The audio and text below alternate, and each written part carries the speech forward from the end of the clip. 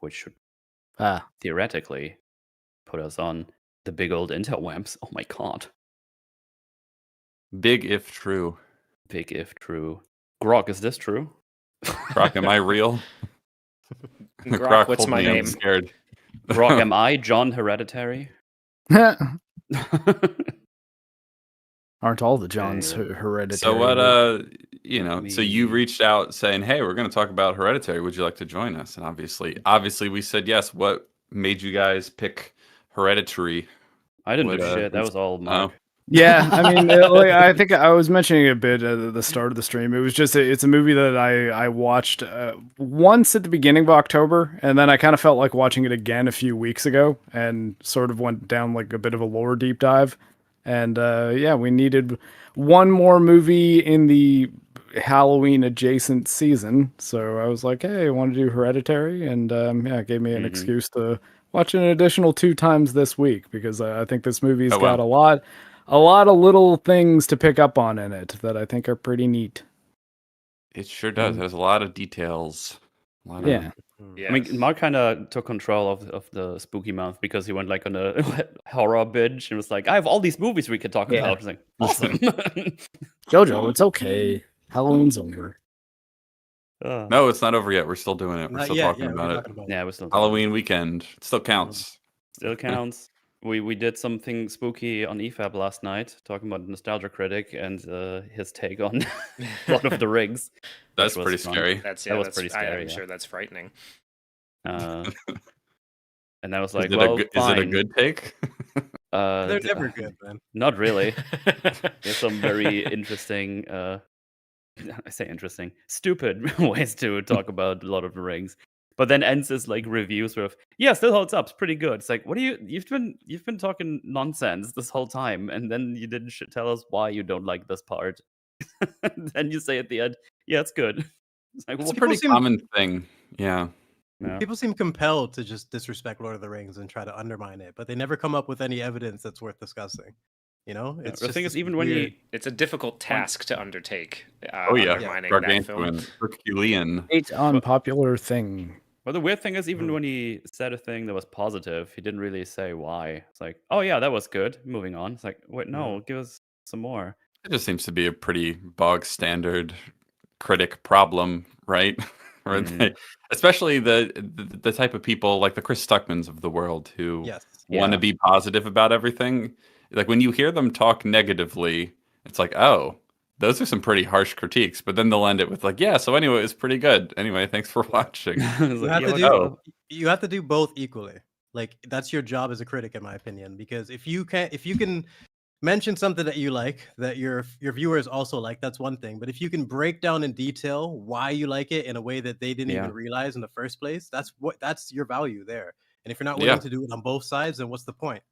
A part of the reason I like with the videos I make, I try to put that same effort into both scenes, even if one is great and one is shit, because you deserve that honesty. Because it's just what are we here for if it's just a thumbs up or thumbs down for, you know? Like Chris Stuckmann, it's just, I don't know, it's a shame what happened to that guy, because he did have a passion for media at one point and then just completely abandoned filmmaker Chris Stuckmann. That one. Director of Shelby Oaks indie. Has anyone here Shelby their Oaks yet? Has anyone seen it? I have not. I'm still trying to find a copy. Not airing in Germanheimers, from what I can tell. I know Platoon watched it. I actually meant to ask him what he thought, because he didn't say yet. But I think he's doing a video on it. I think he said yesterday. It's playing in Toronto. I don't feel like driving an hour to watch that movie. I mean, honestly, I probably will watch it just to see how he did. And you know, I mean, credit where it's due. Like, congratulations, Chris Stuckmann, on like getting a movie made. There's like nothing to sneeze at in that regard. But I just think the only thing I hate about his attitude is the like, well, now that I'm a filmmaker, I really don't want to ever point out any flaw in any movie, but I still want to treat my channel as a film criticism channel. Basically, I want to passive aggressively say the negative stuff while only saying positive things. Was it Madam Web that he felt compelled to say?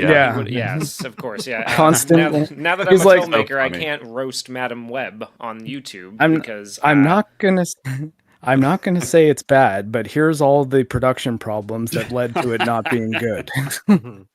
I'm not going to say it's bad, which he has that problem now where, anything he does talk about, it's like, oh, that means you liked it. I don't even have to watch your video.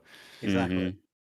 Like he didn't have the foresight to understand it's a stupid strategy for his channel, and it only works on people who are stupid, like not paying attention.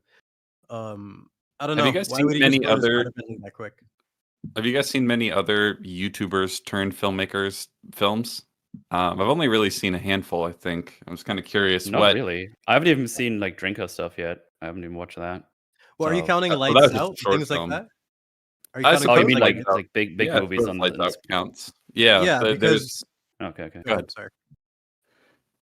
Well, for kind of things like Lights Out, there's probably many small examples of concepts that were taken from YouTubers, but in terms of like larger projects like this, Shelby Oaks is probably the biggest one. I'm probably gonna watch it in back-to-back with Drinkers, and it's interesting to see because regardless of the quality of either, it's just respectable to see people go out and take that risk. It's gonna be difficult. Have you guys seen Talk to Me? No. Yes. Yeah, Talk to Me is pretty good. And they directed Bring Her Back as well. That was also right. God, Rocky is licking the mic. So the Talk to Me, Bring Her Back guys are also YouTubers. I wasn't aware of any of their stuff. I didn't know that. But yeah. Oops. Oh, you didn't know that? No, I like to Talk to Me. Talk to Me is pretty good. It's pretty all right. And there's another movie that was made by a guy who started on YouTube. I don't remember his name, but it's a movie called Arctic with Mads Mikkelsen. It's a survival thriller horror thing. It's pretty good. I think does Smiling Friends count also?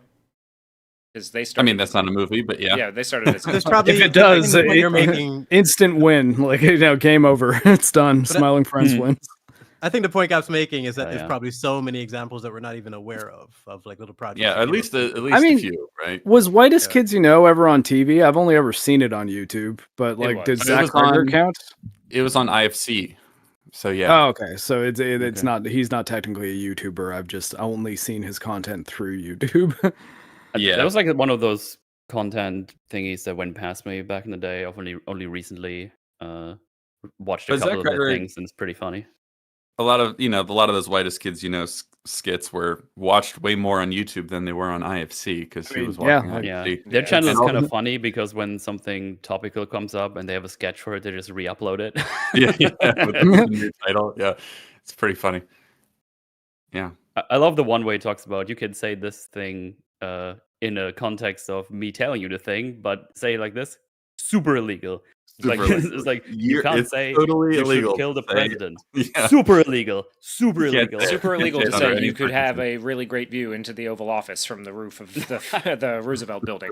Such building, yeah. Totally illegal. And you definitely cannot show a diagram of how this would look like this. Super illegal. It's pretty good. Yeah, they have a lot of good sketches. A gallon of anyway, PCP. Quick before we start. Go ahead. Just let people know the plushie is still up. Whoa. Yay. We are now at 430 sold. Thank you very much for that.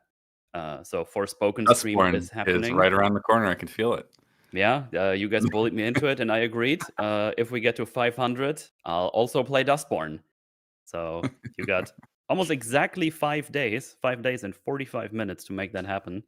So if someone is really into me playing Dustborn, maybe you can buy 70 plushies. I don't know what you want to do with them, but maybe you're crazy. I don't know. No judgment here. Do whatever you want with them. Exactly. That new game that came out that True Pop mentioned, Dispatch, like the new Telltale game, it almost kind of looks like Dustborn if you just look at a screenshot of it, but I actually hear it's pretty good. I've not played it, but I've been hearing good things about it. Yeah, apparently Dr. Did Learn chat bought 420 of them. Oh, well, okay. Oh, okay. Yeah, well, I hope you have an extra room for support your boy, I guess. He's just a really, but yeah, really go check it out if you haven't yet. It's still up.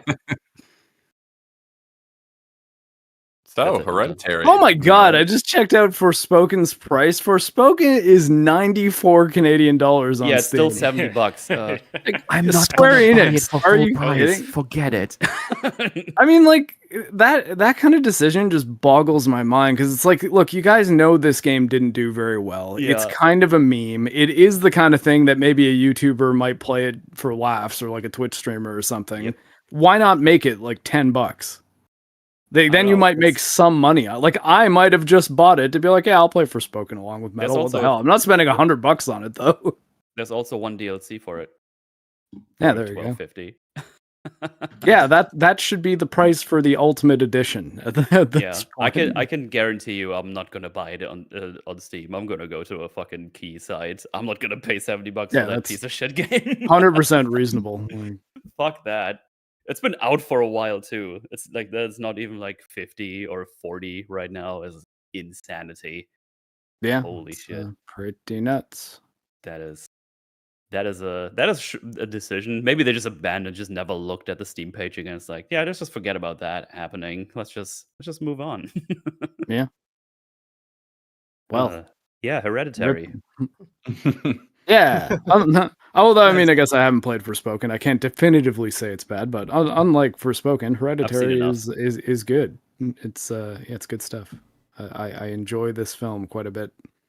Yeah, that's what I was gonna say. We've touched on it a little bit, but what's everyone's take on the film overall? Who are we starting with? Well, I guess if we're going left to right, I guess let's start with Brooks. Oh, okay. Well, looking at the on the stream, although I don't know, take us away. Yeah, this is a fantastic yet still flawed horror film. It's extremely effective.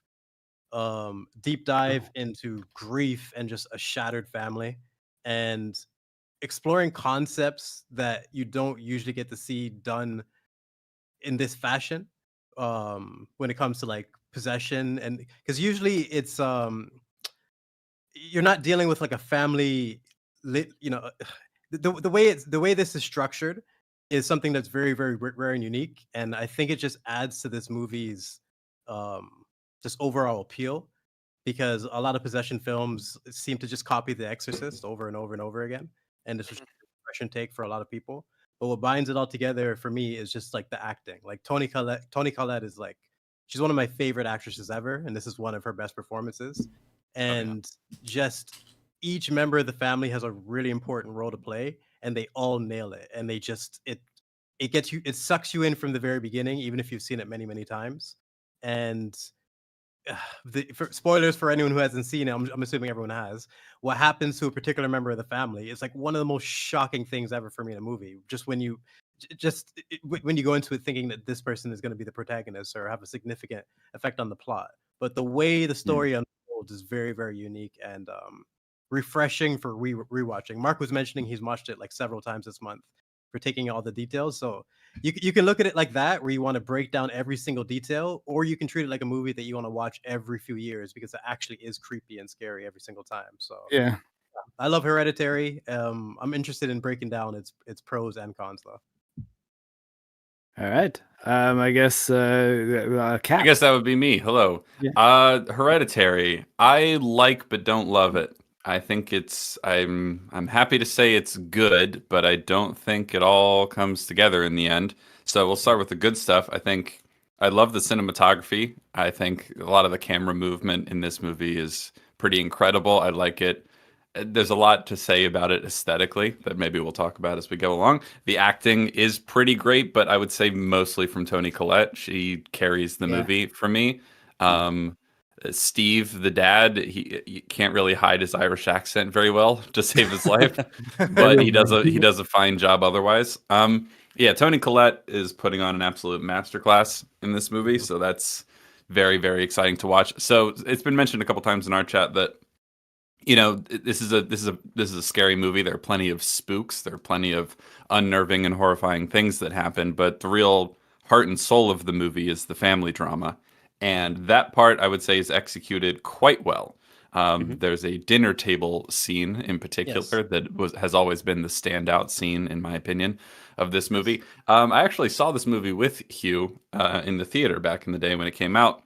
And I don't know about you, Hugh, but my original take after walking out of the theater is still pretty much my take today. I think I understand a bit more about what it's going for thematically. But basically, the first act is all right. The middle act of the movie, the middle 50% of it, is absolutely incredible. And then the final act just kind of doesn't all come together for me. And especially there's a like an like an exposition dump almost at the very end of the movie that I think is entirely unjustified and should be cut from the film. But so I like it. I don't think it all comes together in the end. The movie kind of leaves me with a bad taste in my mouth, but I like enough of it from the rest of the runtime that I'm still mostly positive on the film. But I'm curious to see as we talk about it if my opinion changes. But I think it's just pretty good overall, mostly because of the ending. But we'll talk all about it. Completely agree. Yeah. All right, Hugh. I had my initial reaction when we saw it together back during its initial theatrical run was that I quite loved it. Right up until the ending scene, I'm referring to the exposition dump, which I feel is maybe one of the most glaringly obvious examples of a studio note from a test screening where people didn't quite understand what had happened. So the director kind of just brought one of the characters in to explain it all real quick right at the end. So that are we talking about the ADR in the treehouse? Yes, the ADR in the treehouse. I think is maybe one of the most glaring examples of a studio note exposition dump that I can think of in recent memory. I do think this is Ari Aster's most effective movie. Having seen pretty much all of his others. I skipped Eddington. Don't get Brooks started on Midsummer. I really do love the thematic elements that are at work here. I think the performances range from good to great, particularly, like we said, Toni Collette is a highlight. The editing is really an underrated aspect of this. I think he does a really good job with his match cuts and his tracking shots, and there's one that opens the film that I think is particularly fantastic. I do think that the literal plot, this is now, I want to say like maybe my third or fourth time overall watching the movie, and I'm still just as confounded as to what exactly the literal plot, particularly of the cultists, is as I was the first time. I'm not sure how all those moving pieces come together, and since Mark's been kind of deep diving into it, I'm interested to see if that changes by the end of it. I'm glad to hear that you went as hard into this as you did. I'm expecting a Charlie Day board connecting all of the mailroom pieces together so that I can. I'm so glad you said that. Is it bad when you said Charlie? I immediately thought of Smiling Friends. And I mean, like one of the characters Halloween, in this everybody! film is Charlie. Also. I'm just glad I'm not the only one who's still confused about this movie after all these years, and I'm like waiting for it to see Mark's like big breakdown. Yes, I'm very eager. Didn't figure out today. Yeah. So I guess I'll preface before anything goes further on this is like this movie does have some contrivance and will of the, I guess you could say, deity or like Hell King happening that definitely it doesn't make it so that this all logically makes perfect sense or anything like that. I just I kind of understand a lot of the things that they were going for, and I think at the very least they do a lot of work to throw details into the background that give you a more not more informed, a more detailed perspective on rewatches. Yeah, I think for me, especially like this time around, I noticed a few things that I hadn't, or that I remembered a few things that I had forgotten in previous watches, but I don't feel like that provided any extra clarity, especially by the end. I think that the movie is fine. I would still recommend it, but I don't love it the way that I love the first 2 acts of the movie. That's basically my take. Yeah, same way.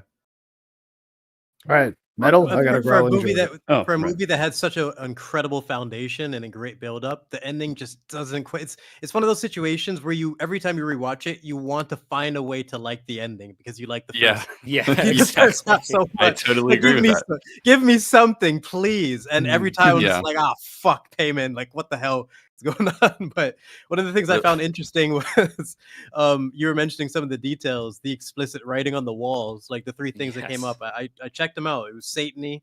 That's obviously a reference to like necromancy and whatnot. It was Liftoch Pandemonium. It was Pandemonium. Pandemonium. Sorry. open up chaos or like a gate to hell or something. So And Pandemonium is Fortress actually of Pandemonium. Pandemonium is like the capital city of hell. Yeah. Mm. From Paradise. I think Paradise Lost. Cozy. Yeah. Introduces that. Before the last one was Zasis, which was just basically mentioning like conjuring demons or something. Regarding the ending, before we get into Metal and Mark, it's funny. I showed this movie to my girlfriend last Halloween, I think, and about 2/3 to 3/4 of the way through the movie, she's like, "This is the scariest thing I've ever seen in my life. I don't want to watch it anymore." And I was like, "Don't worry. By the end, you won't be scared anymore." and that's exactly what happened. By the end, she's like, "Oh, all right." That kind of perfectly sums up the movie for me. It is like uniquely horrifying and terrifying on a scale that like many movies don't actually achieve for me. Many horror movies, even the good ones. But then by the end, it's like, oh, okay. Anyway, right.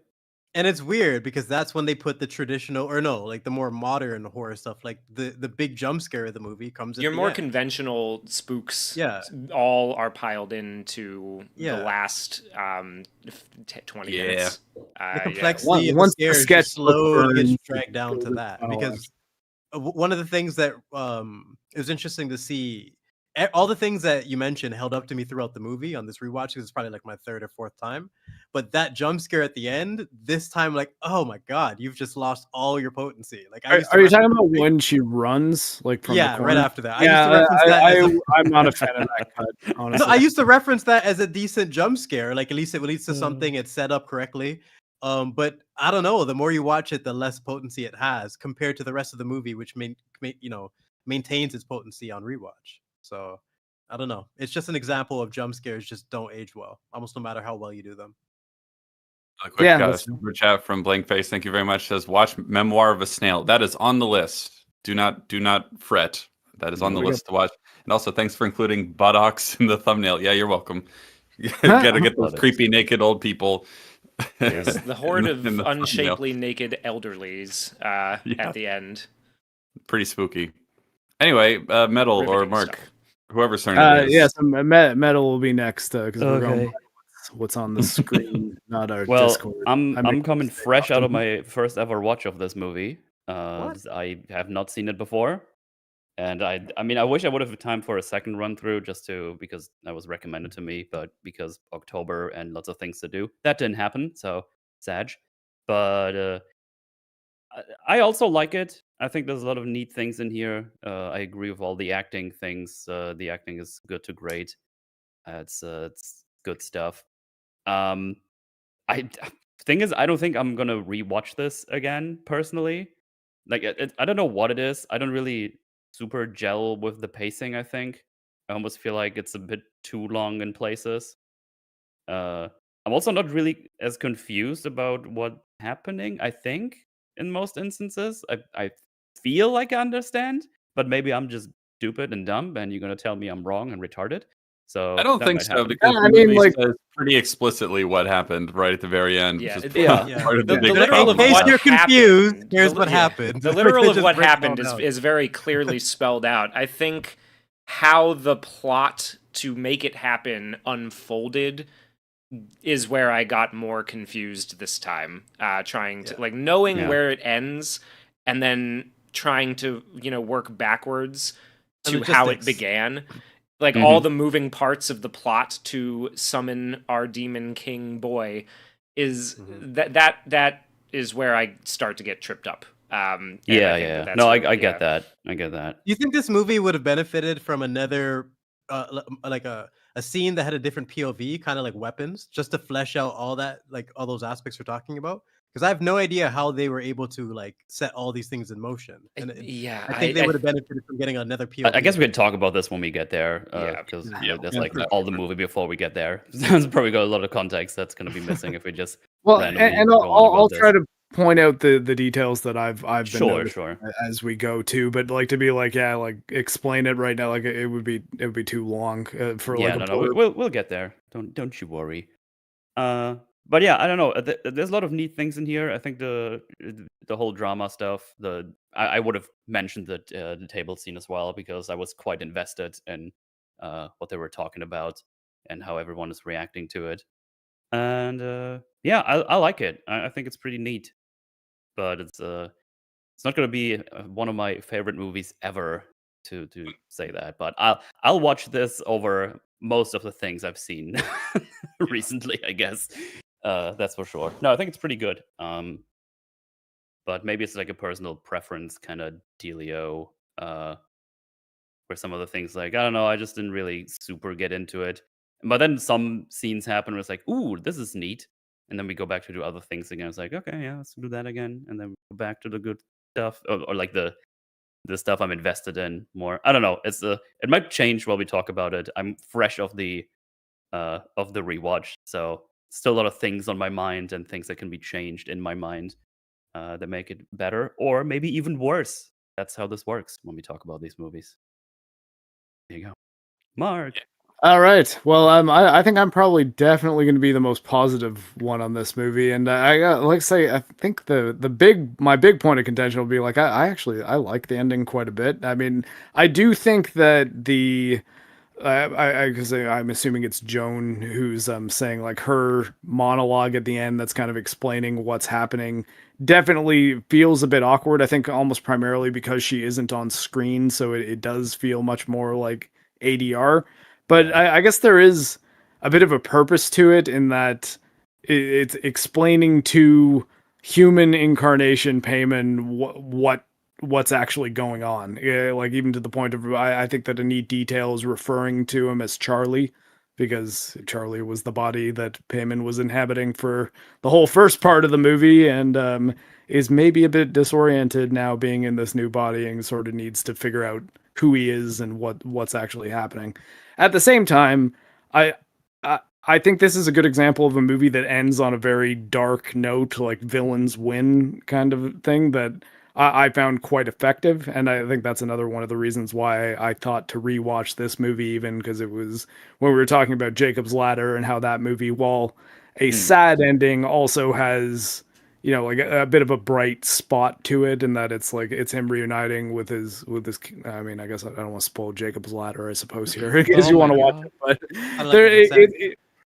but that's a bittersweet ending, whereas Hereditary is just a flat out bitter ending. Like the good guys lose in Hereditary flat out. So there's not really any hope or redemption, or it's just, hey, King of Hell incarnated on Earth. This could get bad. Let's hope the Doom Slayer exists in this universe.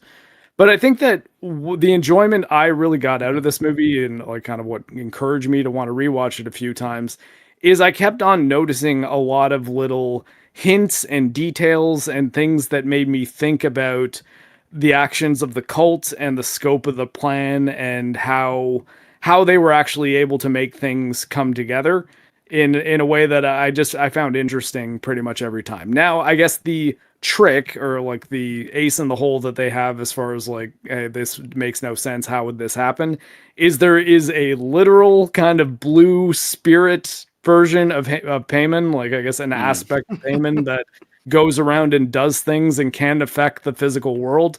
So that is a crutch that the movie has to be like, oh, well, it was just Paimon set this up, or like possibly one of the other denizens of hell, maybe even Lucifer himself, that is assisting in this decades long ceremony in order to incarnate Paimon on Earth. And I think that it has enough there that there's things to kind of pick up every time that always make a little bit more sense to me, which is actually when Hugh said that he was more confused this time. I was like, oh, really? I was like, I feel like I get less confused every time I watch this movie because I'll just notice little things like, oh, the stuff where she said she wouldn't let me feed her she wouldn't let me feed you to Charlie because she wanted to feed you. And then there's the model, like the little miniature of her holding Charlie, like baby Charlie, in bed, and Ellen being over the bed with her tit out. And it's like, oh, she meant feed her. I was like, I did not pick up on that at all. Like, I guess I just wasn't looking that closely at the miniature. And then when you have that context and are looking for those details, you see things like that just make it so eerie. And yeah, it's those details you can pick up if you're paying attention to the throwaway lines and you understand the subtext of the miniatures and everything.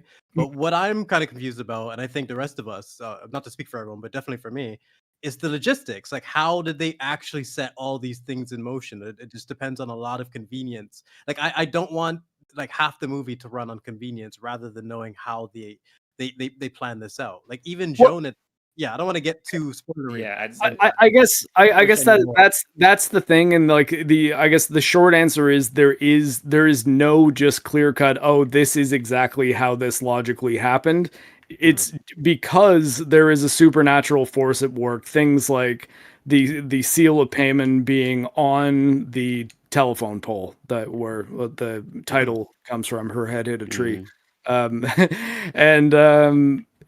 so it's like they knew that was going to be the means by which payment is released from Charlie's body, which leads you to how? Yeah, I mean, that's the thing. Like, that's I guess that's the reason I clearly stated. There's a lot of this stuff that it's like, yeah, because they have the gods of hell guiding them. Like, that is the only explanation for things like that. But it does show that it's like, well, there's some design there, and things don't always go to their plan, and they often will have consistencies, like, which we can bring up in like the seance that Joan does with Annie, where when she says, I want to stop, and then like Joan just kind of goes, wait, what? Like she's almost like pissed for a second, and then says, oh, okay, we'll blow out the candles. Here, take this little instruction manual, and you'll say these words, and you'll do it on your own at home. Because you got to kind of assume that, like, okay, maybe Joan's original plan was to use that ceremony to really kind of bring Annie in on like doing these seances and rituals and effectively giving Payman permission to come into their family. But because Annie gets scared by it and just gets up, Joan's like, oh shit, okay, backup plan.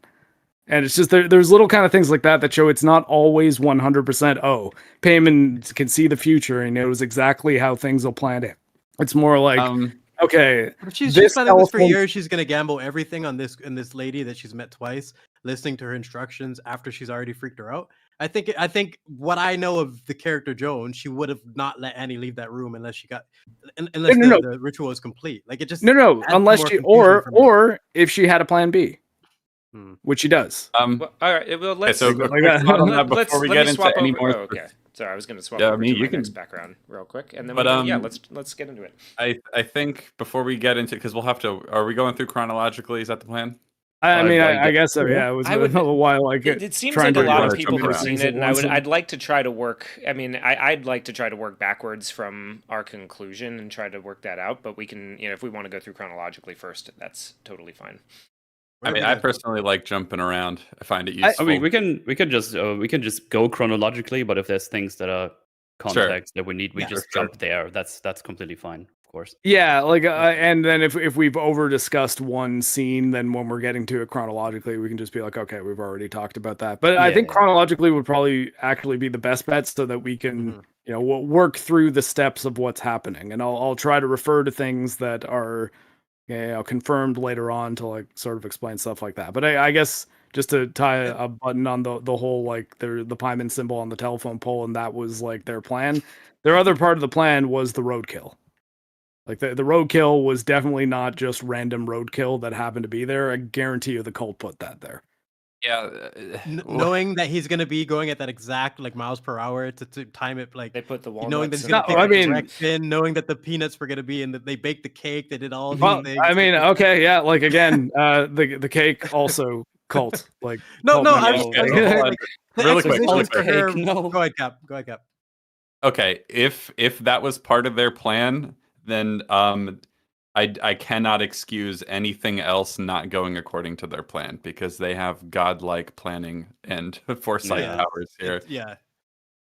Because they set up the throwaway line to explain that she is allergic to the peanuts. They really make sure that's explicit from the very, very beginning. You have the party and you have the circumstances of her being stressed and wanting some cake, and like I can kind of get her making that mistake in the moment. She's freaking out.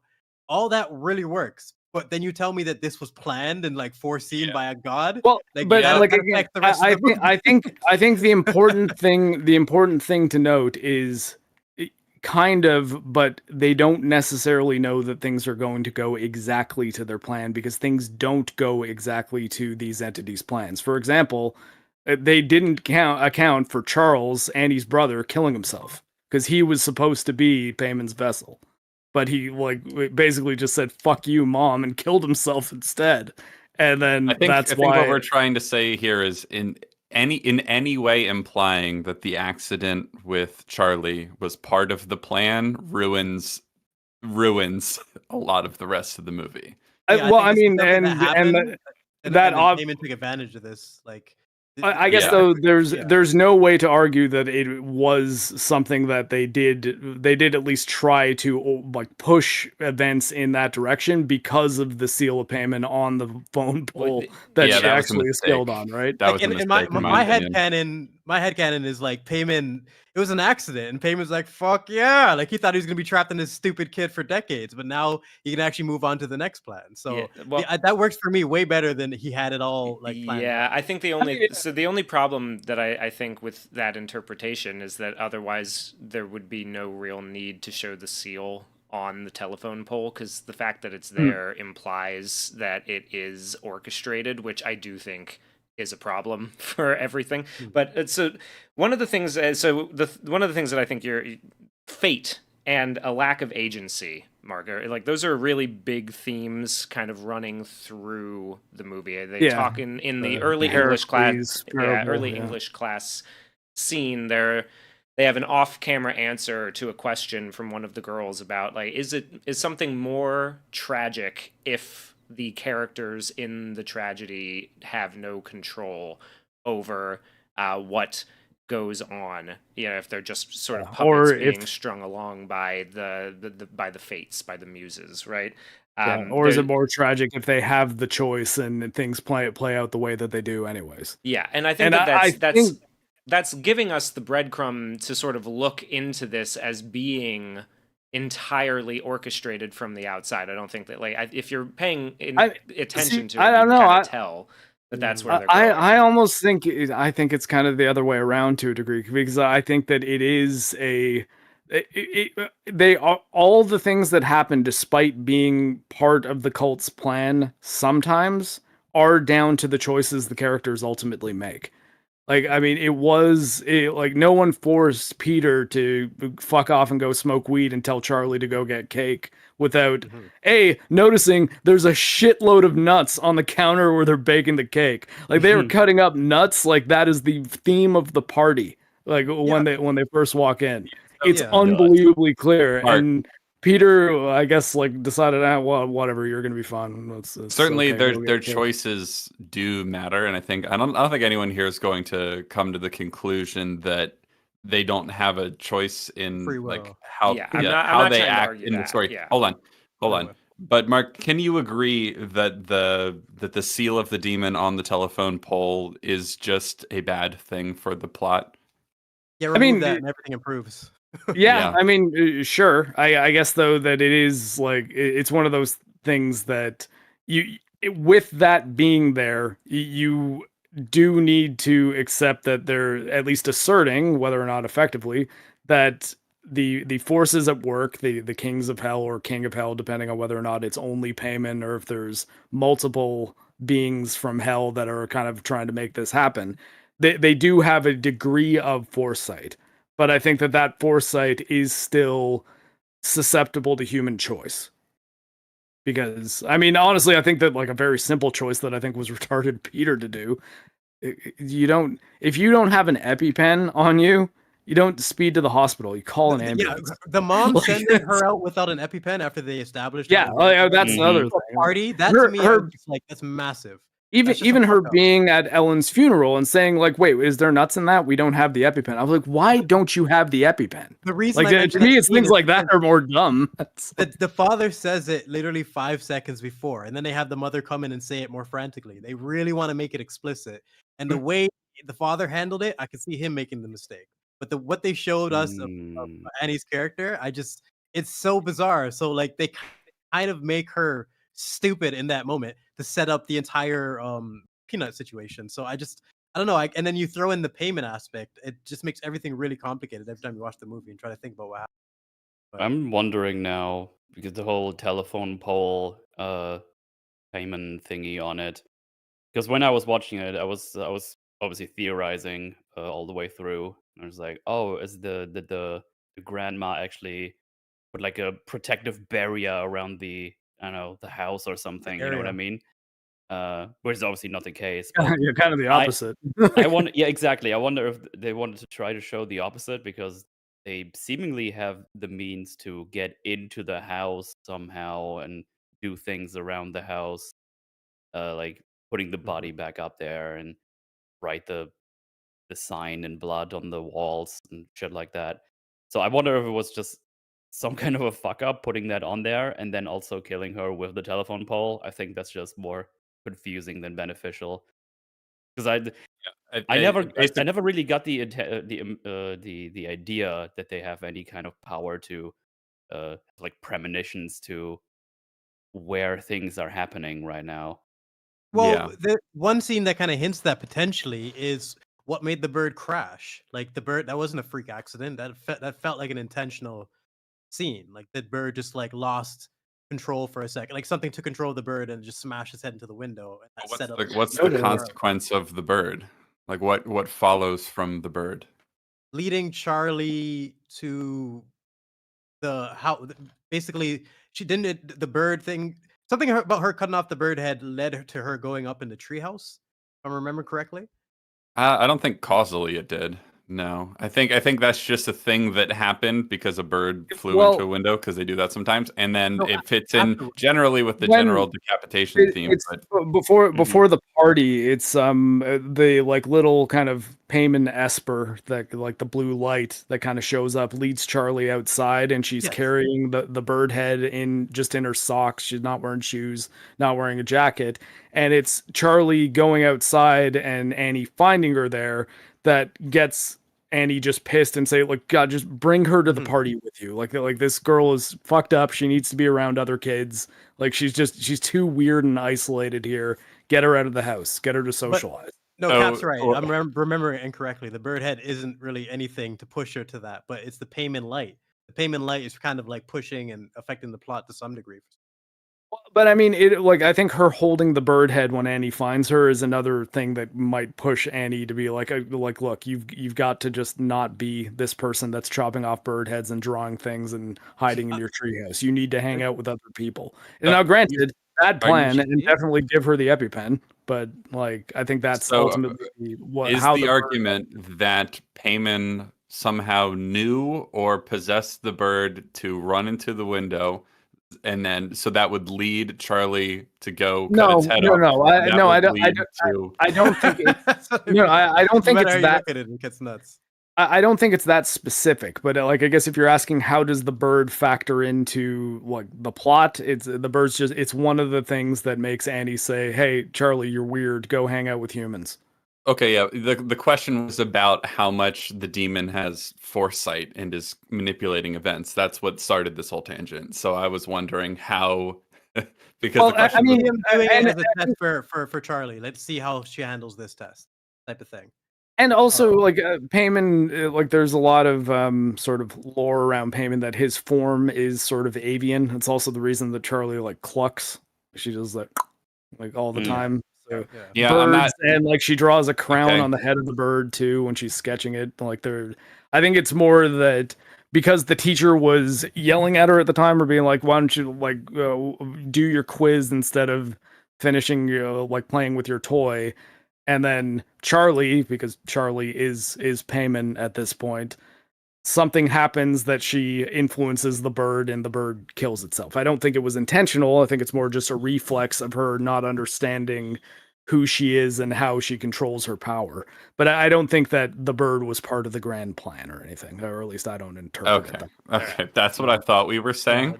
No, the scene's too hard to interpret when it comes to that, but it does feel like this scene strikes me much more like a supernatural scene than the head thing does. That just seems like a freak accident. Yeah. Head being the bird head or Charlie's head? No, Charlie's. There are quite a few heads. Charlie's is a freak accident. In this there's a lot of decapitations in this movie.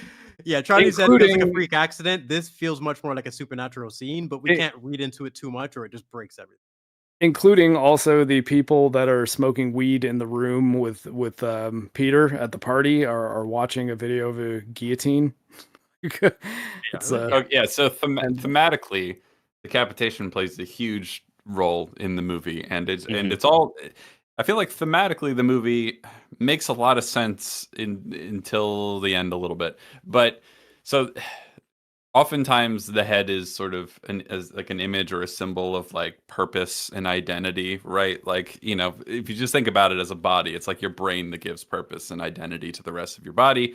And so like it's also connected to agency and stuff like that. So people in this story like don't have agency, they don't have like purpose, and they don't have control over their lives. And there's like lots of decapitation imagery, and the only people that are like actually controlling events and having agency are the unseen cult, right?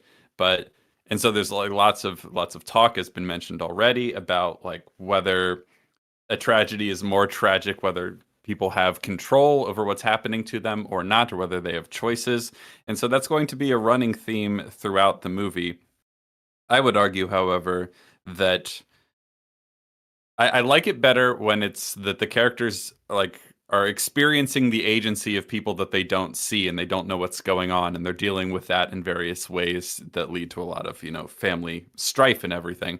But when we get to the point that we're starting to imply or directly say that the cult is manipulating literally everything, including the killing of Charlie, like that they planned that, I think the whole thing kind of breaks for me, because I feel like there's got to be some sense of just act. In that sense, less the cult and more the forces of hell are planning it. They're using the cult. No, that makes it bad too, because if the forces of hell have that much control over the world, it makes their plan pretty retarded. Well, I mean, there needs to be a balance that you struck. Like, I think that's the point I'm trying to get across, though. It's like they're not omnipotent. Like they can't just make things occur. They can just like nudge things in the direction. We're implying that they have a really insane level of control, actually, and agency on the world, even though they don't have any bodies yet. I mean, well, okay, so like to explore that, right? Because this is one of the things that I wanted to kind of try to trace, right? Because I think that the relationship between Toni Collette and her mother, that is a pretty like the way that the literal plot both of the film and of the cultists plays out, it would go a long way into sort of figuring out what this is and what exactly is happening here. And so the thing that I wanted to try to do, right, is like let's trace the plot from the beginning based on what we know, the cultists' plot from the beginning of it based on what we know, right? So we know that Annie's mother, who has passed by the beginning of the movie, is a member of the cult, and that she tried to put Payman into Annie's brother's body, and that didn't work out because Annie's brother killed himself and accused her of putting people inside of him, which, you know, comes across first as just, you know, a random schizophrenic thing, but then it turns out actually that's true, right? Annie and her mother become estranged at some point, or their relationship becomes strained, but her mother pressures Annie into having a child, Peter, and then Annie hides this child from her mother, like won't let her come near him at all, right? So then, because Annie feels this sort of maternal connection and she wants to, you know, try to bridge the gap with her mother, she allows her mother to have some form of influence over Charlie. So we have to assume, I think, that her mother kind of hatches this plan when she's given access to Charlie, because she does leave Annie a note in one of the books that says something along the lines of, like, forgive me, but like all of our sacrifice will be worth it in the end, right? Which is sort of implying that she, like, her death has set this big overarching scheme in motion, the heist of Peter's body, right? Like, was her death the catalyst, or was it something she was planning even before then? Okay, that's a good question. I don't know. I think it's pretty unclear. Because of like obviously her own son, it's something that she was planning quite a while before that time. I think though that once she, because it was actually, I mean, we were having a chat earlier in the Discord about Steve. This is where like Steve saved Peter for a good chunk of his life by just saying, yeah, like your mother's insane, no contact. We're not talking to her at all. And that's why she couldn't get anywhere near Peter when he was a baby, and being a baby, susceptible enough to just have Paimon, like, I guess, take over his body immediately, the way it does with Charlie. Because Charlie is effectively never actually Charlie. Like, Charlie's soul's been in hell since she was, like, a baby. And Charlie has always essentially been the imperfect incarnation of Paimon. And that, I think, is something that they say a couple times in when they're referencing Payman's lore, that he covets a male body. They show the book, the highlighted book from her mother that says that. But in that same highlighted book, what it says is like, in order to inhabit the host, right, it needs to be a vulnerable body, and she's highlighted that too. So the plan, from what it seems, like from all the evidence that we get, is to cause the decapitation of Charlie at the hands of Peter to make him vulnerable enough to infect him with Paimon by tricking Annie into performing a seance that isn't really a seance that allows Paimon into their home to do it. Like, that seems to be that seems to be where, like, what the plan IQ, is. bro. grants Paimon more power within their home, I guess, because like, and that's the point where he's able to take over Annie for a short stretch of time, and most of what the cult is doing through like the teenage members is trying to whittle Peter down to the point that he is basically a viable host, and a big part of that actually is his weed that is spiked. So the cult spikes his weed as well? Yep. And it's very possible that so there's like a black substance that's in his weed, and that he actually like kind of points out at one point, that also is I forget where, like Annie, Annie notices it in the tea that Joan gives her, and I've got forgot the name of it.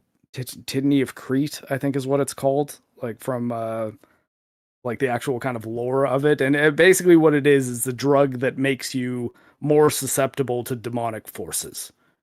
And there's one where they don't give you tons of exposition on it, but the black stuff that's in the tea and the weed is not an accident. That is them trying to prepare them for demonic hosting, I suppose. So what the cult has done throughout, like, the plan essentially is to get Peter like hooked, to get Peter vulnerable enough by like spiking his weed continuously, orchestrate this decapitation of his sister at his own hands, this accidental decapitation of his sister at his own hands, trick Annie into performing the ritual to allow Paimon more influence in their home, then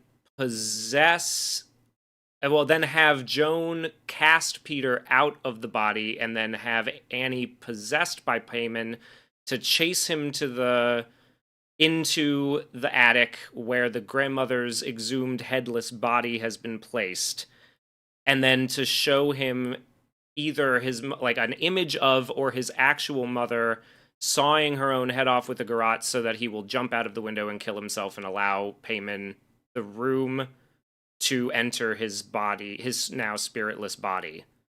Technically, it's seeing all the naked people and the thing that freaks him out to the point that he jumps out the window. And honestly, I can't say I wouldn't do the same. Like, I'd be like, oh, holy shit, how do I get out of here? And then, like, that's just where it is. So is that the plan? So that's the plan. But like, I mean, I don't think that's the right way to look at it. I don't think that is the plan. It is the plan that they were able to get to.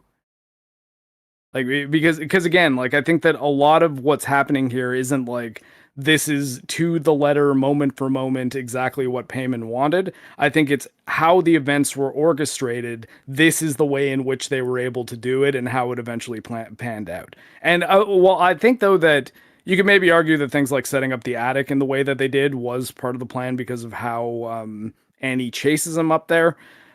There is a bit of a weird cut when we see garrote Annie in the ceiling, because you're like, okay, how the hell did she get up there? But actually, again, that's another thing that a rewatch kind of helps with. There's a couple moments where the camera is only on Peter, so we're not seeing anything that's happening at the other side of the attic. He's kind of closing his eyes and slapping himself and like saying to wake up. And it's when he looks back up that he sees Annie up there. So I guess the implication is that one of the people that were in the attic opened the attic door, allowed Annie to come in, not making any sound, because at this point she can fly effectively, like she can float. And and then she ended up above him and starts sawing off her neck with the piano wire. She was chasing. Okay, so the demon possessed Annie, yes, in order so that she could float around the ceiling for reasons. And no, so that she could cut her head off, because that is like. Well, no, but first she floats hold on, around. Hold on, because a lot of things happen before she cuts her own head off, right? Oh, so we're going before the attic at this point. Okay, I'm going to start over. The demon possesses Annie right after the burning of the book and Steve. That is when she becomes possessed, presumably by Payman. Yes, right, yes, definitely. And then what she does is float around on the ceiling for reasons for a bit, in order to eventually just go ooga booga and chase after what's his name? I'm forgetting his name. Peter. And she waits like 2 minutes to do it. Like she's floating over his bed while he's sleeping. And then he walks around his own house like he doesn't even live there. It just kind of gets really tropey out of nowhere. Yes. So there is a reason for that. She was waiting for him to see his father. Why? Burned on to break his spirit more, because that's the whole thing. They got to just break him down to freaking broken. I just don't. I mean, I think seeing your father's charred corpse isn't going to help, right? Like it's definitely going to make you. Yeah, I guess the naked people are just the straw that broke the camel's back in that case, because like he doesn't jump out the window. That's his not father's corpse is downstairs. No, well, I mean, his father's corpse. Seeing his father's corpse is where they kind of activate now we're going to chase him and really kind of drive him to the limit. The actual straw that kind of breaks the camel's back is seeing his mom sawing her head off, and then the surprise that makes him want to run as quick as he possibly can is seeing the naked people. So the naked people are more a startling element. Did they try to startle him into accidentally killing himself, or are they trying to break his spirit so that he didn't kill himself? No, he did not die. That makes it worse. Doesn't? Well, that makes it worse. Okay, now I'm lost. Because that's that's a very awkward death. I hate that they killed him that way. If he dies, Payman has no body to live in. He didn't die. We see his spirit in the form of a shadow leave his body before Payman enters. Was that not him dying? I guess his soul is definitely expelled and he's sent to hell, but his body does not die. His body at all is alive. Payman forces the soul out so that he can take it over, and it's because in that moment Peter is like vulnerable and broken and just like has nothing left. So wait. If he fell a few feet forward and he broke his neck, Payman's plan is just fucked. Like all these things depend on these weird, tiny little elements. He had to fall at the perfect time in the perfect way to land. He didn't necessarily have to fall. He might have just had to stay in the attic, freaking the fuck out. But he jumped out the window. He could have just fell forward and went and then Payman's plan would be complete. Like there's so many elements of this that just have to go perfectly. I mean, if he basically, if he was broken enough that Payman had the ability to force his soul out of his body and take over the body, that would be their win state. Him jumping out the window probably wasn't part of the plan necessarily, but it also didn't ruin their plan because he didn't die. But don't you feel like this opens the door for so many things? Like if it just depends on his mental state. Why couldn't Payman take him when he was in the classroom freaking out over his nose? Like maybe it wasn't. Oh, I mean, Payman did take over his body a little bit there. That's why he smashed his face into the desk.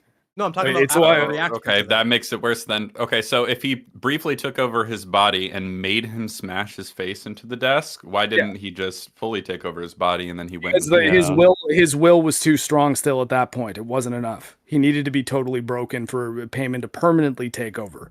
Because especially that, I mean, like, he's a god of hell. So yeah, he's a shitty god. The whole thing he's not Jehovah. Like, he's not the god. He's not like totally omnipotent. Yeah, but like, what's the point of him being fully broken? All this is like subjective at this point. It's just I mean, because the ultimate defense against the forces of evil is the will of humanity. I get that, but like you can basically point at any part of the movie and say he was broken here, he was broken here, he's broken here. What is it about that final breakage that just made it so Payman could just walk right in and take over? If it's not him, again, like dying, what more do you need? Then it's like him seeing his father's charred corpse on the living room floor, running up to the attic, and then seeing his mother floating in the air, sawing her own head off. I think I would be more broken after that than I was after my body in front of my classmates. Okay. Like, again, still would not be worse than seeing your through the last scene. He was basically responsible for the death of his sister. Is that not enough? Apparently, well, I mean, again, guys, like, you got to understand, at the end of the movie, it's all of those things. Like, it's not just the one that's like, okay, at this moment he was pretty broken. Why didn't Payman take over his body there? It's like, okay. The movie, I guess, tells us that he probably would have if he could, but apparently not enough. I'm not actually sure there's reason to believe that. When he takes him over in the school, I don't see any evidence of like, you know what prevented him from getting fully taken over was his will to live. I just don't see anything like that. Yeah. I mean, okay, you don't necessarily have to be at your strongest moment to still have a will, a consciousness, like a form, right? Like a lot of bad things can happen to you before you're totally done. And I think ultimately Payman probably in that classroom was trying to take over his body, but couldn't. It wasn't enough because he was only able to take him over a little bit, was able to kind of contort his face a bit, and then able to just smash his head into the thing. But once he hits the desk, Peter comes back and starts screaming. Like Peter's scared about the scene, though. It's being. I mean, I guess symbolically to make him look a little more like a bird. Yeah. Okay. We can hold on. We can agree on that the whole thing is basically a scene to accomplish him having a broken nose with a thing on it, so it looks more like a beak. I agree with that. Why does he smash his face into the desk then? Break him some more, right? Like, I mean, he's already in there. Well, but he doesn't have enough control. Like he doesn't have enough control to force Peter out entirely. Peter's soul is still fighting to stay in there. I think. Yeah, but there's so much of the scene that we have to headcanon, basically. Like, there's reasonable interpretations, and then there's things that the scene actually provides. Because there's a lot. Let's say I agree with that. Hold on. Let's say I agree with that argument, right? So we get to the final scene, right? And it's the compounding effect, as you say, of seeing his dad dead and everything. But also all the things that happened in the rest of the movie too. I know, that's what I just said. So also he's running away from evil, naked old people in his house, right? And then he sees them, and then he's trying to escape. Right? Have we all concluded that he wasn't trying to kill himself? Is that what we're going with? Yeah. He's running away. Yeah, he's trying to escape. So isn't running away something of a will to leave or will to escape? You go. Yeah. Well, I mean, again. Yeah, so I feel like that kind of breaks it, because I feel like if the point is to break him down to the point where he just loses all will to live and act at all, and that's the moment he can be taken over, I feel like trying to run away from an active threat is doing the opposite. Yeah, well, you got to also understand, though, that like when he's up in the attic and once he sees the old people, the big adrenaline spike is what gave him the ability to attempt and escape poorly. Yeah, but you can say the same thing about the classroom. After getting released by the fucking ghost grip, he would have had an adrenaline spike there too. And I just feel like I mean, yeah, and he did, and then he woke. He was more broken in that moment than he was at the end, because at the end he was still. I like, just at least let me address the things that you bring up. So yes, big adrenaline spike happens once he hits his face into the thing. Peter forces Payman out and starts screaming. Right? Like, I mean, he comes back not strong necessarily, but with force behind him. like that his fear is enough to kind of give a big reaction that is very human, right? Like it's fear. It's an intense amount of fear that is able to, like, I guess, make it so that Payman isn't able to just fully take him over. I do think Payman was trying to fully take him over in that moment and just realized that making him see a inconsistent reflection of him smiling and then smashing his face into a desk wasn't enough. And then, like, things happen later on that makes stuff a lot worse for him. And once he loses that adrenaline spike because he's like unconscious on the ground from falling like 3 stories out of a window, that's when, like, he's weak enough for Payman to just be like, okay, your soul's gone, you're mine. Yeah, I don't like that. I don't think it works. I think it would make a lot more sense if he was just trying to have it all stop. Like, he was basically ready to kill himself, and he didn't actually, like, fully die or anything, and then he gets possessed. If we make it that he's not trying to kill himself, then it seems like he has an active will to live and escape. I feel like it makes more sense if we're trying to break him down to the point of he doesn't even want to live anymore, and that's the point when he gets taken over. I mean, I don't know. I guess I figure that if it's just I don't want to live anymore, and you're in a situation where you're almost certain that you're going to be killed, I almost don't see the point of jumping out a window. I think it was just like an instinctive reaction to try to escape. The only place he saw he could escape from was a window, and he, like, reflexively jumped out of it. I don't think he really thought about it. So I think there's some logic to that, but then that kind of ruins the whole "this is his most broken moment" for me. Yeah, because I was gonna say, based on the criteria you described, I feel like him in the back seat of the car being driven home by his father, completely passed out after Payman broke his nose.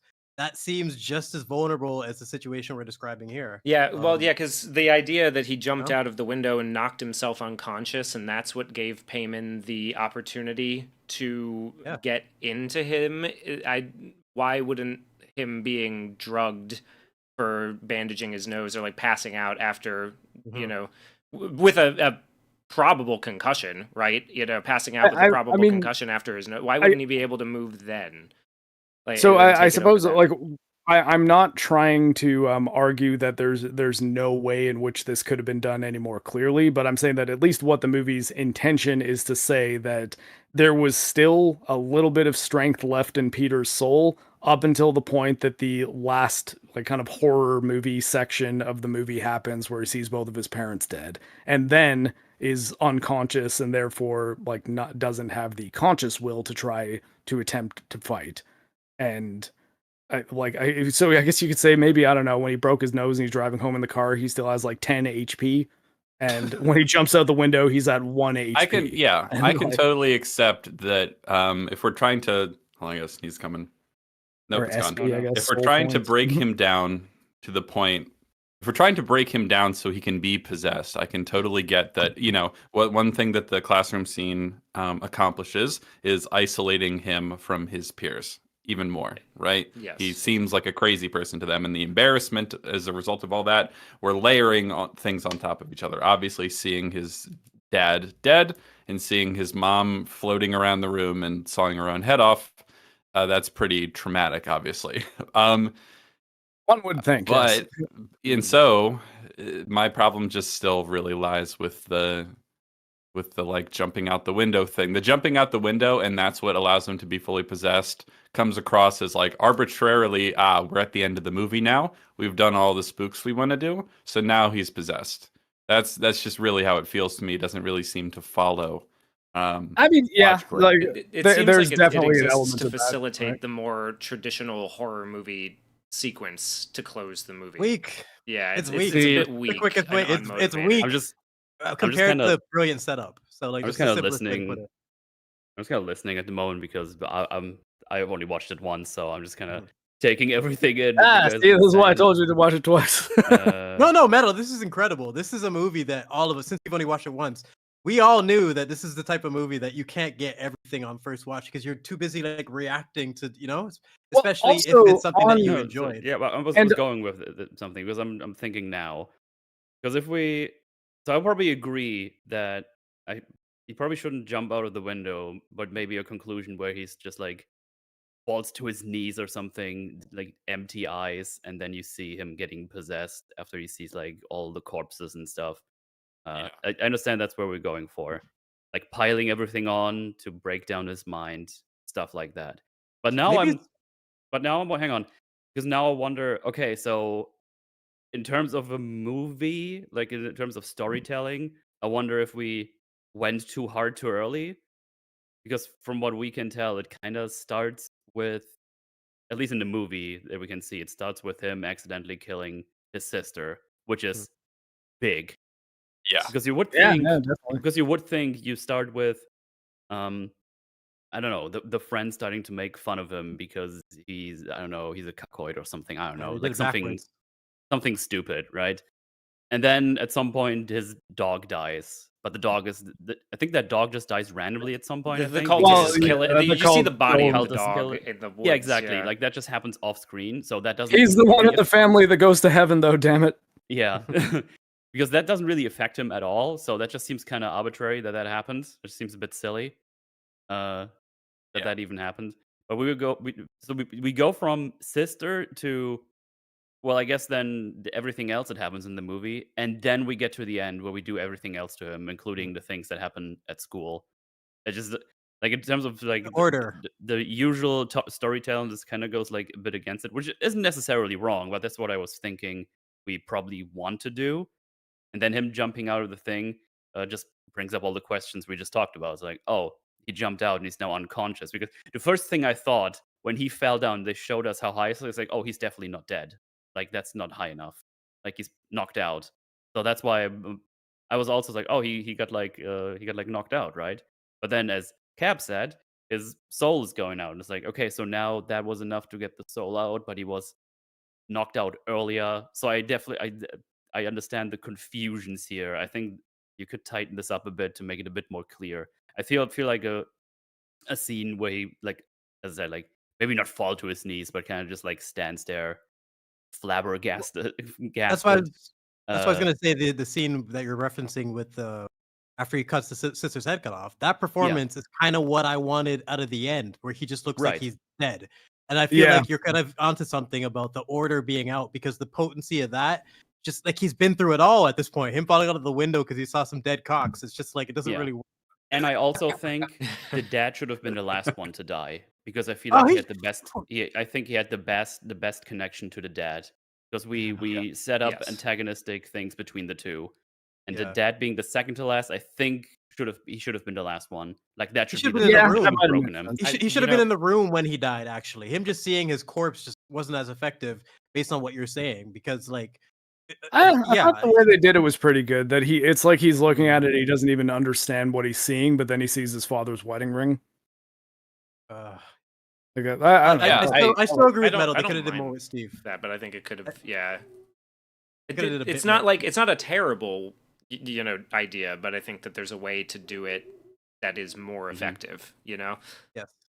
Also, maybe a stupid questions. Are all those weird naked people? Are they real, or are those just weird apparitions? I have they're members of the cult, and there's a lot of implications that there might be a lot more members of this cult than who appear at the end. Like I said, I think there's a heavy implication that a lot of the kids at his school are potentially children of cult members or cult members themselves. The reason I ask is because I don't like that. While I was watching it, I was wondering, are those like cult followers from across the centuries? Because the movie is called like Hereditary, and it's like to do with like family inheritance and stuff. That's probably like a word I'm looking for, but I'm German, so leave me alone.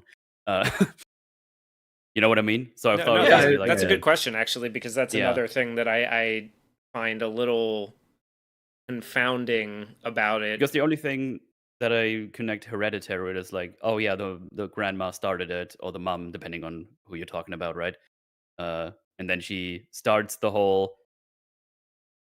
getting King Paimon into this world, because we see that she's Queen Lei, right? Like she's the queen. She marries Paimon. Yeah, because then that only started one family ago, right? Because that's why I was wondering, are those like different apparitions from all the people who try to reincarnate him? No, I think they're just members of the cult, like that. But how the fuck are they able to see the floating bodies in then? Like that makes the ending even more confusing if they're real. Sorry. The thing is, now that I know, well, the only Oh, people go that ahead. float are like the what's it called, the family. Right? Ellen, you could assume we could wait. No, because her body's already gone, so the cult might have just carried her up there. But the only person that floats is Annie. Yeah, but she also floats after the demon has possessed her son, which doesn't make a lot of sense to me. I don't know what's what. I mean, well, at that point, I don't think anything is possessing her. I think that is just Payman's magic, or again, not necessarily Payman himself, but because we don't know if like Lucifer has any direct connection to this, other than when Joan is doing her kind of fake seance, she refers to her grandson as Louis. That's like sort of the only kind of allusion. I think we should. I don't think there's any reason to assume that. So I think we should basically probably assume the best that that's not the case.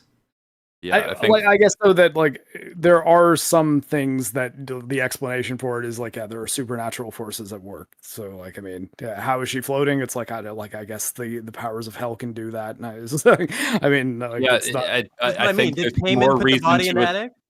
Or did the ritual members do it? Like that's the part I'm trying to get the ritual Annie's members. Or the other ones, because I think that Charlie and Ellen's body easily could have just been physically carried up there by the cult members. Annie, though, very explicitly floats up there headless. So like and I just don't think there's any good justification for that, and I'm not really interested in inventing unseen other supernatural spirits to do that, because someone in our chat mentioned if Luke can heft an X-wing, Payman can airball one middle-aged woman. Yeah, but he doesn't do it intentionally. He doesn't do it. He doesn't do it intentionally. It just sort of happens, and he looks at it because he's confused. He's disoriented. Like, the whole thing is that like he's disoriented, and they have to explain to him who he is. So it's not. It's either just like. It's just happening as like a natural. There is also there's a lot of and Peter's like, wait, why can't she still fly? Like I'm not in there anymore. Who's that? Okay, this is another thing that might be a little bit hard to track, but I mean it is stuff that they establish like even in the first act of the movie. So there is the Payman that is incarnated into a human body.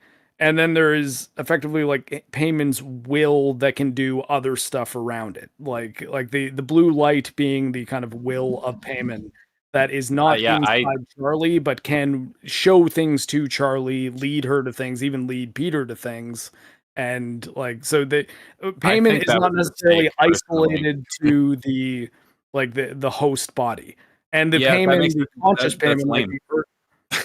I mean, I think the whole point is to give a body to a demon, to a supernatural spirit, such that it can influence the world. They're doing its bidding, so they can bring this supernatural entity into the world, and then it can already do its bidding in the world, even when it's already in someone else's body and isn't even actively doing it. It can that just.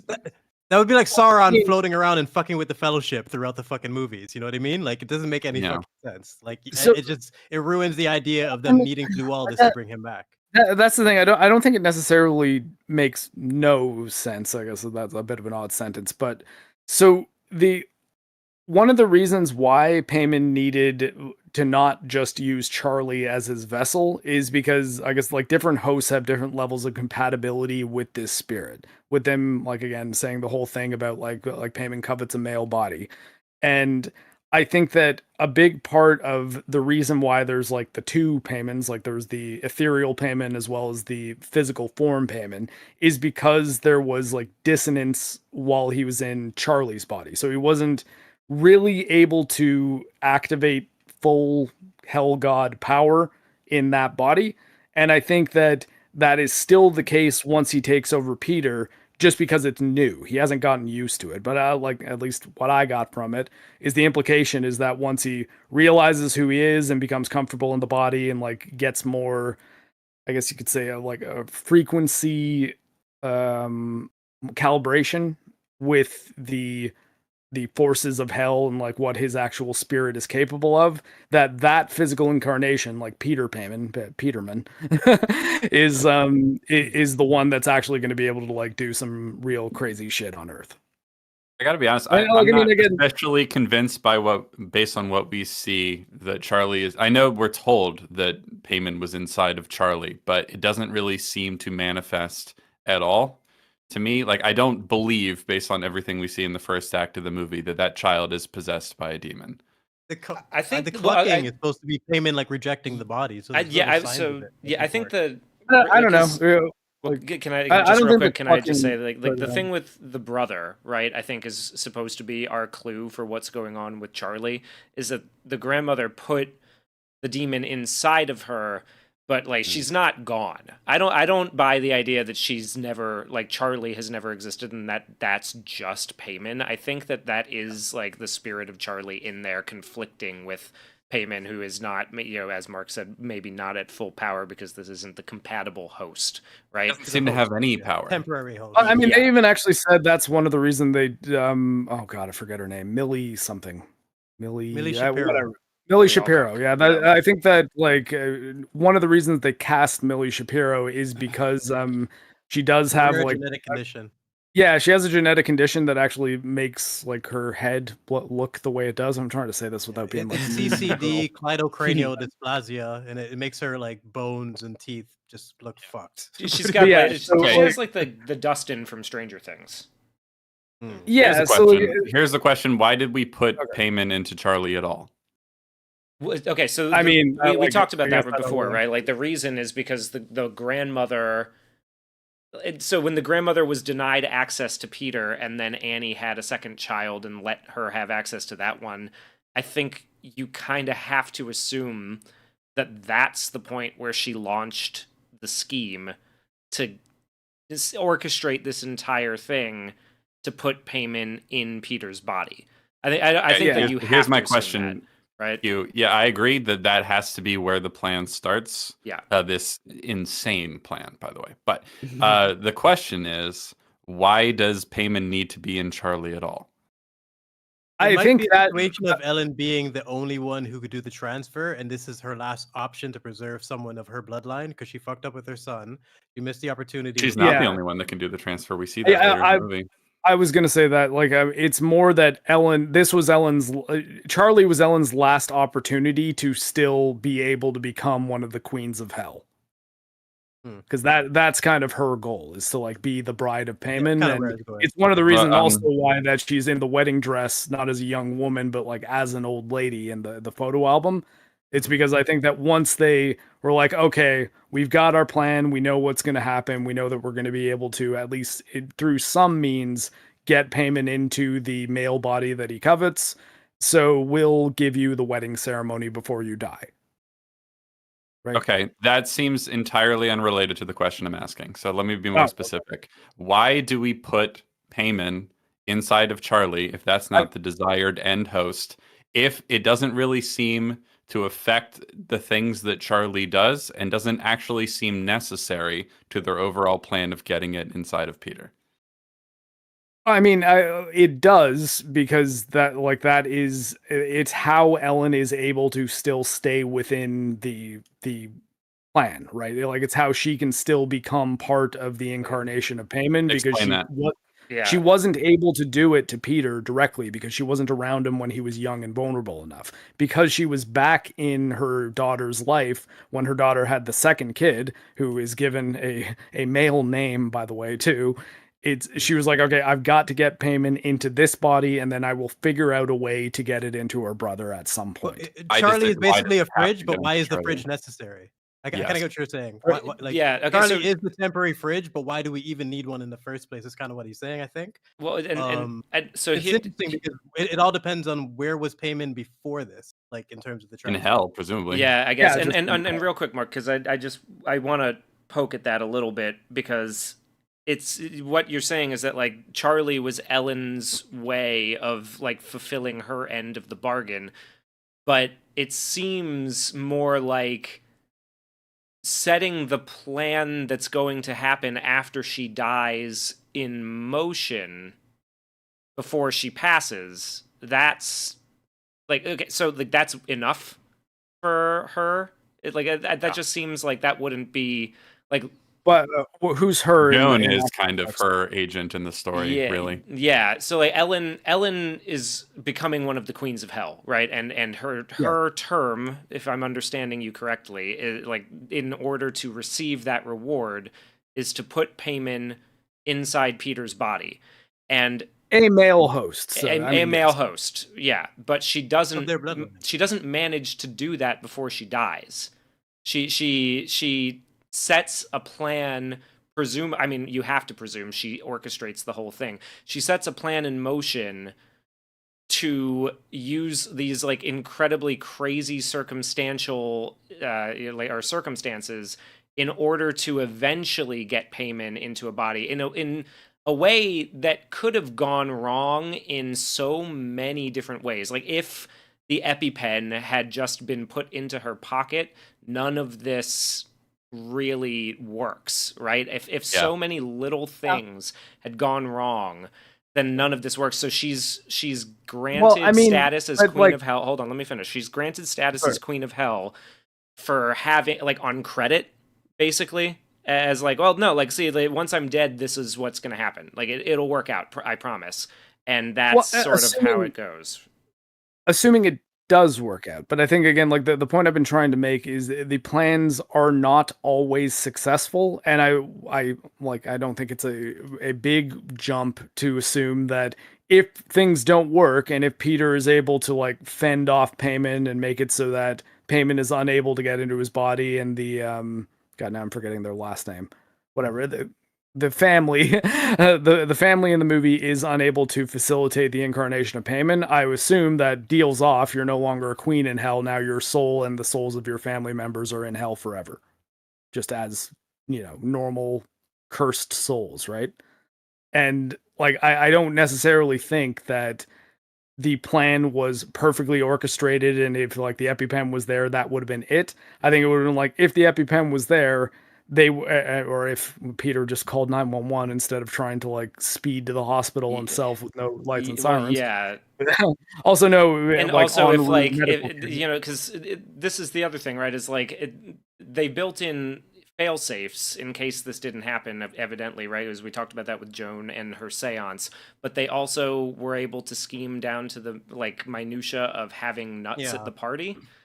Exactly. What if someone else there at the party had an EpiPen? That actually is statistically like and that's kind of what I was getting to. So like, if someone at the party had an EpiPen, if Charlie had her own EpiPen, if they called 911 and paramedics brought her to the hospital instead, and Charlie did not die there, I think that means they would have tried something else.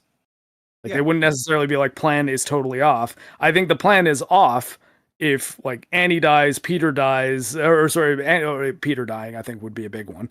But say Peter just is able to get himself out of this situation. He stops smoking weed and therefore isn't taking the will destroying chemical that they're spiking his weed with, and just lives like a good, I guess for lack of a better way of saying it, godly life.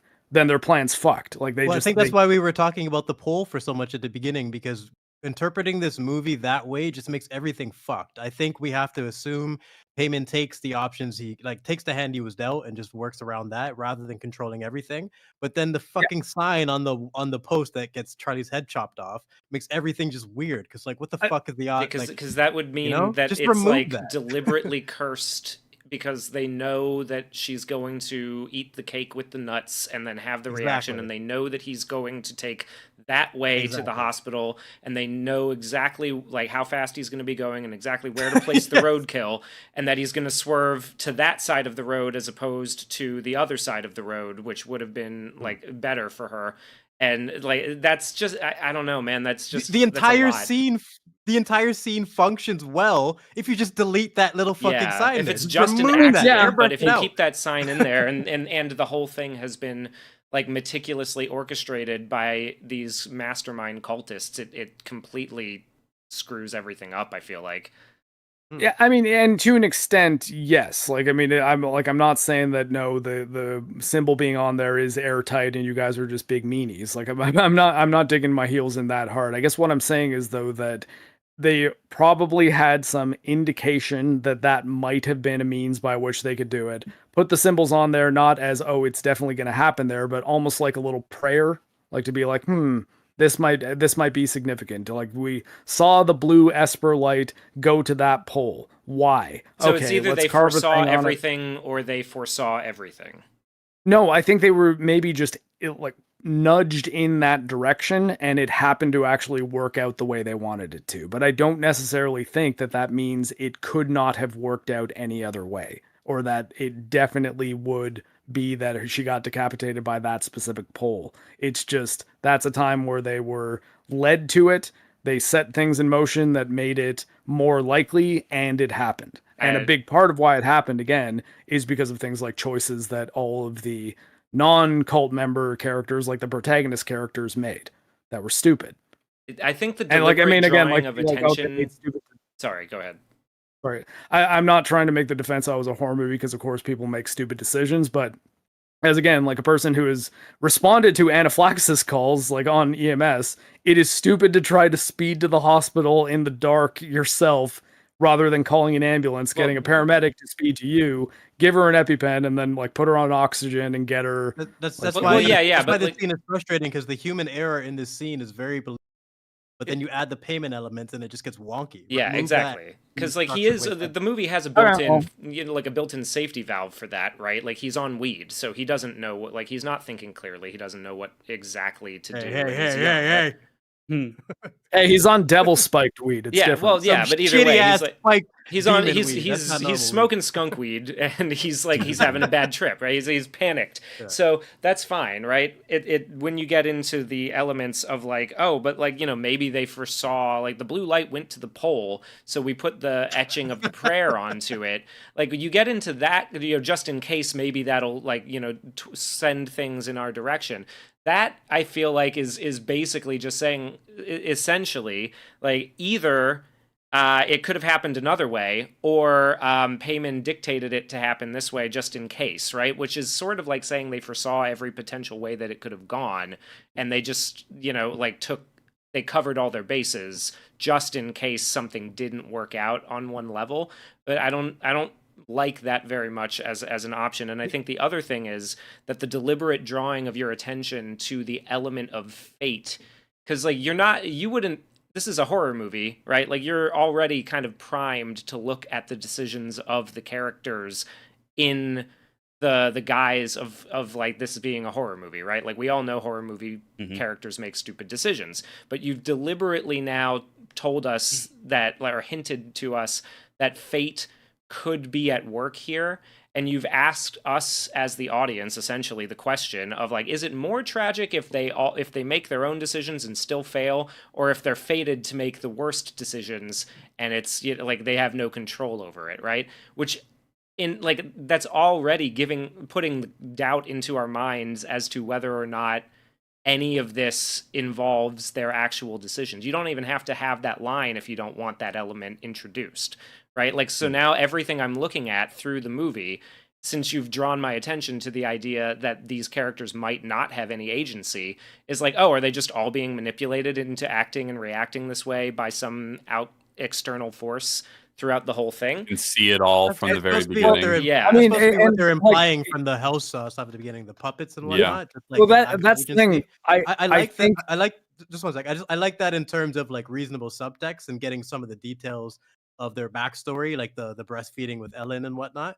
I really like that, but in small doses. You can't have it to the point where he was in control of everything, because you have the headcanon that every possible pathway home or to the hospital for Peter had some pole that was marked off by Payman. You know the what proverbial I mean? such, like there's a proverbial pole ready at every single turn. one. I think again though, like what I want to be very clear about is I don't think the movie is saying that everything down to the most minute detail goes exactly according to Payman's plan. Like it's not just there is a set fate and they're playing it out. I think it's more like a maze where if you hit a dead end in the maze, there's like a pit that you drop into that brings you further down into like the fail state, the hell, the whatever you want to call it. But there is always the chance that your choices could lead you out of the maze safely.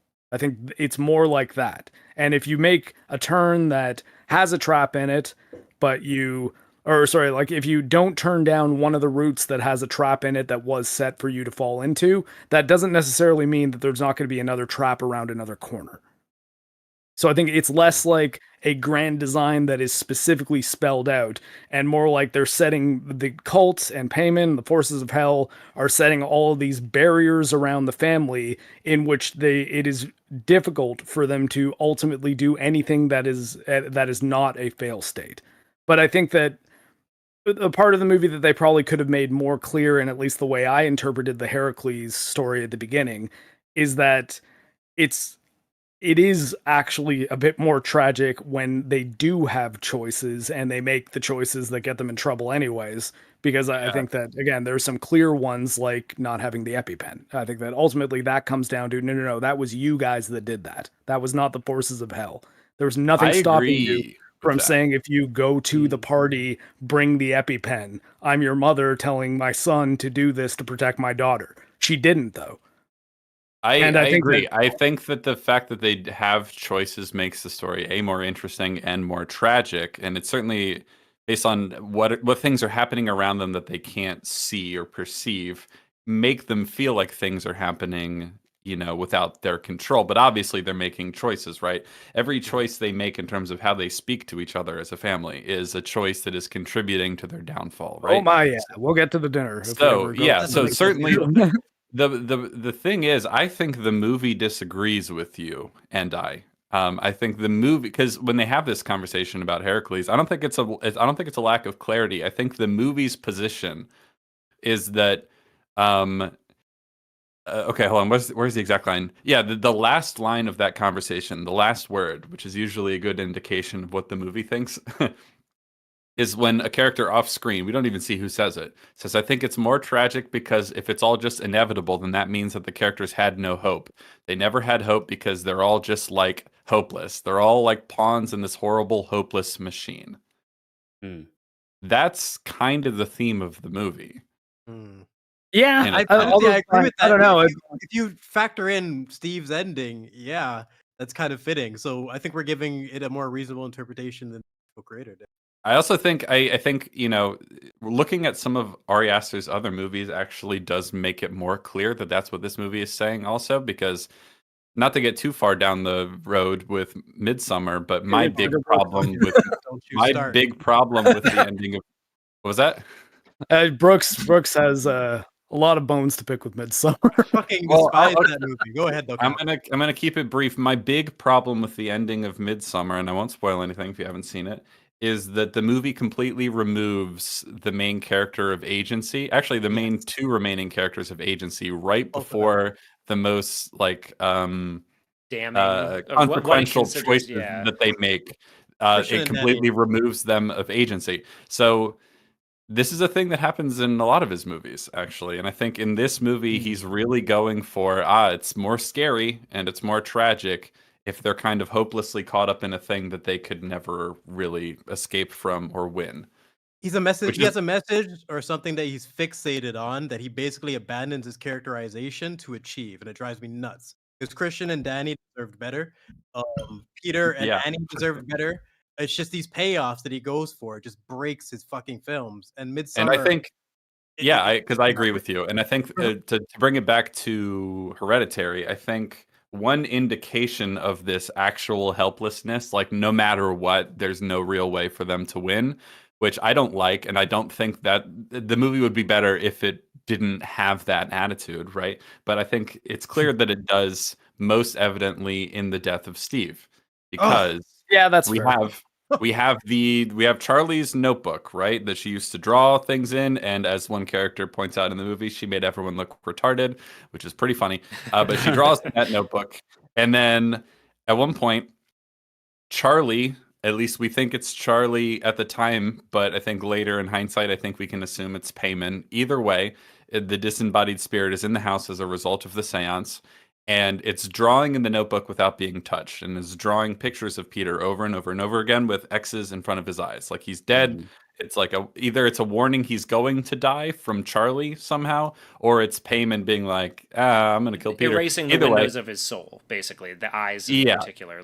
Yes. Either way, that notebook freaks Annie out, and she's like, I don't like that. I don't like that one bit. And so she tries to burn it, and it causes her to catch on fire. Now, I want to plant a little flag here before I continue. Why does that happen? Why does that happen? I think Payman sets her on fire in order to facilitate breaking her, in making her believe that she ultimately kills Steve. Or she connected to the item after using it for the ritual. I actually don't think the notebook actually has any real significance. Like I think that it's a tool. Okay, but so that gives Payman way more power than yes, imaginable. It does. That breaks it. No, yeah, because I mean, yeah. Later, she's going to say, and it's actually a really, really nice bit of character work where Annie realizes that she has accidentally, inadvertently set all of this in motion. She's brought evil into the house, and now the evil is threatening Peter. So she's like, "Holy shit! I don't know." But she's like, "It has to do with this book. It wouldn't let me burn the book. It set me on fire when I tried to burn the book." But she's come to the conclusion that like, this is all my fault, and she's kind of finally taking some responsibility for it. Yeah, she's ready to sacrifice herself. Yeah, she's ready to sacrifice herself. Exactly. For the she's child like, she said she never wanted to, right? Like that. Yeah. That's a remarkable bit of growth for her character in this point. Yes, and then the movie rewards her by going, "Haha, just kidding. It doesn't set you on fire. It sets him on fire because you have no hope or control of getting out of this situation." Yeah, I mean that is probably the most, I guess maybe not the most appropriate use of the term nihilistic, but that it is probably the most "these events are out of your control and everything sucks" moment of the movie. You deny her moment of redemption, and you need to destroy the most innocent and altruistic character in the entire movie. Man who is just trying to handle the situation and has that's no idea what the fuck is going on. He's just regular dude who's trying to live his fucking life while a demon is destroying his family. Steve is a tragic character. He really is. And that's actually why I think the Notebook never really had any significance or like link to Payman's existence in the house at that point. I think that it was used as a tool to give Annie some hope that he could then crush.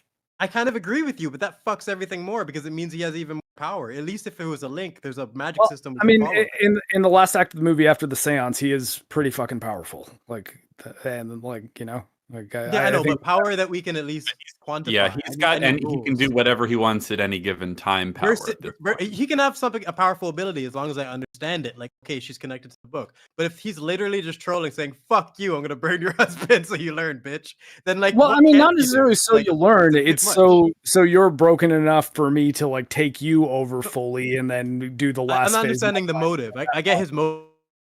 The logistics, his capabilities, because if he can do that, it just opens up my eyes. There's too many things I have to think about with Payman, which is frustrating. Well, because there's also I love just one thing. I love vampires for this specific reason because they're grounded. They fucking snakes, garlic, lights, sunlight, whatever your version of vampire is. You can clearly have an idea of what works, what doesn't work, so you can just follow the stories way better. But with ghosts and demons, unless you're dealing with Flanagan, it's just out of the fucking window in terms of how things work. It's so many people don't ground it to that degree, and I have no idea what the fuck is going on. We shouldn't have to ask this many questions. In this case, it's because there is no hope. That's what the movie's going for. So the movie is actively like, no, because Payman has magic powers and because the cult, as a result of worshiping Payman, has just insane levels of foresight in terms of concocting absolutely insane series of events to go. Exactly. Maybe they had backup plans, but their insane contrived plan did go exactly the way they wanted, right? So basically, the movie does put the main characters of this family in a hopeless condition where there is no possibility of them winning no matter what, and I just think that's lame as fuck. I wonder now again. That's long and short of it for me. I wonder again if my idea about this being like a century-old thingy would have actually worked better, because Hereditary, and it's like a family curse that went through the fucking ages. Well, yeah, but I'm sorry to interrupt you, but like you are right that it goes farther than just the grandmother. Right, because they say the cult for sure. Yeah, I was just wondering that if we have like this curse with Payman and he has been like festering in the whole lineage of their family or something, and then we, I don't know, contextualize his powers that way because he's been like manipulating the whole family tree the whole time. But then again, we have a completely different movie and a lot of. We have a franchise at that point.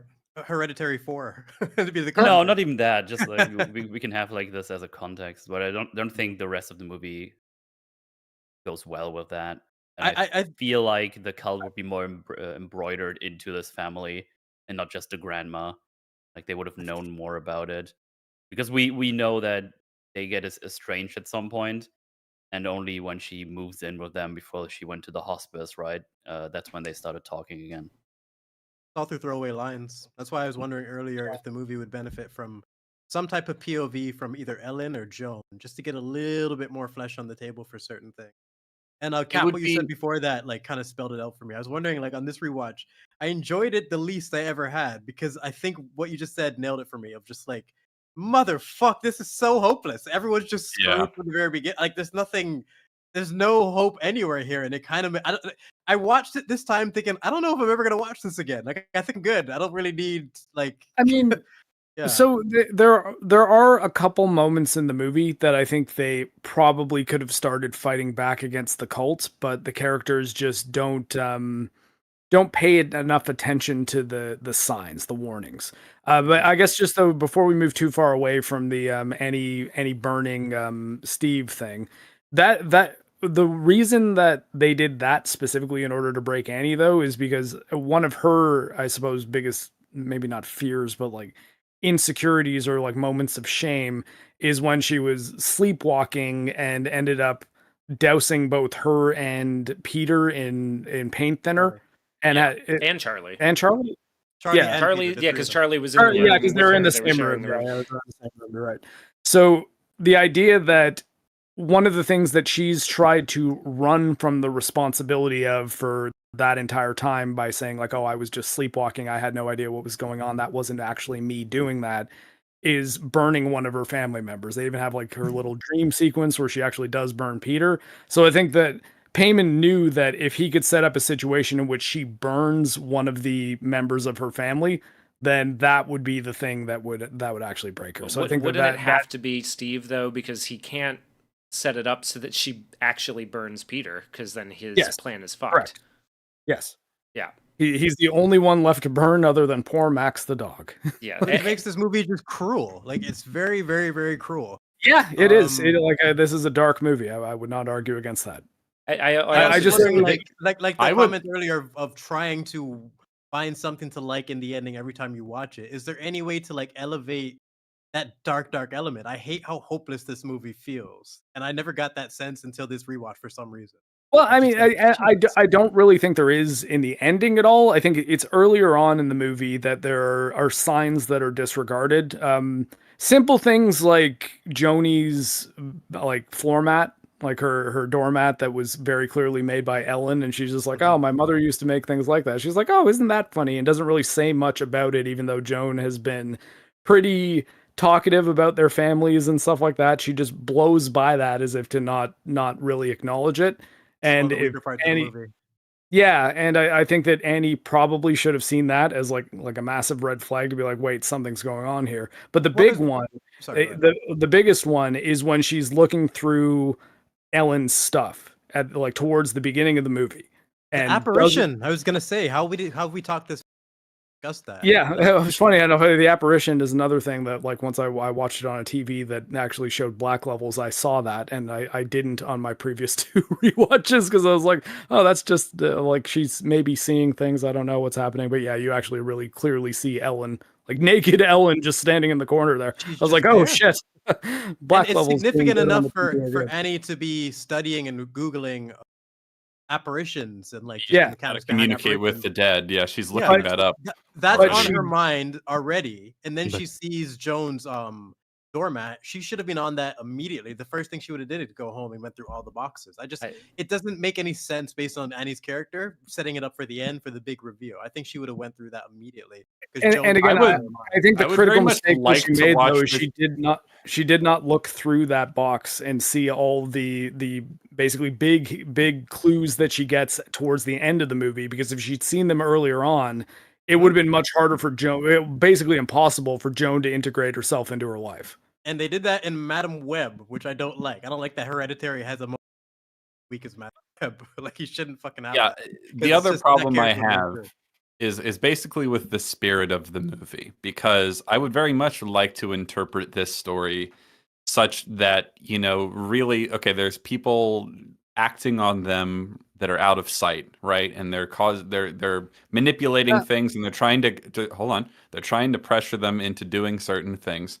But the characters have choices, and they could have prevented this if they, basically were kinder and more honest and took more responsibility. That's a big thing between the different family members, is that they're not taking responsibility. That's a big point of contention, right?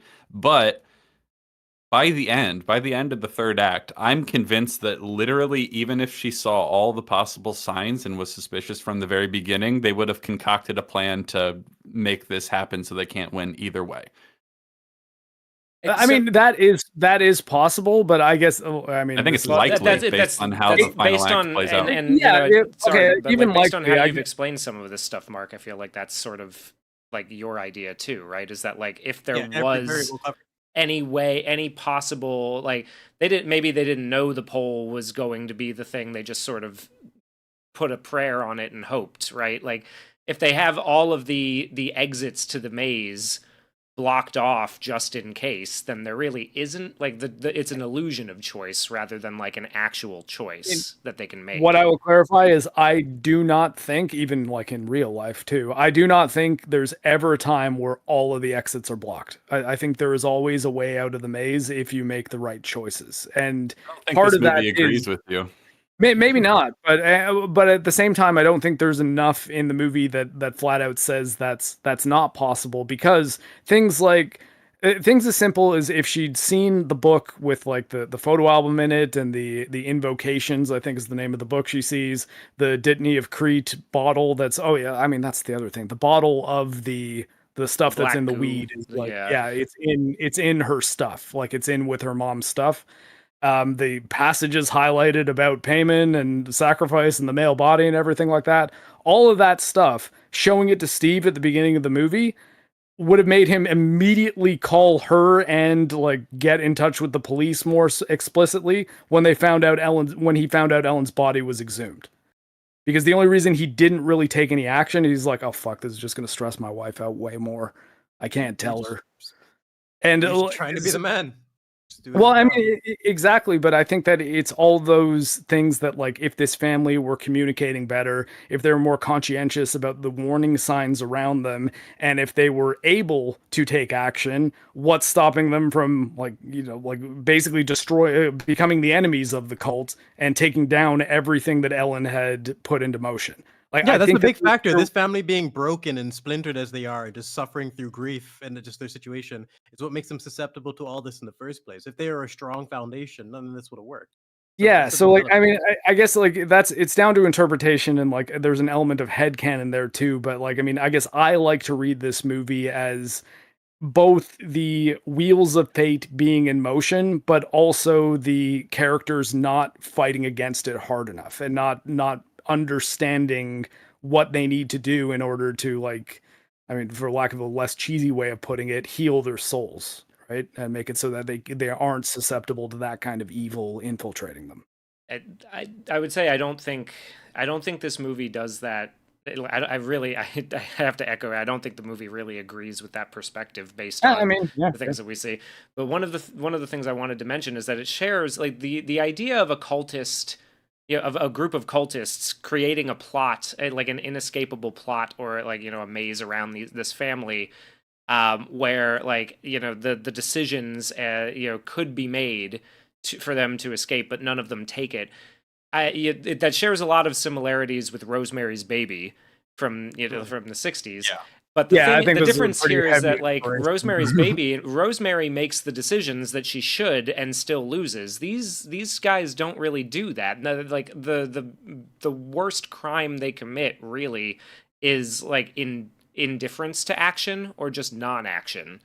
Yeah, as opposed the people to affecting like, Rosemary are directly a part of her life. They actually have the the ability to implement the things that happen to her. Where with this, it's just like, how did you even get in the house? How is this any of the? There's too much you have to headcanon. For we have to assume Baby, it makes sense. We have to assume that the cultists' children are the ones Peter is going to school with, or at least several of them, right? We have to assume that this is all of this is happening off screen. Like we get that hard evidence with something like Rosemary's Baby, and whereas with this it's a little bit more, you have to fill in the gaps yourself. Well, I mean, I think again, like Peter constantly being invited to smoke weed by the one guy who has the weed that is spiked. I don't think that that's necessarily and 100% implicit. I think that it is kind of explicit, even if it's subtle. Like you do have to be looking for it, but I do think it's also there. You know, like I think the ritual spiked Peter's weed rather than the guy having spiked weed, because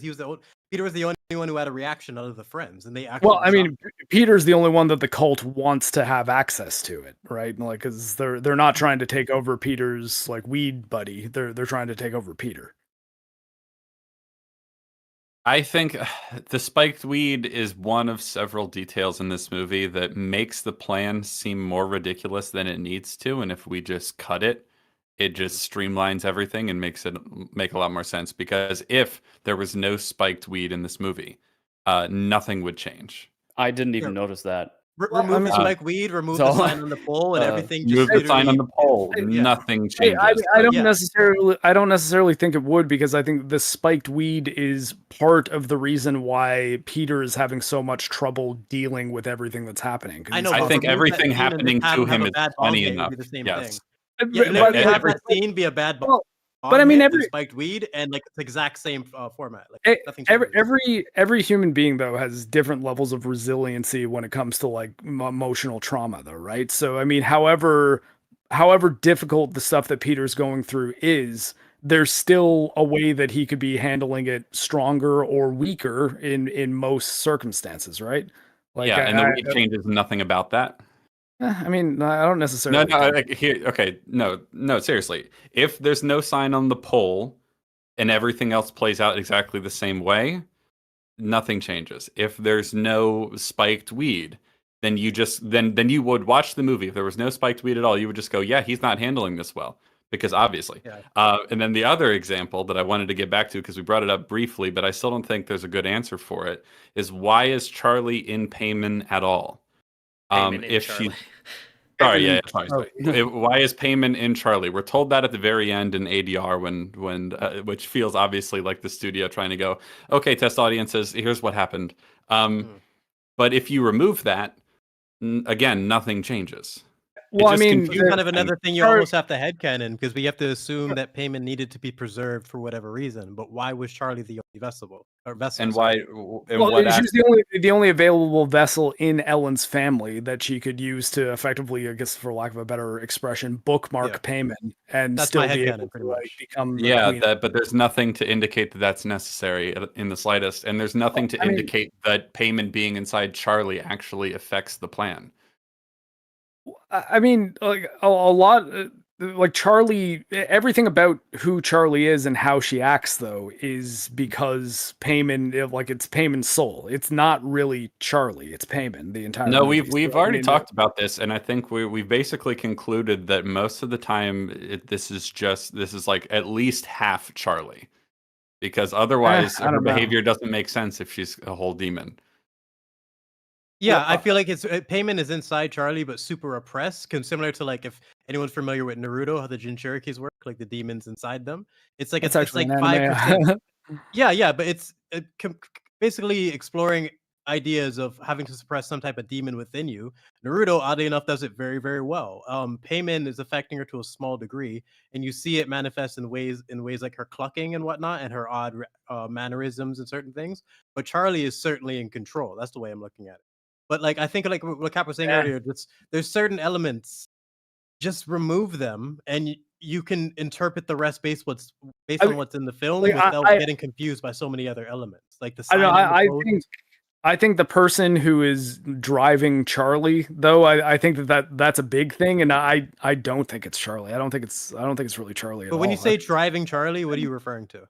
Like the soul that is in the body that is the character Charlie. At least the way I read it is that it's Payman the entire time. It is not really ever Here's Charlie. a question for you. Yeah. If Payman is driving Charlie, then why does Charlie do nothing to facilitate the plan? Why does everything about the plan involving Charlie happen to be an accident? I think that's impossible. I literally think Charlie has to be Charlie, otherwise none of this makes any sense. I mean, I don't know. I guess like the way I see it is that the Charlie being as odd as she is entirely down to it being Payman in a body that he just isn't able to really. But that was my point. Like Payman manifests in small variations in Charlie. It's part of the reason she's so weird. It's part of the reason they cast the actress that has that disorder, because it's like the body's rejecting him, but Charlie's still in control. If Payman was in control, this whole film's fucked. None of this makes any sense now. Why didn't he do anything to implement the plan if he was literally in control of Charlie? I look at him like he's trapped in there. Like, that's why I referenced Naruto. One of the best things about that story is you see him literally grow up, and he doesn't get to actually communicate with the demon until he's an adult almost. He spends most of his life terrified of it. And I just think it's really well done considering it's an anime. And Hereditary doesn't do it like an eighth of what that show does for communicating the effects a demon would have on a host. Maybe not. I just I guess again, like I'm just going like by my interpretation. It's like I sort of see it as like the Charlie in this movie is Payman in a body that it doesn't understand, like it can't properly function in. So it's, I mean, I guess like for lack of a less mean way of saying it, it's kind of like the retarded Payman. Like it's just it's really. I think we're saying the same thing, but it's varying degrees of control. I'm saying Payman as minor. I don't think that I don't think that Charlie's soul is there. I think Charlie's soul's been in hell since she was a baby. Okay, it's a whole other conversation. So here's the question then. Okay, so let's say we go with that interpretation, that this is just Payman in a body, but it's retarded, so it can't actively do anything to facilitate its own will to actually take over Peter. It's I got put in a retard body. I can't do anything about that. Oopsie daisy. And so he's basically just there to like sit around and wait for the cultists to actually. Well, no, because then he does. Okay, hold on. I'm getting confused. The main question here is why that happened at all. Why did they put Payman into Charlie? I mean, I think I've answered that quite a few times. I don't think you have. It adds nothing. It was and changes nothing. It was Ellen's only way in order to keep Payman's soul in their family, so that she could enact the deal in which she can become the queen, one of the queens of hell. Why does it need to be kept in her family? I don't understand that. Because if some other family gets it, she cannot be the one who becomes the queen. Like I think that it is what Ellen. Are you basing that off of? I mean, like that is her whole plan the entire time, and the fact that she's been trying it since it was with her own kids. Hold on. What are you basing the idea that no, she's trying to be the queen of hell and she's trying to keep it in her family? What are you basing that off of?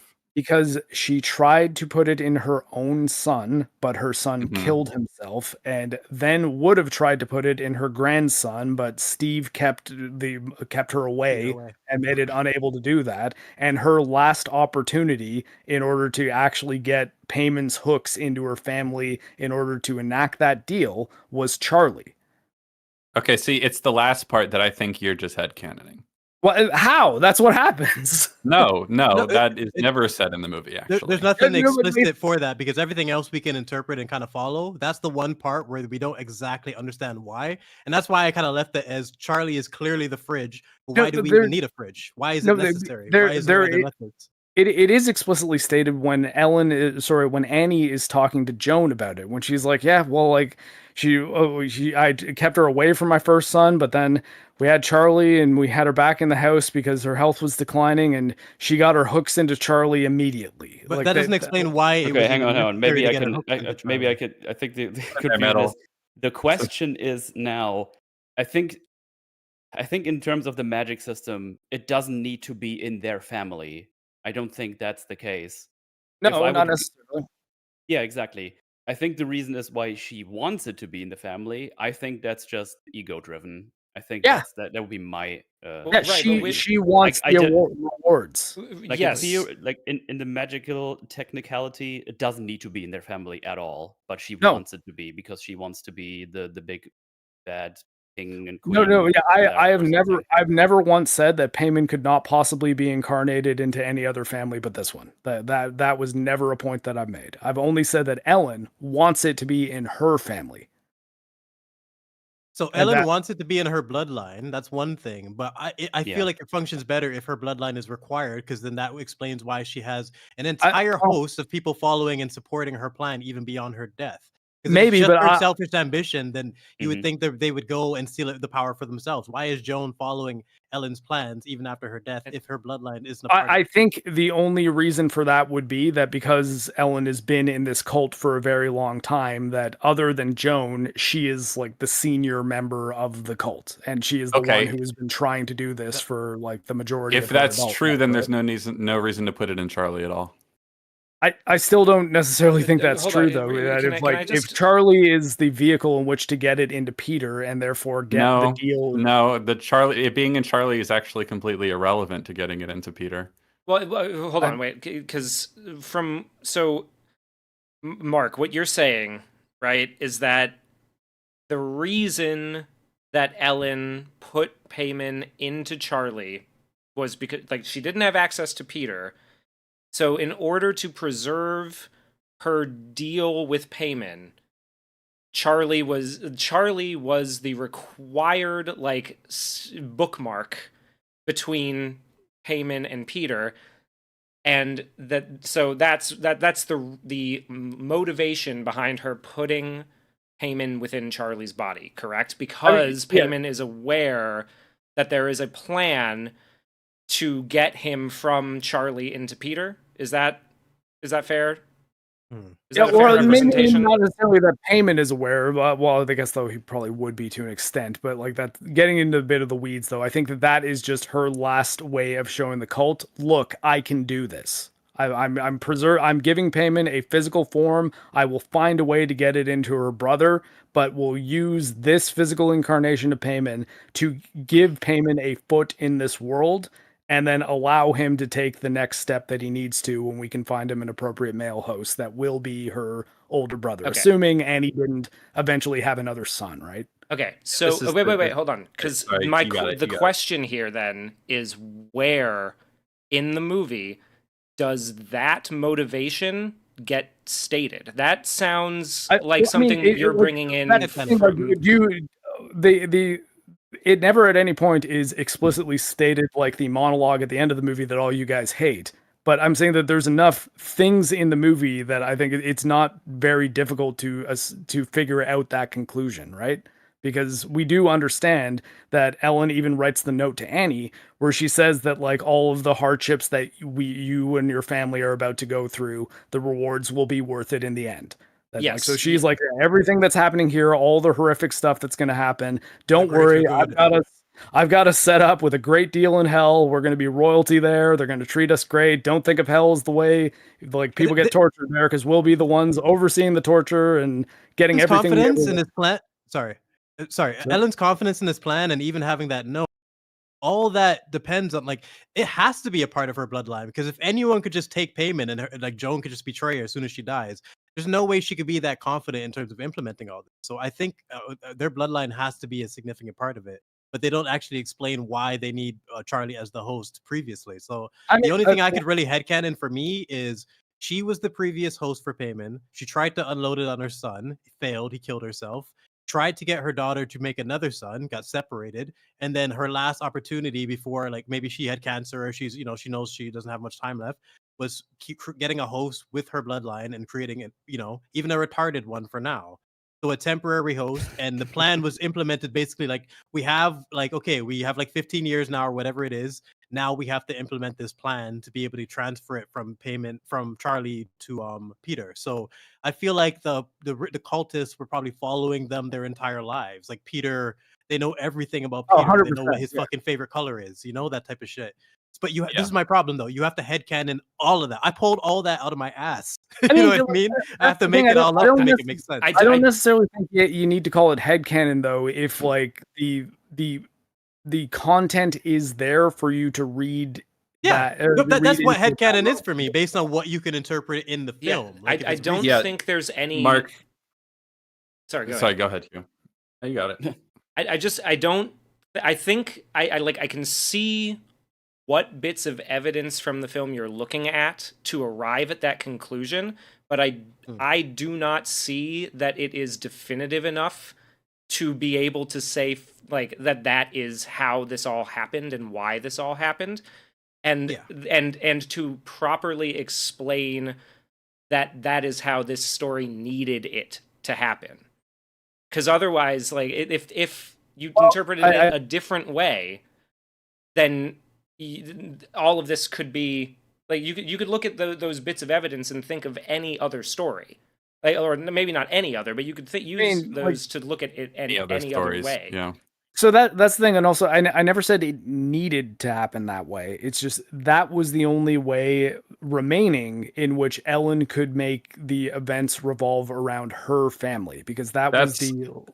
I'm gonna stop you there only because that's not true, right? So you can look at the same content of the story and conclude the opposite, right? Because she has all the dedicated cult members who are willing to engage with the plan to put Payman in Peter well after she is dead and has no influence over the story anymore. Yeah. So she doesn't have to worry about that. There is no ticking clock that Payman needs to be brought in by a certain time. There is nothing to indicate that if we don't keep putting it in a host, even if an imperfect host, then eventually we'll lose this opportunity forever. And there is no indication in the film at all that Payman being inside Charlie is necessary to getting it into Peter. So I think the point still stands that Payman being in Charlie is entirely superfluous to the plot.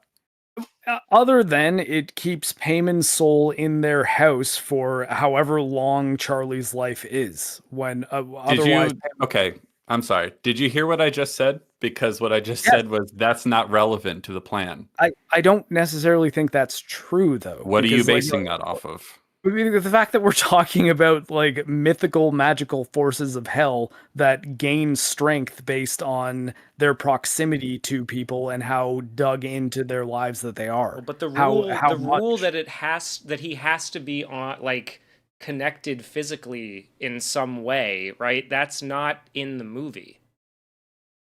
Well, that's what we're saying. Like the idea that he has to be physically connected to their family in this, but like by being put into this child, otherwise they'll lose the opportunity, right? That's not in the film. That's something that is like maybe alluded to through some of what we get, but you could interpret that in various other ways as well. It's not that's why that's the point we're trying to make, is like that's the part that sounds headcanon-y.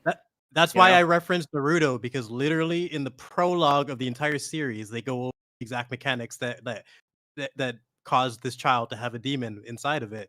And then you get a flashback that fleshes out the events of that night even further. So an anime puts so much effort into this. So I don't know. I just would appreciate this movie to do a little bit more in terms of establishing the rules so we don't have to headcanon so many things. I mean, again, like I'm not saying that there's no way this possibly could have been done in a way that was either better or more clear. I'm not saying that this film is absolutely flawless and perfect and nothing that it did was wrong. I'm just saying that when, like, just to, I guess, refocus it back on the initial question, why did Ellen put Payman into Charlie? I think that the simple answer is so that she could prove to the cult and to Payman that she is making moves to incarnate him into a human body. And just the problem though is all of us could come up with a simple answer. Like whatever the answer is, it's open to interpretation. All five of us could come up with a reason for why Ellen did it. I mean, and that's why I feel like I wish it was a bit more grounded, so we didn't have to have this much room. I mean, that's the thing though, that it's like ultimately every writer, every filmmaker will have to draw the line between using clues and hints and subtle implication in order to say something, or explicitly saying it with like a voiceover at the end of the movie. And like neither are necessarily perfect solutions, because the voiceover at the end, is like you guys really disliked, was awkward and felt like a studio note. And if it's all just hints and clues and things that you have to pick up on, then it's like, oh, well, they didn't explicitly say it, therefore it didn't happen. But I guess the only argument that I'm making is that there is enough in the movie that I think gives very clear indication as to why Ellen made the choices that she made based on what her goals were. Which I'm saying that there. Hold on. And I'm saying that there isn't. For example, hold on. For example, you mentioned that like being in proximity to the family is necessary as part of how. I did not say necessary. What did you say then? Could you rephrase that point? How is being in proximity important to getting payment inside of Peter? Would you not think that if there is a like evil spirit that whose goal is to infect you, would it have a better chance of it or a worse chance of it if it spent over a decade living in the same house as you and being that close to you? I don't think it necessarily gets more powerful after Charlie is killed and it is no longer in proximity to them. It gets more powerful after that. Well, but it spent all that time there doing all those things, like making Charlie the weird person that she was to everyone. Like, I mean, again, like I'm now just going to seem like I'm floundering because ultimately it's like the proximity. Okay, look, if we just strike that from the record and focus it back on just Ellen wanting Payman's spirit to be incarnated within her family so that she could gain the ability to enact her deal to become Payman's queen. Like, that is the point of it. And I could understand that motivation were it not for the fact that even when she is gone from the story, all the cult members are loyally enacting the plan to put it in her bloodline anyway. Yeah. Well, I mean, again, like I don't necessarily think the cult was enacting it to put it in her bloodline no matter what. I think they were doing it because what are we doing? What are we doing? That's exactly what they do in the movie. They do. It has to be, because otherwise they could just take the power on their own. Why would Ellen be at this point? Because Ellen had years worth of basically groundwork done in order to specifically get it into a person, and the cult was on board trying to get it into that person. You're saying straight loyalty versus actual requirement of the bloodline? I'm gonna go with bloodline requirement. That makes way more sense for me. Well, but the bloodline requirement are adding more variables. But what I'm saying is the bloodline requirement, that is not ever explicitly stated in the movie or even heavily implied at any point. I know, but that's my entire point, is that most of these things are. So I'm gonna, if I have to choose one, I'm gonna choose the one that structures it much better. If it's required, if the bloodline is required, this movie makes much more sense in terms of the cultists following her plans after her death. If the bloodline isn't required, it's fucked. Maybe, but that is much more headcanon than anything that I've said. Because I'm trying to go with base my headcanon, you could say, on the stuff that is in the movie. Or at least that's literally what I just did. That's what I just did. But I mean, I'm basing it off what's in the movie. Because based on the cultist actions, I don't think they would do what they do if it could be any bloodline. I have to throw a little wrench in this whole thing, because I just checked back at the book thing, and there's something in there that's not highlighted specifically. And I'm put it on screen right here. It says, as a result of the sex of the host have varied, but the most successful incarnations have been with men. And it is documented that King Payman has become livid and vengeful when offered to a female host. So now I have to wonder... Oh, yeah, that does make it worse, because that I have to wonder why everyone is still on board with it when they go exactly after this. See, now my question is now further back as to why the whole cult is so firmly behind her from the get-go, I mean. Yeah, they should hate her. You put Payman in a female, you dumb bitch. You fucked everything up. You should hate her too, apparently, according to that. So obviously, that's a good point.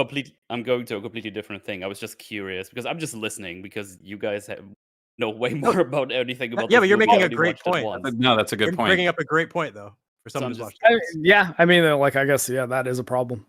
Yeah, because I wonder what happened, because we know they turned her into like a Queen Lay, I think was the name that they gave her, right? Yeah. I think that's her maiden name. And this turns Cap's question from a curiosity to a requirement. So now we need to know.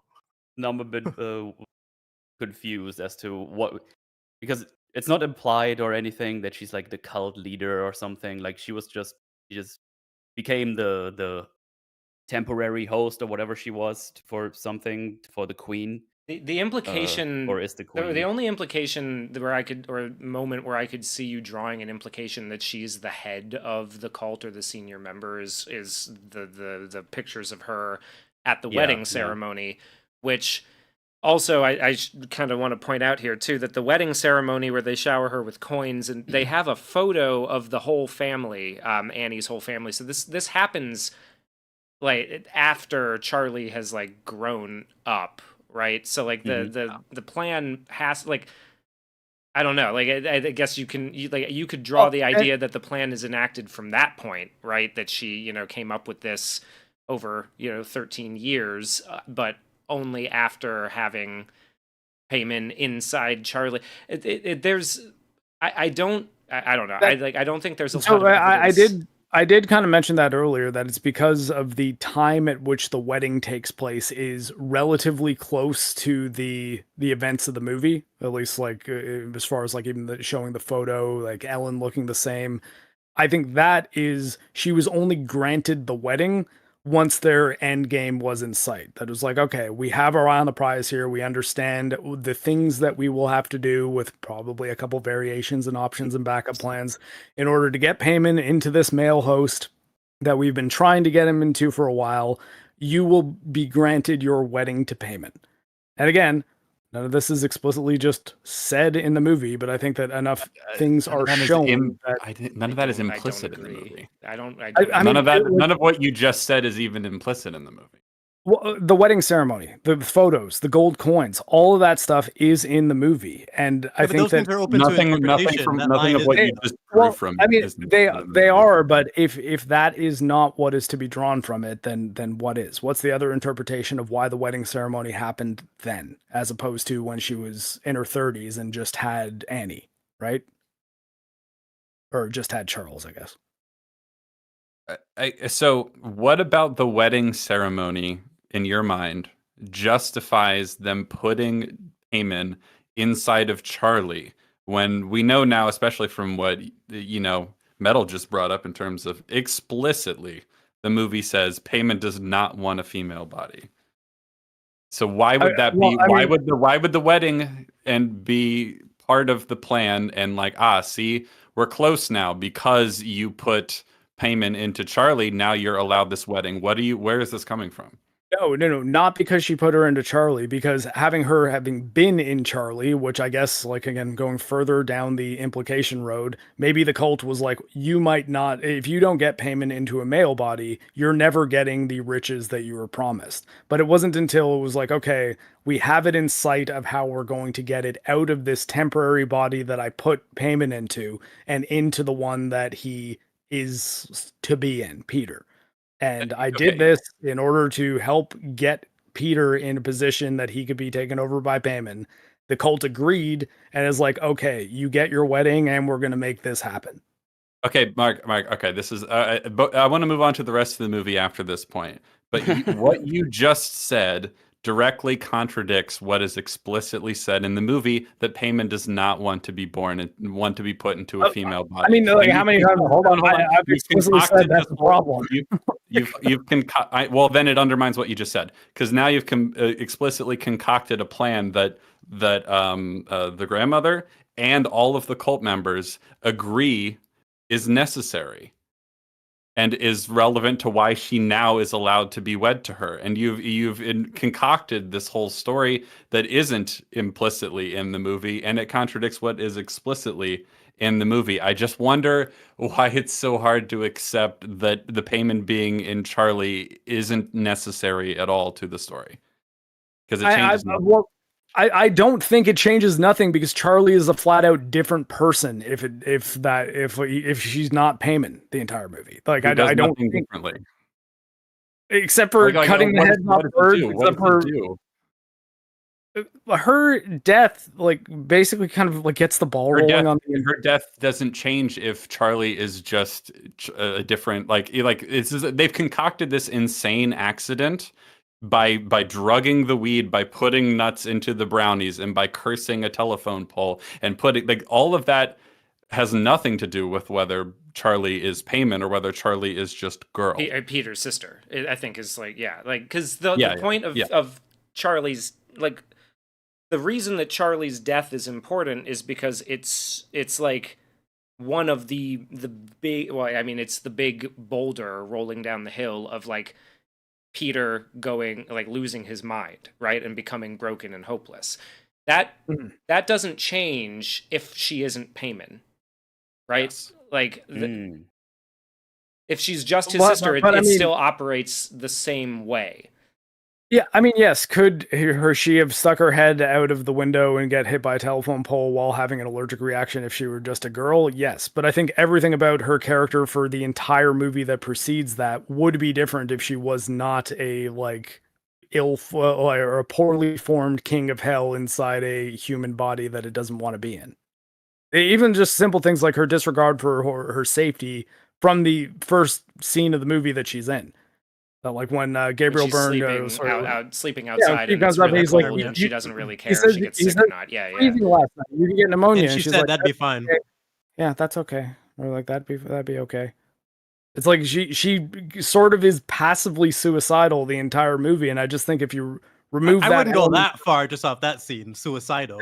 That's why I just think it manifests in strange ways that you see. Has a disregard for her own well-being to a level that most humans would not, because it's a hell god that doesn't want to be in that body, really.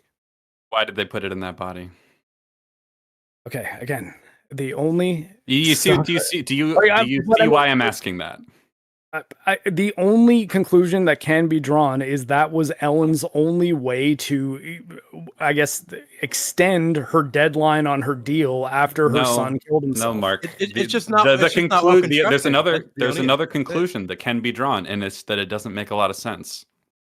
Yeah, it's just not well constructed. There's a different way. That's the other conclusion that actually makes. more sense. Okay, sure. Like, I mean, I guess I just interpret it differently. Like, I saw that as like, okay, yeah, that was how Ellen got the hooks of Payman into her family in order to actually be able to enact her deal to become the Queen of Hell by offering the souls of all of her family. And I mean, I guess it's just like, well, I mean, like, ultimately this is a movie about like ritualistic cult sacrifices of souls and things. That interpretation opens up the doors to so many other things. I'd rather settle on just not that well constructed. They should have written it a little bit better. Well, I mean, okay, saying it could have been done better is not an argument that I've argued against. I'm just saying that to argue that there's no reason, I think it's just being a little hard on it. Because, like, I mean, clearly there was a reason in mind, whether or not it makes sense to you or makes it into the film. That's why I made the distinction of it started. Cap's question for me started off as a curiosity. When Metal brought up the line, I'm like, okay, now it's a fucking requirement. This is a fuck up now, in my opinion, once we have this line, because Payman legitimately, we have it in text that he doesn't like this. So why the fuck would he do this now?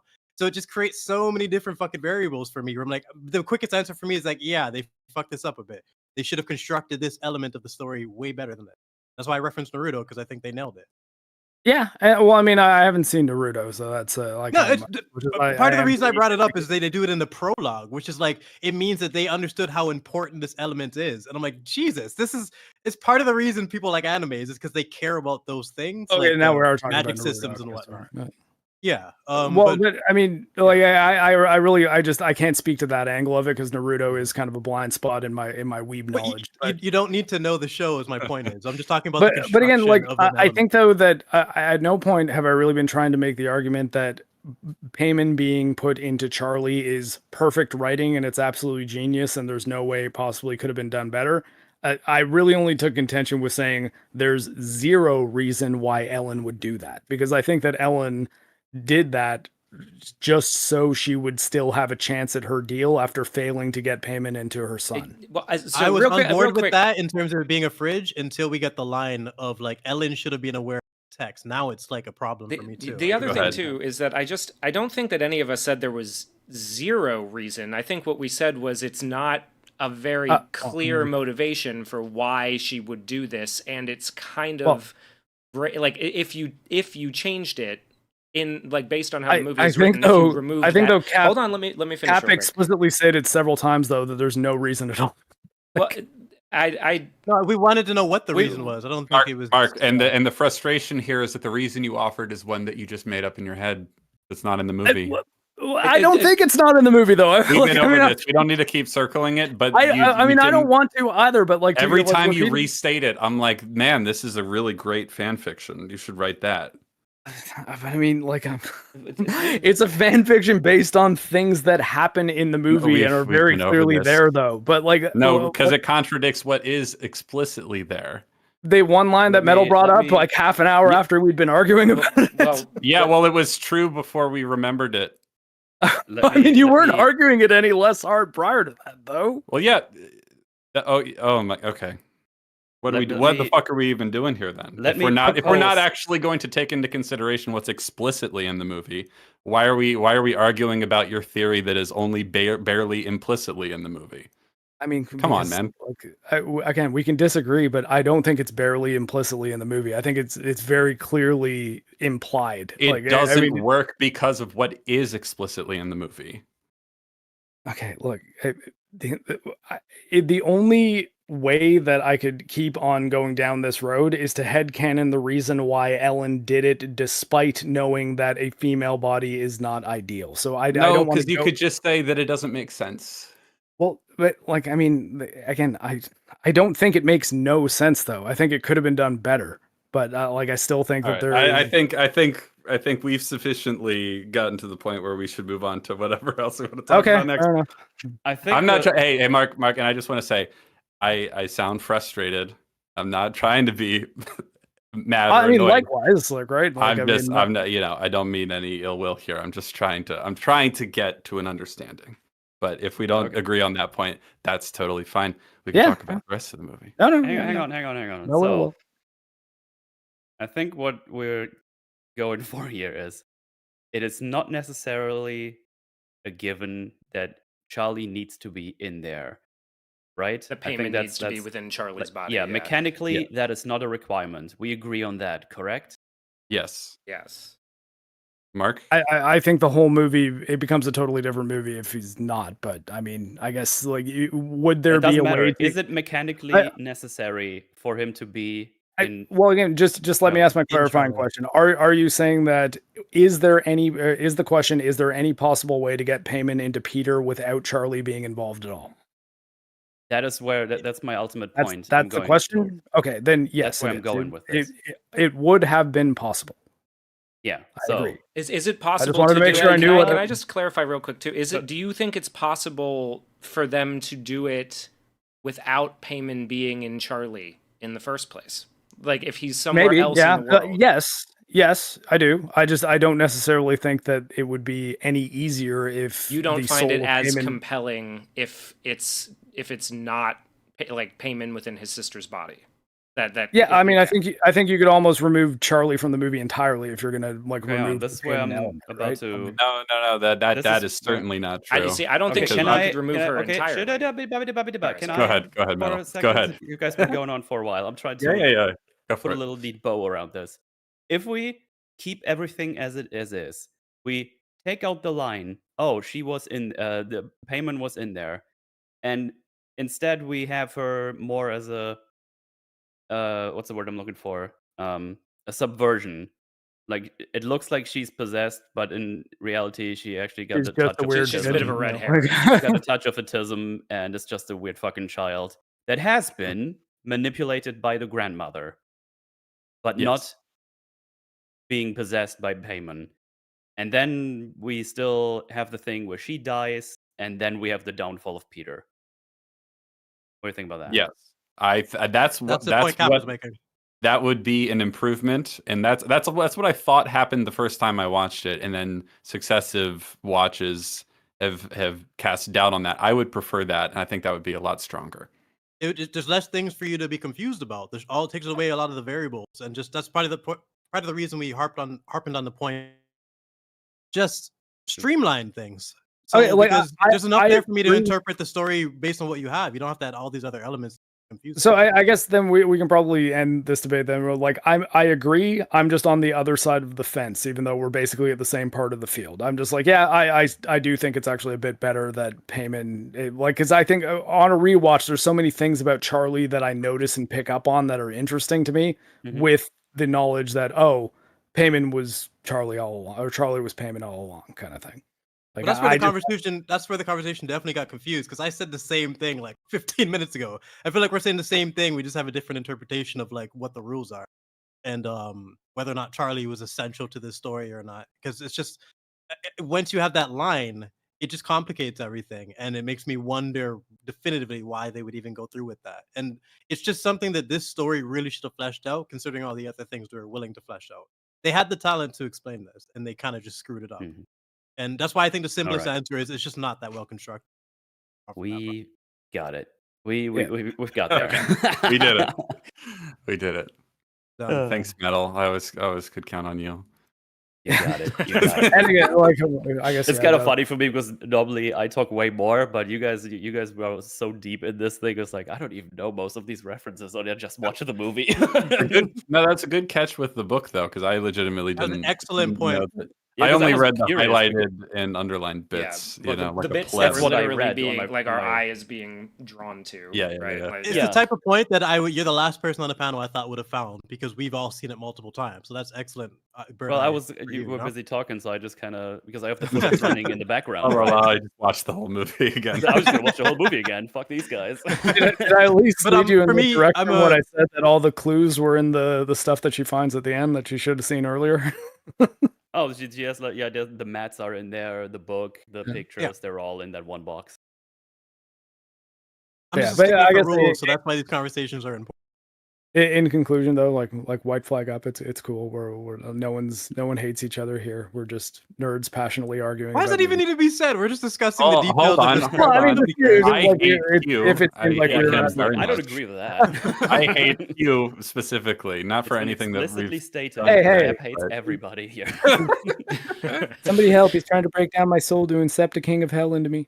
No. At least make it fail. I want a cool one. To happen. So now what? No, like what? Yeah, where were we? What do you wanna? We were jumping all around. Yeah. So, we went all around. I was trying to keep up with the footage in the back. I was like, I think so. I think the thing that I was most curious about, discussing with this movie, I think we've gotten to the bottom of it, right? Like the overall, like what literally happened with the cultists' plot over the years, and I think the conclusion is it's pretty messy.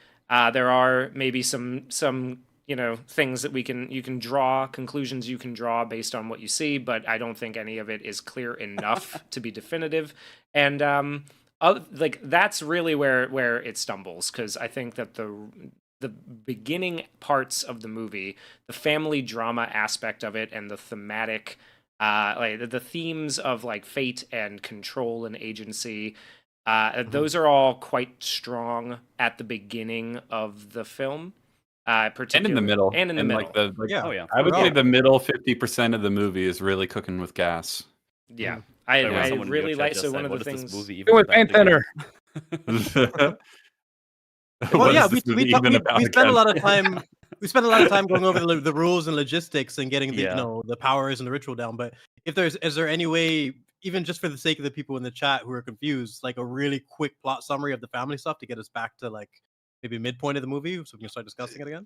I guess it depends on where you start too, because like you can go very broad first. So this is a family beset by tragedy after tragedy, and the matriarch of the family, played by Toni Collette, is trying to deal with this and trying to keep the family together, but their relationships are fraying. They think it's because fate is just dealing them a horrible hand, but there's a lot of like subconscious feeling that things are being manipulated beyond their control, and eventually the movie reveals that to be correct, that there are evildoers trying to destroy this family so they can steal their child, so they can steal their seed and all that sort of stuff. But basically, from the family's perspective, this is just a absolutely cursed, dramatic, horrible turn of events. It feels a little bit, honestly, like the Iron Claw in some sense, where this family's just fucking cursed.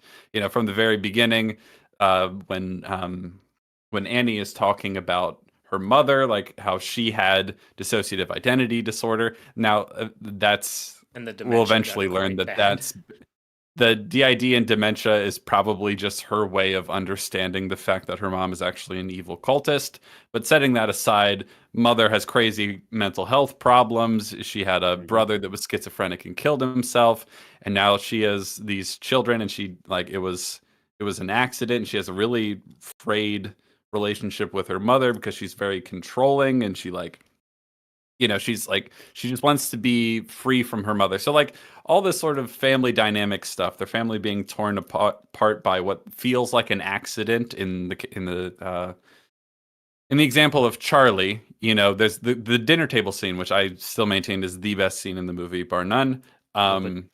This is the aftermath of Charlie accidentally being killed as a result of the crazy circumstances surrounding the party and the allergy, trying to drive to the hospital, seeing roadkill swerving out of the way, and her leaning her head out of the window and getting bopped on the head. Something I haven't mentioned before. I actually laughed when that happened. I'm sorry. Oh yeah, no! Me too. I mean, not. It's funny. It's crazy. Yeah, the first time I watched this, I definitely was like, "Holy shit!" Yeah, like, there was an element of chuckling for sure. No, Cap, you're cooking. You keep, but I want to add to that real quick. You guys remember the pillow talk scene in Breaking Bad? Oh, it's been too long. The pillow talk. So they're basically you have the pillow, and whoever has the pillow can talk, and they're basically trying to talk Walt into the cancer treatment. It is absolutely glorious, phenomenal, one of the best family scenes ever. It might be my favorite family like argument conversation. It's just, even without context, you could just pull it up on YouTube and be blown away by the performances and the dynamic. It just feels legit. And the scene you referenced there with Peter and Annie is kind of like a mini version of that to me, of just like that same type of potency, even though it's like a 2-minute scene. Super, super effective. I agree. It's the best scene in the movie. And work really well as a short film is just, okay, you have this weird daughter, and then the mom's like, you have to take him to the party or take her to the party. And he's like, ugh, I don't want to. But then he does. Freak accident. She gets killed. And then everything leading up to like the main dinner party scene, because, you know, it's really fitting with the overall theme of the story in terms of agency and responsibility and decapitation and all the stuff we mentioned already. The big point of contention for Annie with regards to Peter is that he never really owned up to what he did. There's a great moment where she says like, and I know it was an accident. I know it was an accident. You didn't mean to do it, but you did do it, and you just won't take responsibility for it. Yeah, she says nobody will take responsibility for anything. Exactly. Peter, Steve too. Yeah, referring to herself about the not lighter fluid, sorry, the paint thinner incident as well. Yeah, but I really like her line there though, where she says, "I wish I could shield you from knowing that you did what you did." Like, because there's something about it that is like phenomenal. It's guilt trippy, but there's also like a tinge of loving mother to that line, and like the way she's juggling a lot of things in this fucking rant for sure. And it's all coming out. Shit. You know, like, Tony Collette, Collette really, unbelievably good in this bitch movie. Is bad.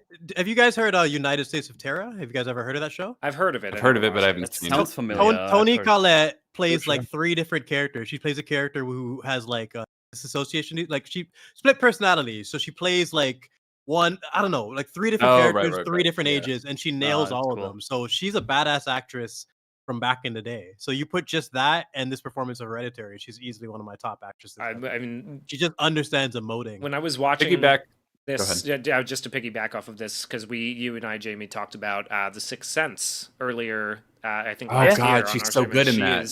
She's in that. She's the. I've never seen the She's the mother in The Sixth Sense. Yeah, I've never seen The Sixth Sense. Is it overhyped? It's not overhyped at all. It's great. Not overhyped at all. If anything, it's underhyped. It's on the list. On the list. It's one of those movies that's been on the list for decades. I just never got around to it. The Sixth Sense is the kind of movie that unfortunately everyone just goes, the twist, and it's like there's so much more. Well, that's what I was going to say. I was like, Brooks, do you know the twist? I probably know the twist, but it all depends on how you implement it. You know, like, but I'm saying that, like, because if the answer is no, then like I would say just don't look at the chat and immediately watch it after this. I vaguely know what the twist is. I feel like if it's well constructed enough, it shouldn't matter. You know what I mean? It's hard to avoid. It's hard to avoid the twist for that movie, but I don't think knowing it spoils it. There's so much to that movie. It's really, really good. A well constructed twist should still have some merit to it, even after you know the answer. Yeah, I agree with that. I mean, the only reason I mention it is because I'd almost be impressed that he'd managed to avoid the twist for like 30 years at this point. The Prestige is probably one of my favorite twists ever, and it's the type of movie that makes you want to rewatch it immediately because you watch it with perspective. The fact that the movie opens up with the line of "Are you watching closely?" The whole fucking movie is a magic trick. Like, that's genius to me. So that's what I want to continue what Mark said because I thought it was a really good point. So she's complaining about Peter not taking responsibility for his role in the accident, right? But it actually perfectly fits with the thing that she did to most strain her relationship with Peter was that incident where she was sleepwalking and then doused both her children in paint thinner, only to wake up as she struck the match and realize the horror of what she had almost done. Now, given the context of everything else going on in the story, I don't think it's hard to treat this as something in her subconscious knows that like her family is being like preyed upon, and she like there's part of her that just wants to like prevent any of that to happen to them, like that sort of thing. But either way, the way she's handled the incident where she almost killed her children is to be like, but I was sleepwalking. Obviously, I didn't mean it. God, I can't believe people won't just accept that I obviously didn't mean it and that it wasn't me. It was just sleepwalking. It's like she kind of won't accept or recognize that. Yeah, but like part of something in you, there's something in you that's responsible for wanting to do that. You know what I mean? Yeah. So like. The lack of taking responsibility is something that she's very keen to point out in others because it's something that she has not really dealt with herself. It's that kind of classic ashamed of her subconscious intentions, basically. She knows there's something deep inside of her that's dark, even though she loves her children, but she's at conflict because of it. She even knows, like, the line where she admits that, I never wanted to have you, and she tried. It's just like, it's surreal, man. Everything about their dynamic, her and Peter, is just very interesting, even on rewatch. Especially before you know. No, go ahead. Sorry. I was just saying, especially with that line, before you know that that's her dreaming, that it's like she subconsciously just lets out, "I never wanted to be your mother," and that she immediately grabs her mouth, slaps her hand over her mouth. It's like, fuck, Toni Collette's so damn good. And I think like this was the year that Meryl Streep got nominated for like her 40th Oscar for a movie no one's heard of, and it's like, wait, did Toni win anything for this? Like, this is like not even nominated. Did not even get nominated. Suck my dick. Like, it's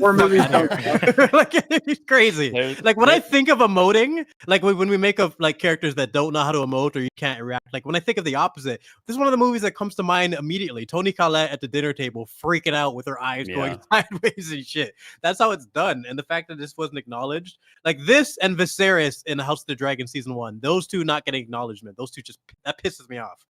It's crazy. There's even a line she has that gets a bit of a laugh too, like when she's like, "Yeah, what should I say just so you can sneer at me?" And he's like, "When do I sneer at you?" It's like, "Oh, you don't. You just or like you don't have to. You get your point across."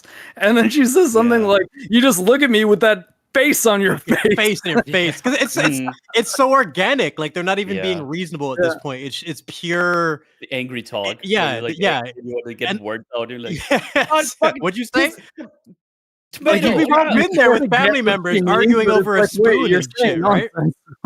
Like, yes, and it's the fact that Steve can see it coming and he's trying to de-escalate it so quickly, even though there's nothing you can do. It's a wildfire burning out of control, and it's such an effective scene, man. And when Peter says, "Why was she didn't want to go to the party," and Steve's just like, Peter, and the face she makes, oh my god, the face she makes that's acting. That's like, it's perfection.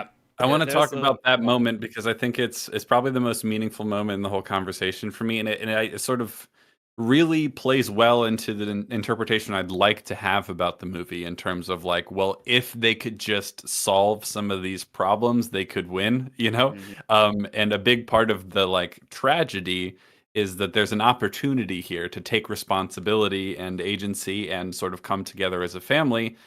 She even says that. She's like, and what a waste if it could have maybe brought us together or something. If you could have just said, I'm sorry, or faced up to what happened, maybe then we could do something with this. But you can't take responsibility for anything. So, and this is important.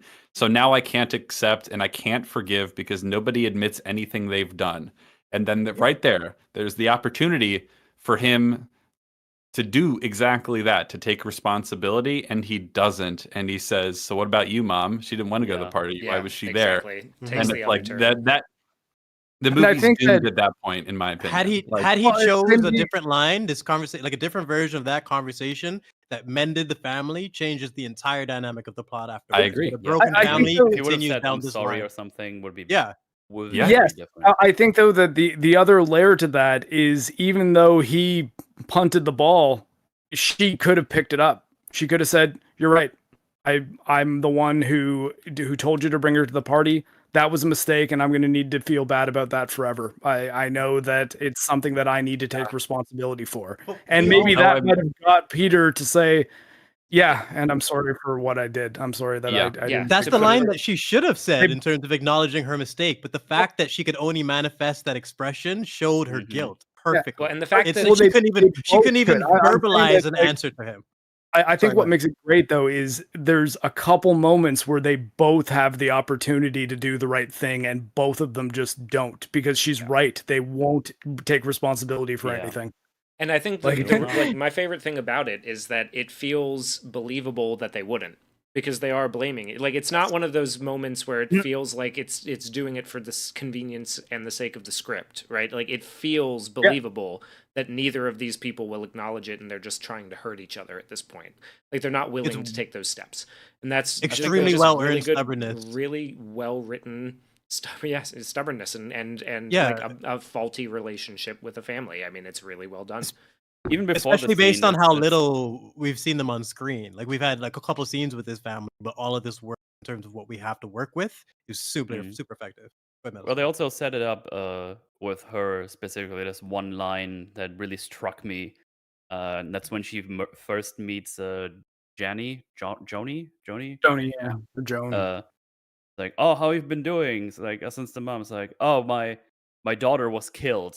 He said specifically, my daughter was killed, and I was like, oh shit, okay, I see what's going on here.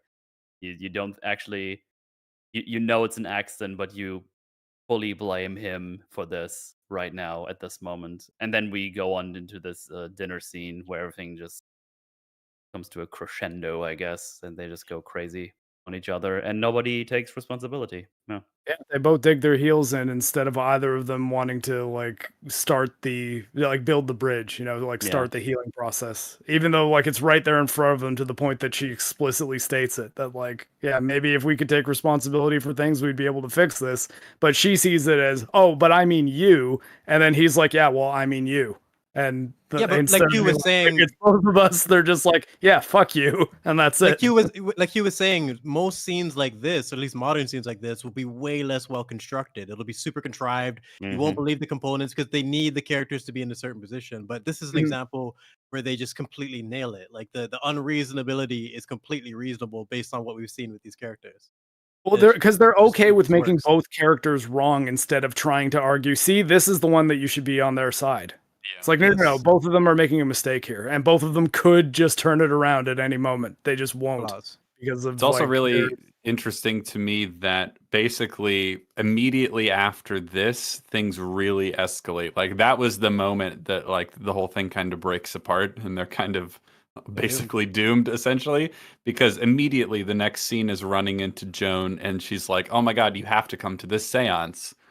And we're off to the races at that point. And the whole Joan conversation is different. It will not play out the same way if they had a different conversation with the family. She mended their issues and whatnot. So that's why I can't believe that they have no agency and payments and control of everything, because we get to see the choices that they made that led them to this path. Yeah, it's almost what I would like this movie to be a bit more, for reasons we already talked about, so we don't need to go into them again. But I would like it to be. I would like it to be like the horrors of convincing yourself and being convinced that you have no agency. Like that's the real problem here. The thing that dooms them is the fact that they don't believe they have any agency, or then they won't take responsibility, and that things just happen to them, essentially. Because it's a reasonable thing to feel, given so many of the events that happen in the story. But ultimately, there's got to be a point where you start to take responsibility for your choices and your actions, and like take responsibility for like mending these relationships despite everything that's happened. And they just don't do it. Well, and that's the thing. It's like you can't utilize free will in order to improve any situation if your attitude is all of these things are happening to me, and therefore if they just stop, everything would be fine. Exactly. And like that's, I think I probably should have used this example earlier when talking about the idea that they do have a choice that they could make. This is actually probably the bigger scene than just looking at the clues a little bit harder. It's like, what if they just actually had a big reconciliation here? Yeah. And became a stronger unit that like was harder for evil forces to take advantage of. I think that it could have gone a lot differently. Yeah, I think our common ground here, Mark, is that the way you interpret it and is the way I want to interpret it, except for some details that I don't think allow me to. But I would very much love to interpret it that way, right? Where it's like ultimately there were choices that they could have made that would have really, allowed themselves to prevent the tragedy. All great tragedies are like that, as far as I'm concerned. Where it's like there was an out you could have taken, you could have turned it around, you could have learned the lesson, but you just didn't. Yeah, and I think that like that might be a situation in which you could be correct about Ari Aster's intention, especially like comparing it to his other works. Though I've only seen Midsummer. I did. What was his other one? The Joaquin Phoenix one. Beau is Afraid and Eddington. Yeah. Oh, he's got in Midsummer, for example, like. A lot of the excuses that people make for that movie is, they were drugged. And they are totally sober, and a lot of the scenes of stupid things occur, which drive me nuts. Like, they get an explicit scene where Danny finds out that the people who said they left didn't actually leave, and there's clearly something going wrong. And instead of warning the rest of her friends and the host, he wanders off and then just starts making some pube tea. Like, it makes no sense. Like, her brain just melts and completely gets destroyed. She already knows this. I'm not going to get into it. I'm going to go fucking nuts talking about it. I was about to say, I was like, oh, no. It's essentially a horror movie that shits itself as a horror. It's a horror movie about a breakup, and the horror element completely shits itself because the characters are retarded. So the only thing you have left to be invested in is the breakup, and then the breakup has the most retarded result ever in terms of just being completely contradictive and stupid, and you have no idea why you're here in the first place. So Ari has this this habit of just destroying all his characterization to get this stupid payoff that he wants. But in Hereditary, it at least makes sense based on the characters that we have. Like he almost nailed it. Like he's like 90% there. Midsummer is fucking busted. It's a big step back. Do not stray too far from the point I was trying to make is that you may be correct in that maybe his intention was, see, you're fucked no matter what. Whereas it could be like Verhoeven with Starship Troopers, or it's like I made the most anti-fascist movie ever, where it's like I made a movie that was making fun of like I guess like a right-wing fascist society, when it's like, I don't know, the service guarantee citizenship is actually that's actually pretty liberal and democratic if you can just decide to not join the army or do anything. I take your point. Like you might not have made the movie you thought you made, and I guess the death of the author point, and I totally think that's fair. I don't want to get too bogged down in it again, but I do think things like the fact that she burns the book in an attempt to sacrifice herself to save her family, and then the movie's just like, haha, that doesn't work. It does the opposite. Fuck you. That's there are little things like that interfere with that interpretation for me. Though I wanted to say really quick, Brooks, that it's kind of funny that Ari Aster. I haven't seen Eddington yet, but I did see Beau is Afraid. Don't see Beau is Afraid. It sucks. The thing about Beau is Afraid, despite all the minor details of Beau is Afraid that are actually pretty fun and interesting, the whole thing is just like 1 3-hour-long nightmare. So it has even more of the like, well, why is any of this happening? And like, does any of this matter? Do we have any control over any of this, or this is all just a dream? Nightmare? Like, okay, so literal nightmare. So I see. Is that a review or an explanation of its format? And it was we have a lot of contrived. Sorry, Mark. Sorry, we have a lot of contrived elements at the ending of this place that feels a little bit of wonky when you go through logistics. But with Midsummer, you legitimately have a sacrifice option. They literally say you can sacrifice this guy who's down, or you can kill your fucking boyfriend and brutally murder him for absolutely no reason. it's insane. It's double standards the film, and it's just completely like it just destroys any investment you could have potentially had. Because anyone who's been in a relationship understands double standards to some degree. They happen, they exist, you work around them. But seeing it isolated in a film and trying to treat her like she's the oppressed person when she's a fucking psychopathic murderer if you're actually paying attention to what's going on. It's broken in so many different ways that it's just frustrating that it's one of the main movies where I've seen people turn a blind side to the characterization and the plot because of the themes and the cinematography and everything else. They're just completely blind to everything. Sounds like Midsommar is your John Wick 2. Midsommar is the first video I ever had that got to 800 views. It's the first video that like got my family and friends to kind of take me like more seriously as a reviewer. It's literally like in terms of sentimental value, like I have a real deep rooted attachment to it because it wasn't like the best choice for algorithm wise or anything, but breaking that movie down like made me realize, I do want to do this. This fucking I can see algorithm doing pretty well for a movie that a lot of people just absolutely love and think is a brilliant work of art. That you're like 2 years later, though. Kind of shit. Like it was 2 years later or so after it came out, so it probably wasn't the best timing. But I was passionate about the story itself. But again, like that's literally one of my top 5 hated movies. It's funny because one of our first reviews we ever did on the channel is kind of very similar. We talked about Annihilation, which is another Annihilation's another movie. Yes, it's another sort of like I can't remember if Annihilation is A24. I think it is. Artsy, thematic interpretation, cinematography. Yes, so people have a real tendency to do this with like A24 movies in general. It's not just A24 movies. It just seems like an especially common phenomenon where they just go, oh yeah, but like it's about this thing and that's all we need. That's all it needs to be. It doesn't have to be well constructed in terms of the plot also, as long as that there are themes there and it does some cool shots. Exactly. I think Hereditary is a lot closer to a movie that synthesizes both than some of the others, than Midsommar, than Annihilation. But I do think it leans a little too far in the like themes over the literal, which is part of what we've been talking about so far. Speaking of the themes, I had a super chat, and this will be relevant, I think, to our discussion. Thank you very much. Says the title of the movie and the grief counseling scene made me want to believe this movie was about inherited mental illness.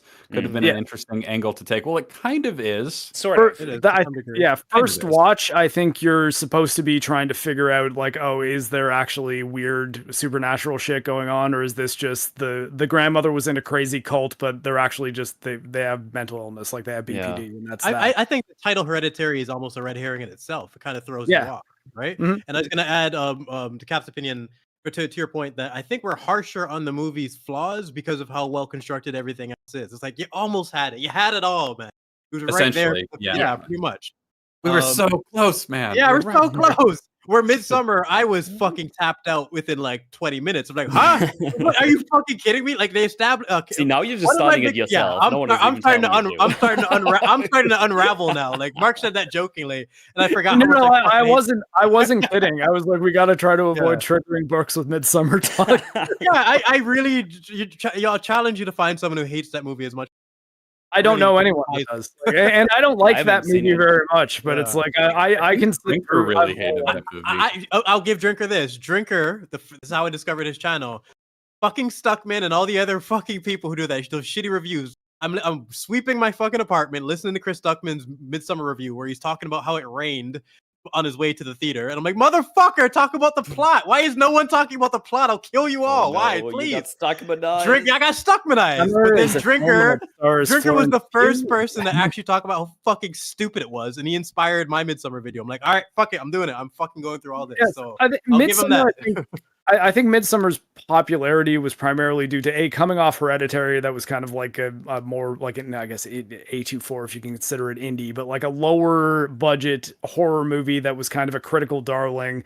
Florence Pugh was just becoming popular, and this was like a movie that she was starring in. There's a lot of good performances and a lot of good cinematography and stuff in it, and it deals with pause you. I'm almost done.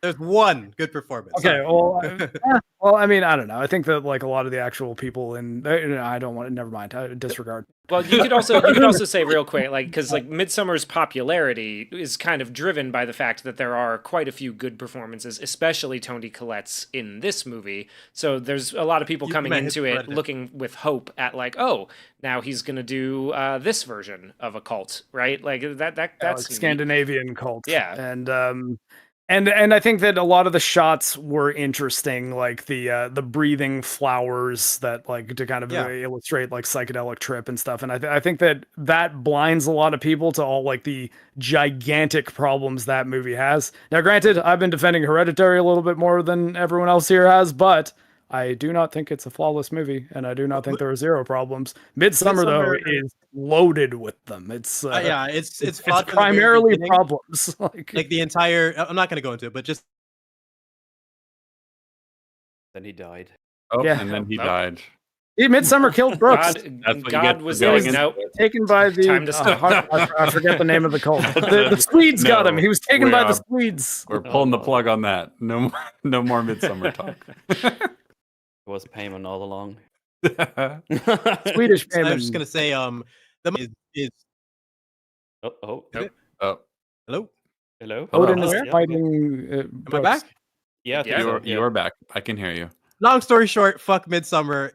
Okay, it was Hereditary is a way better station of this idea put to form, and he didn't nail it, but I could see what he's going for there, and I would just rather Ari Aster go in that direction where things are a little bit more well constructed rather than just going flower crazy mania like fucking Midsummer went. Like he's going in the opposite direction with every successive movie. I am convinced at this point that Hereditary is the closest he'll ever get to making a great movie.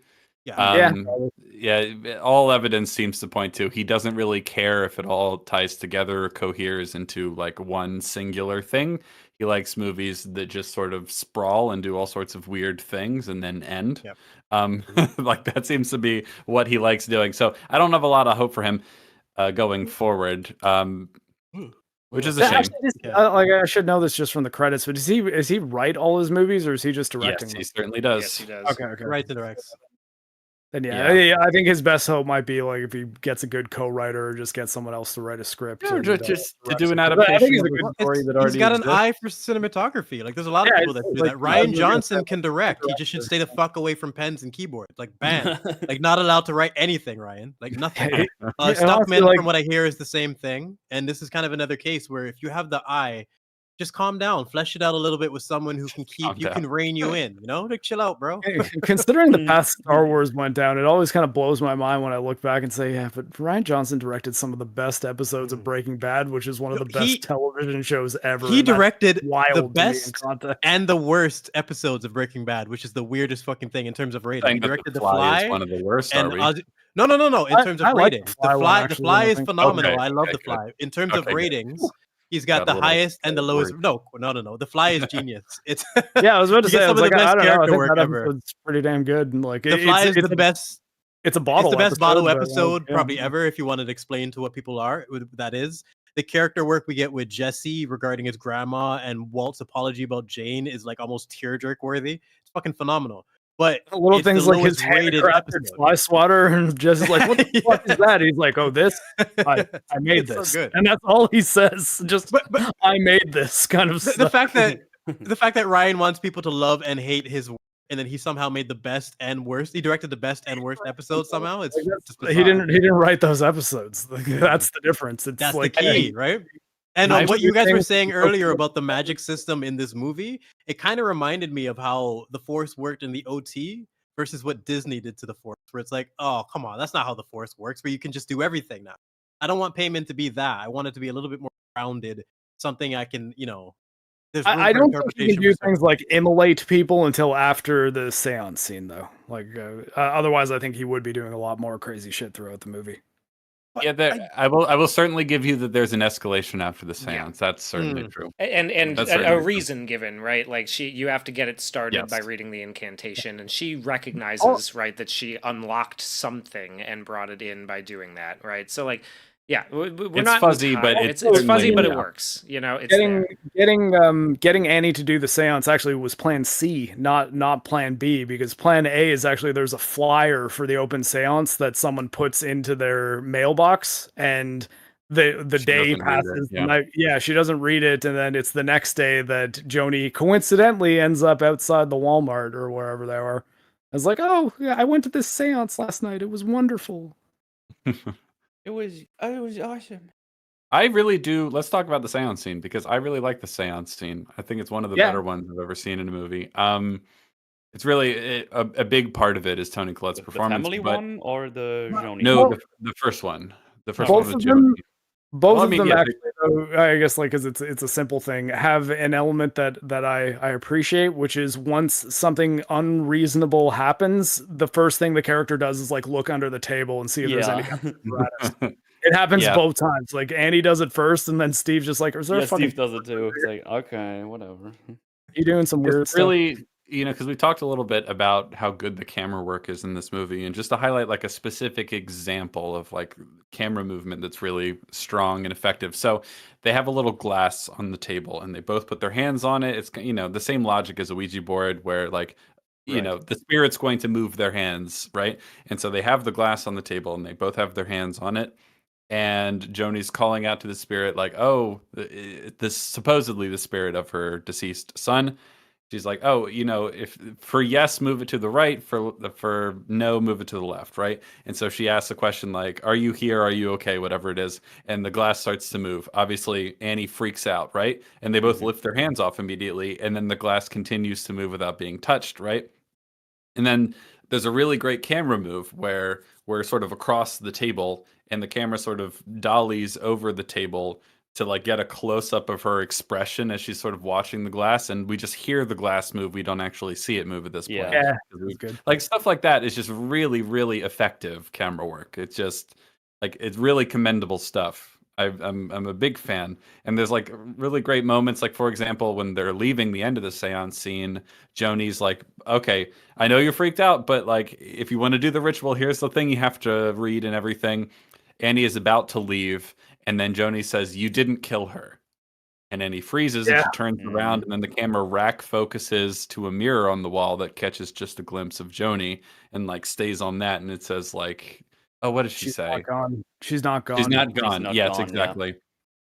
That's another really great camera move, because then instead of having to get a reverse shot of Joni, we can just stay on that one shot, and it's creepier when she's in the reflection, kind of small like that. It's there's a lot of really great stuff in here. Aesthetically, I think the movie is quite strong. Oh yes. There's also without being distracting either. Like even the opening shot of reversing into the dollhouse. There's just so many little things that they do. That's so cool, man. I love that shot. Yeah, it's so awesome. Really good. It's seamless. It looks incredible. And so for anyone listening who has not seen the movie, Annie is an artist, you could say. She makes little dioramas, right? And she makes little dollhouse dioramas of moments in her life. Often they tend to be rather, emotionally charged, even tragic moments in her life. This is her little way of coping and dealing with it. And there's something really interesting thematically there, and that like, she kind of feels like she's a doll in the house being manipulated by other people, right? There's a lack of agency. Like I'm just a doll inside of someone else's diorama. There's a lot you could read into that. But she has these little dioramas of different rooms, right? And so the movie starts looking out. The very first shot of the movie, we're looking out of a window, and we see the treehouse that will become important at the very, very end. And the camera pulls back, and the camera movements, the panning and everything that happens in this movie are like so unbelievably slow in a really effective way to me. They just glacial pace to kind of build tension and atmosphere, right? The saxophones wailing and making all sorts of weird, avant-garde noises, and the camera's panning around the room. We see all these little dioramas, and then we see one with like a wall open, right? And we slowly push in until we see that it's a bedroom, and there's like a little figure sleeping in the bed, and then that's Peter, and Steve walks into the room, and there's no seams on it at all. It looks incredible. It looks so it's like fantastic. It looks fantastic. So the opening scene of the movie is like we zoom into a dollhouse, and then it's almost like the whole movie's in a dollhouse. You know what I mean? It's a really cool opening device and opening image. It really sets the tone, the atmosphere, and gives like a unique spin. Like you'll never see that in another horror movie. You know what I mean? It's really inventive and unique. Yeah, it looks really good. Even technically, like when we get like to, I guess not the freeze frame, like when we're zoomed in fully, and The then transition. the trend. Well, the thing is, it's not really a transition. I think what they did, if you look closely while they zoom in, you see some what's the word I'm looking for? Some visual things Discrepancy? I think that's what I was looking for. On the bed where you can see, okay, that's like put in there via a green screen. So I think it's still just the dollhouse, but they just put that in the middle of it because there's things still in front of the people that walk in there. Like whatever they did, they nailed it. Yeah, exactly. Because I was, for some reason, I was focusing on the baseball net on the right. I was like, okay, I'm waiting for it to like do like some kind of transition so it looks more real, I guess. But that doesn't happen. It just stays the same. So they just have the bed with Peter and then Steve coming in. That's just put in there, but in a way that they're still in the middle of things. Like there's a chair and a little stool or something in front of it and stuff. So yeah, Well, it's amazing comparing very well done. Amazing comparing the details in the opening scene compared to the end scene. Like the opening, like we said, incredible shot, amazing subtext to summarize pretty much the entire film, the whole story you're about to see. And then we get to the end scene where it's just like average shot, really clunky exposition. It's just like, where did all the quality and the heart go? It's just, I don't know. This movie starts at like a 10 out of 10. The final scene is pretty, like, especially comparatively, right, is pretty clearly a like rushed sort of edition, I think, because you have to imagine there were enough people confused after the first test screening that people were like, hey, can you just like throw something together really quick that'll explain, at least the basics of what happened here. So like they get the ADR thing on it. Overall, yeah, the ending's technical prowess drops the ball comparatively, I would say. And I don't know if there's like a really great way, like a good spot where you can see where it might have originally cut. That might be a little bit different. But like out of curiosity, Hugh, what would you point to in terms of the ending and suffering in terms of a quality drop technically?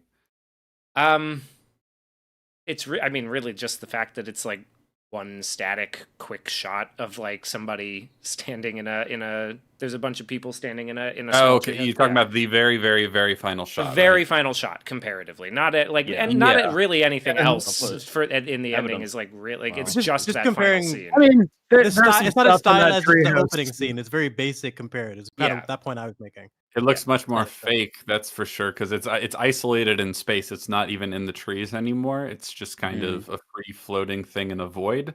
Oh, okay. Sorry, we're talking about that shot. I just got back from the washroom. I think it looks okay. It's a very strange. It almost looks like a nativity scene. I thought that like, and then I mean the line too where they say we reject the Trinity. Like I almost think that it was trying to be like a inversion of the like Christmas nativity scene with like Jesus in the manger and there's a lot of I think you could easily point to like perversions of Christian imagery in this movie throughout. I think what I'm curious about is like why the choice was made to have it be this weird free floating thing in a void instead of zooming out in the trees or something. Yeah. I can never tell every time I watch that scene. Does this look really good or really bad? The floating part. Like I'm always like, I'm not sure. I'm not sure how I feel about it every time. It looks fake, which wouldn't necessarily be a bad thing because it's not trying to look real, but it's just it does stand out a little bit to me. I don't know if I like it. There's definitely a note of here's an artsy fartsy shot we can end the movie with. Right. I think I would like it better if it was just the dark woods instead of just complete black. Or like with like those dogwood trees that we see throughout the movie or whatever those are. Something I don't know. Yeah, and compared to a lot of the technical execution that's going on throughout the rest of it, right? Like that's just it drops the ball. That was my point. point. There's a lot of really great editing and a lot of really great cinematography at work throughout pretty much the entire thing. It's just the ending. Yeah. The ending is a little Very clunky. basic. When the ending scene starts, you can see her hover in the corner. And I was like, oh, I always like that when they don't like point to it immediately. You can just see it, and then like I don't know, like 5 seconds later, she just kind of goes like over the screen to Reg. Was like, I did not like that shot. I like the subtlety. Like, what was that? Why'd you do that? I'm like, I'm not noticing that this time. Like, and if she goes so slow too, I'm like, oh no, she's like floating. You just like leave swimming her floating through the air. Yeah. Someone lingering in the background of a shot is one of the most effective things you can do in horror. Just having someone even do the thing where you don't. They had her scurry across the green screen and just paste it around. You can only hear her drop down. You hear like her hitting the floor, and it's like, oh, that's nice. And then they show that. I was like, what? No, you ruined it. Yeah, they should have done that. Now it's funny. Yeah, that's why I'm saying on this rewatch that whole scene was the least effective it's ever been. Because I'm like wondering, okay, he hurt his nose, he's a little drugged up, but he's walking through his house like he doesn't live there. He should be like, Mom, Dad, like immediately going to the check spots. Instead, we get the slow walk of him creeping through his house like it's a haunted house or something. Well, Tony who's lingering, and what were they gonna do if he just slept all day? Was she gonna hover above his bed for hours just waiting to spook him? Like it's just fucking weird, man. Probably. Yeah, I mean, and look, and if you like that, you can get 3.5 hours of it, and Bo is afraid. So. Also, I don't think it was a great choice of that one bald guy completely naked standing in their house smiling at him. I was like, yeah, that was another one that I didn't see on my other TV. It just blended into the gray. I was like, oh, okay. Oh man, that guy was there. Must have been fucked. I feel like they shouldn't show themselves at all until the very end, and when he's like actually possessed fully. Yeah, because otherwise, towards the thing. Yeah, I feel like you see them at the funeral, I think. I mean, as naked people. Oh, okay, yeah. All those people do. They show up like at the funeral, and like one of them's waving to Charlie at the beginning of the movie too, like across the street from the school. That's all fine. Yeah, my issue is only really with like at the very, very end, they're just also kind of like that one guy's just in the house, and then they're in the attic. Like, hi, we're also here, by the way. Yeah.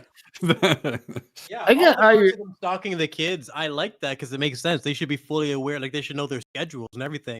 But towards the end, how the fuck are you here and why are you naked? Like, what the hell is going on? I saw an interview that he said that they were originally supposed to be in red robes, and they just eventually decided that them being naked was creepier.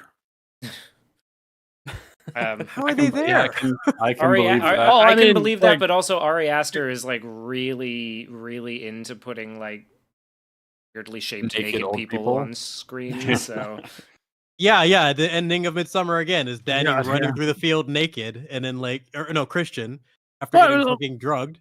It's just Christian banging the redhead while there's just like the most grotesque looking old women standing around him. And I was just like, hey, you guys made such a point about all the Swedish people, the Swedish women being like incredibly attractive, and like this is the group that gets to see the breeding ceremony. What the hell? The whole sex seance scene. So there's another. Like if I were Christian, I'd be like, look, I know I'm on tons of drugs, but this is really throwing me off, man. Like it's. But you can see more naked people in the background after he goes into the attic and closes it up. You see the 3 he gets scared by before he jumps out of the window. You can see them in the background too. Yeah. Just lingering, just being like, hey, we're here, by the way. Cocks we're out. Part of also incredibly fake-looking flies from the corpse. Yeah, they don't look great, but it's dark. CG flies. It's fine. Yeah. The thing is, when you rewatch it, I'll just go through it. It's like, oh, that looks like weird black dots going in weird directions. There's a get a real corpse to get flies. Yeah, he's not great at reacting as if there is a bunch of flies eating a corpse in his attic. You know, like Toni Collette does a pretty good job. He kind of seems to forget that that's part of the scene. I think his reactions are stronger early on as well. Yeah, especially after the accident. I don't know. That's the highlight of his performance for me. Yeah. The scene of Peter? him breaking down in the car was just really like. That's what I mean. Just, Yeah, him not looking back as well, just driving home and just going straight to the bedroom. Yeah, but being on a green light and being anything. so broken that you can't even fucking hit the gas, like that is just so. The fact that they had the awareness to show that the light was green, and he's still so stuck in this moment that he can't even move, like that, and the scene of him having the quiet moment with Charlie looking through her drawings, because everyone handled it like he basically had to deal with his daughter's death while maintaining his wife's like sanity, like she was losing her mind. He didn't even really get to deal with. Sorry, we're talking about Steve. Sorry, I thought we were talking about Peter. No, Steve. Yeah, we are talking. We were talking about Peter. But that's all right. Yeah, I thought we were talking about Peter's reaction after the accident, where he just goes to bed and then like it doesn't even look like he goes to sleep. He just kind of lies down in bed, and it cuts to the next morning. He's still awake in bed. Yeah. Here's his mom just being like, "Okay, I'm gonna go to the store." And then you just hear like a blood-curdling scream, and you're just like, "Motherfucker, you didn't wake your parents up and tell them about this? Yeah. You let your mom just find the corpse? Holy fuck!" The take that they went with too, like there's a lot of screens where you get the silence and then you get the big high-pitched scream. The horror in her voice, like the bass they got out of her. I don't know. And I like that they cut the scenes of her crying and you can see her energy just being waned. By the time she's at the funeral, she's got like no fluid left to even cry. Like it's just pain. Well, I mean, they almost kind of cut her screaming as the coffin's being lowered in as if it's almost the same scream as the one you're hearing from outside. Like it's almost like a jump cut, where it's like you're hearing the scream and then it kind of overlaps with the scream that she's doing that sounds kind of similar at the funeral.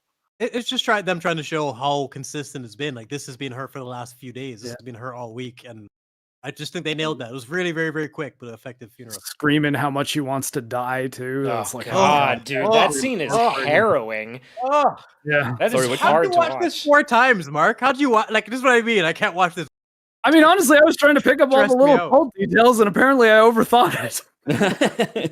Metal, we're talking about the scene immediately after she finds out that Charlie is dead, where she's like on the floor of her bedroom. Oh, it was still there. Okay, I thought we moved on to another scene. Yeah, no. I got you. Yeah, I mean, I guess like the drama stuff, while I think that is actually the stronger part of the movie, I think all of that is like pretty effective just on a first viewing. Like I didn't really need to go over any of that to feel the weight of it. It was mostly the cult puzzle details. He was asking why you want to subject yourself to that over and over again. I mean, like, I don't know, I can watch movies. Like it's I know, but it's particularly harrowing is what he was getting at. Another thing about this movie that I really appreciate, and it's why I cannot believe that Ari Aster has not worked with him since, is the score. I think the score in this movie is incredible. It's by a man named Colin Stetson, who plays the saxophone and a bunch of other woodwind instruments, and he's really good at making saxophones sound evil.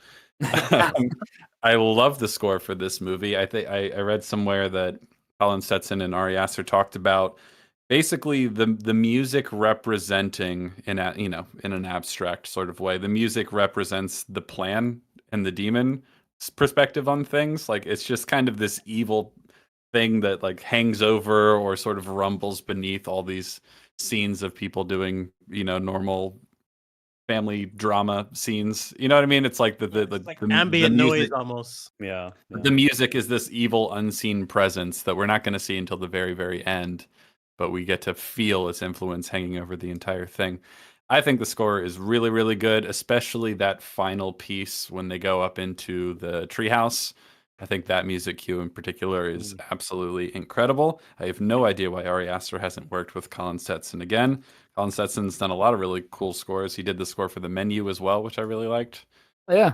There's a lot of choices in this movie where we're wondering, Ari, what happened? From the writing to the soundtrack, like you pointed out, because I think it's great too. It's super subtle. It's never distracting, and it just makes every scene flow. That, with the cinematography at the beginning, got me sucked back in right off the bat. I mean, I almost think that like if you said, "Hey, what instrument is used in Hereditary primarily?" I don't even know that I necessarily would have immediately thought saxophone. It just all kind of sounds like otherworldly. Right, but it doesn't sound like playing a playing a game for hours, but you can't even really describe the menu music because it's just so blended into like, it should be so subtle, right?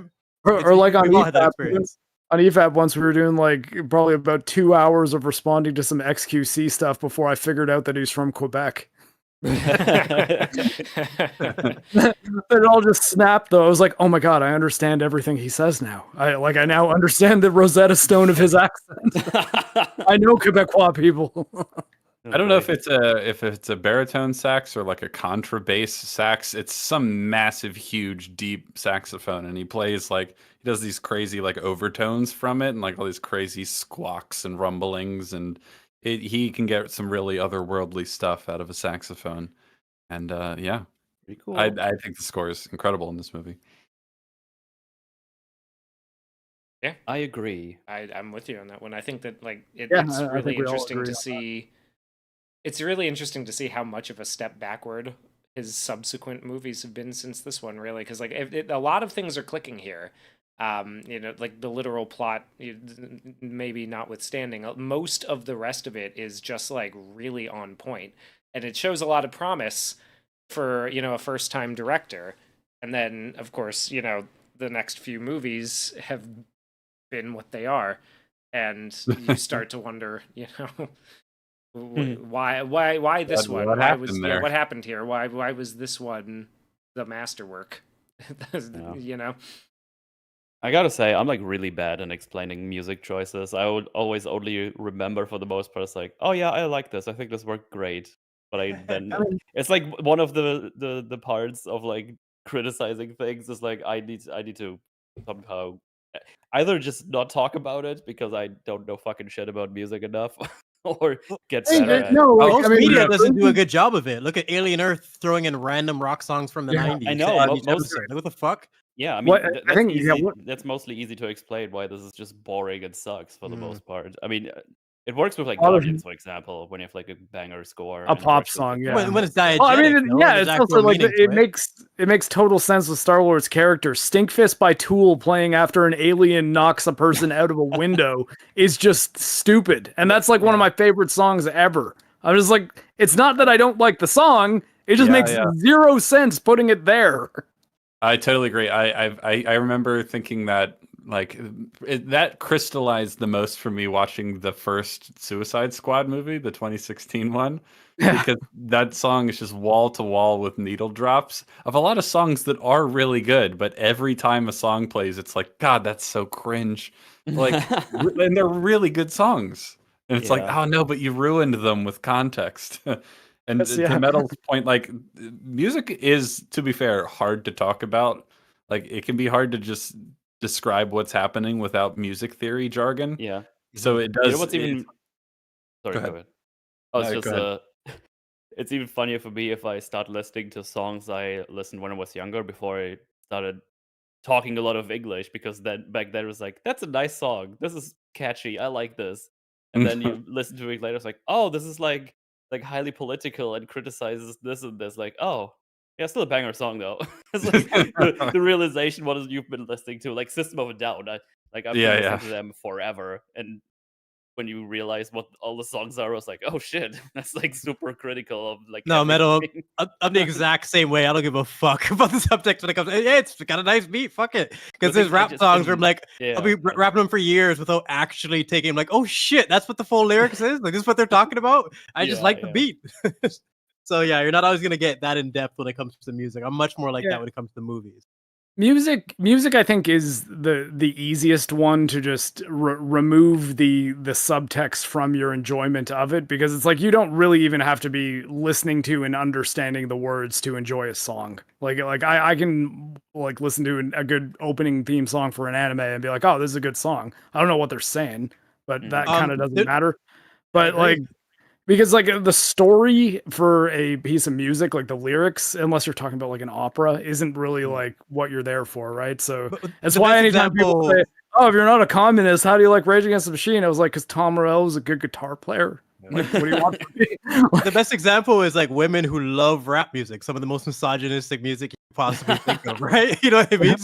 Where the lyrics is literally just fucking degrading them completely, but they like the beat, so no one's listening. Yeah. So yeah. Yeah, although I guess Metal, to your point of like you don't really notice music. Music is one of those things in a movie context that it's almost like you may not have noticed it, but your brain did, and that's like totally fine. Where it's like, yeah, I mean, it's that meme, right? Where like if a moment in a movie has like a lot of emotional resonance, you may not even track how much the score is factoring into what made you feel the way you did. But I mean, just being able to say, yeah, like I thought the music was good, I think is ultimately enough. Because I mean, similarly carries themes sometimes. Yeah, but then even but then when when soundtrack is like really fucking good, I can still tell. Like even though if I don't have the words to explain, like the God of War soundtracks, like especially the 2018 and Ragnarok ones, those are just absolutely fucking fantastic. Or like in a different way, Astrobot soundtrack is fucking banging, dude. That shit rocks. And then you have like they have a combination of the God of War one and Astrobot, because they have a God of War level in there, and they have a remixed version of the main theme, I think it was, and they made it work in this wacky Astrobot game. There's like, oh shit, this is awesome. This rules. This fits perfectly. Yeah, so they have a good soundtrack. It's good stuff. If I were going to be extremely nitpicky about the use of music in Hereditary, I think they probably use a little too much for my liking. Okay, so like the score and the music is really good, but especially in the first act of the movie, before anything too spooky has even happened yet, there are a lot of scenes that just have kind of like low rumbling music like the whole time, which can be something of a pet peeve of mine. I think that the worst example in recent years was Oppenheimer. Like Oppenheimer doesn't have a full scene that plays without music, like at all, really. There's so much music throughout the entire movie, just wall-to-wall music, and that can get a little exhausting sometimes. Though I will say, Hereditary often employs this sort of like low rumbling, kind of gurgling bass arpeggio thing, like the just kind of rumbling underneath things that you can kind of tune out at a certain point. I appreciate that after I said I'm retarded with music, you actually made the sound. I appreciate that. It kind of rumbles underneath everything, and like overall just has this uneasy, like lack of stability sort of feeling to it. But it's not super melodic. There's not a lot of melody in this soundtrack, except for the main theme at the end, which, as other people have commented on before, does kind of feel like the triumphant victory of something that shouldn't have won. That's when things kind of fully break out into this big sort of fanfare almost for the demon. I like that part of the score a lot. It's really good. Yeah. Where do you rank this film amongst films where the villain, the demon prevails? Let me think. Maybe we can limit it to horror movies for the sake of keeping it. Let's see, other horror movies that have sort of like a tragic ending or the villain wins. Well, there are a lot of Rosemary's them. Baby. We already talked about that one. Oh yeah, I think Rosemary's Baby is one of my favorite horror movies of all time. So that's got to be up there for me. Love that movie. Saw probably has to count. Yeah, Rosemary's Baby. Ending, yeah. Saw Rosemary's Baby was my mom. She recommended that and Aliens as her favorite movies, and I was just like, "Bitch, you got it down, man." I was so fucking proud of just like she's just her recommendations have aged so well. I watched it at the correct time. I wouldn't have appreciated it in my teens, but I watched it a couple years ago, and I just remember the movie being on my mind for like a week. Just really how effective all the elements were, and like, man, why can't we get movies like that make me want to think about things compared to like The Voyage of the Demeter? I watched that recently, the stupid Dracula movie that came out before Dracula Side Story. Holy fuck! Even as a vampire fan, that was a chore. Like it absolutely hold. Absolutely, I couldn't name a single character, and I watched it like this week. It's so fucking. It's always a good sign. Yeah, but yeah, definitely. It sticks with you when this premise is nailed, because the good guy doesn't always have to win. Like my headcanon is Endgame can kick rocks and Thanos won. Infinity War is the way to do it. That's the end of the MCU. Yeah, the end of Infinity War is pretty great if you pretend Badass. the ending doesn't happen. That's Yeah. when It really ends, is. yeah. He farmed. He lived a happy life. He had his turnips. He was good. Should have aimed for the head. Yeah. Bam. I guess just to move back to Hereditary, I Mm. I sort of look at this as one of the ones I think has a more effective downer ending, because I think that the resolution of I mean, again, well, like, we may disagree on this, and I'm not looking to dig my heels in again, but of the cult's plan kind of coming into fruition and finding out it wasn't just some random demon possession thing, it was like one of the kings of hell, I thought was pretty neat. And yeah, and I think that the character drama around the story being on the path that it was and being demonstrated the way that it was enough. I don't know. I guess for me to understand that it's like, yeah, these people are kind of fucked. Like, they had so many chances to turn things around and they just sort of refused to. So this is why they're in the situation that they're in. I mean, again, that changes if you want to say the cult had a master plan that's it. They were just the pawns of fate. But at least the times that I've seen this prior to discussing it in depth, I've always found this to be one of the downer ending horror movies that I was like, yeah, well, I still felt like I got something out of that ending, where I was like, oh, okay. So you weren't just being like, oh, it turns out it was mental illness all along. I think that actually would have made this movie worse.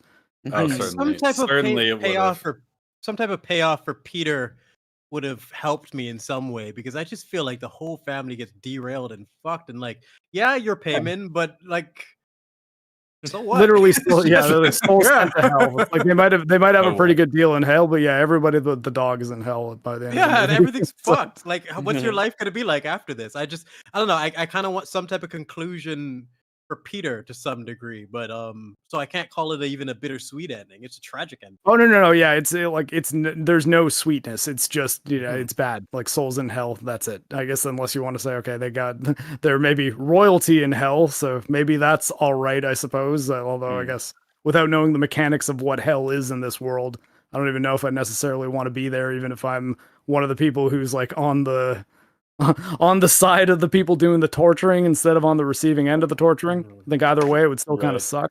It just gets complicated. That's why I referenced my love for vampires. They're inherently grounded.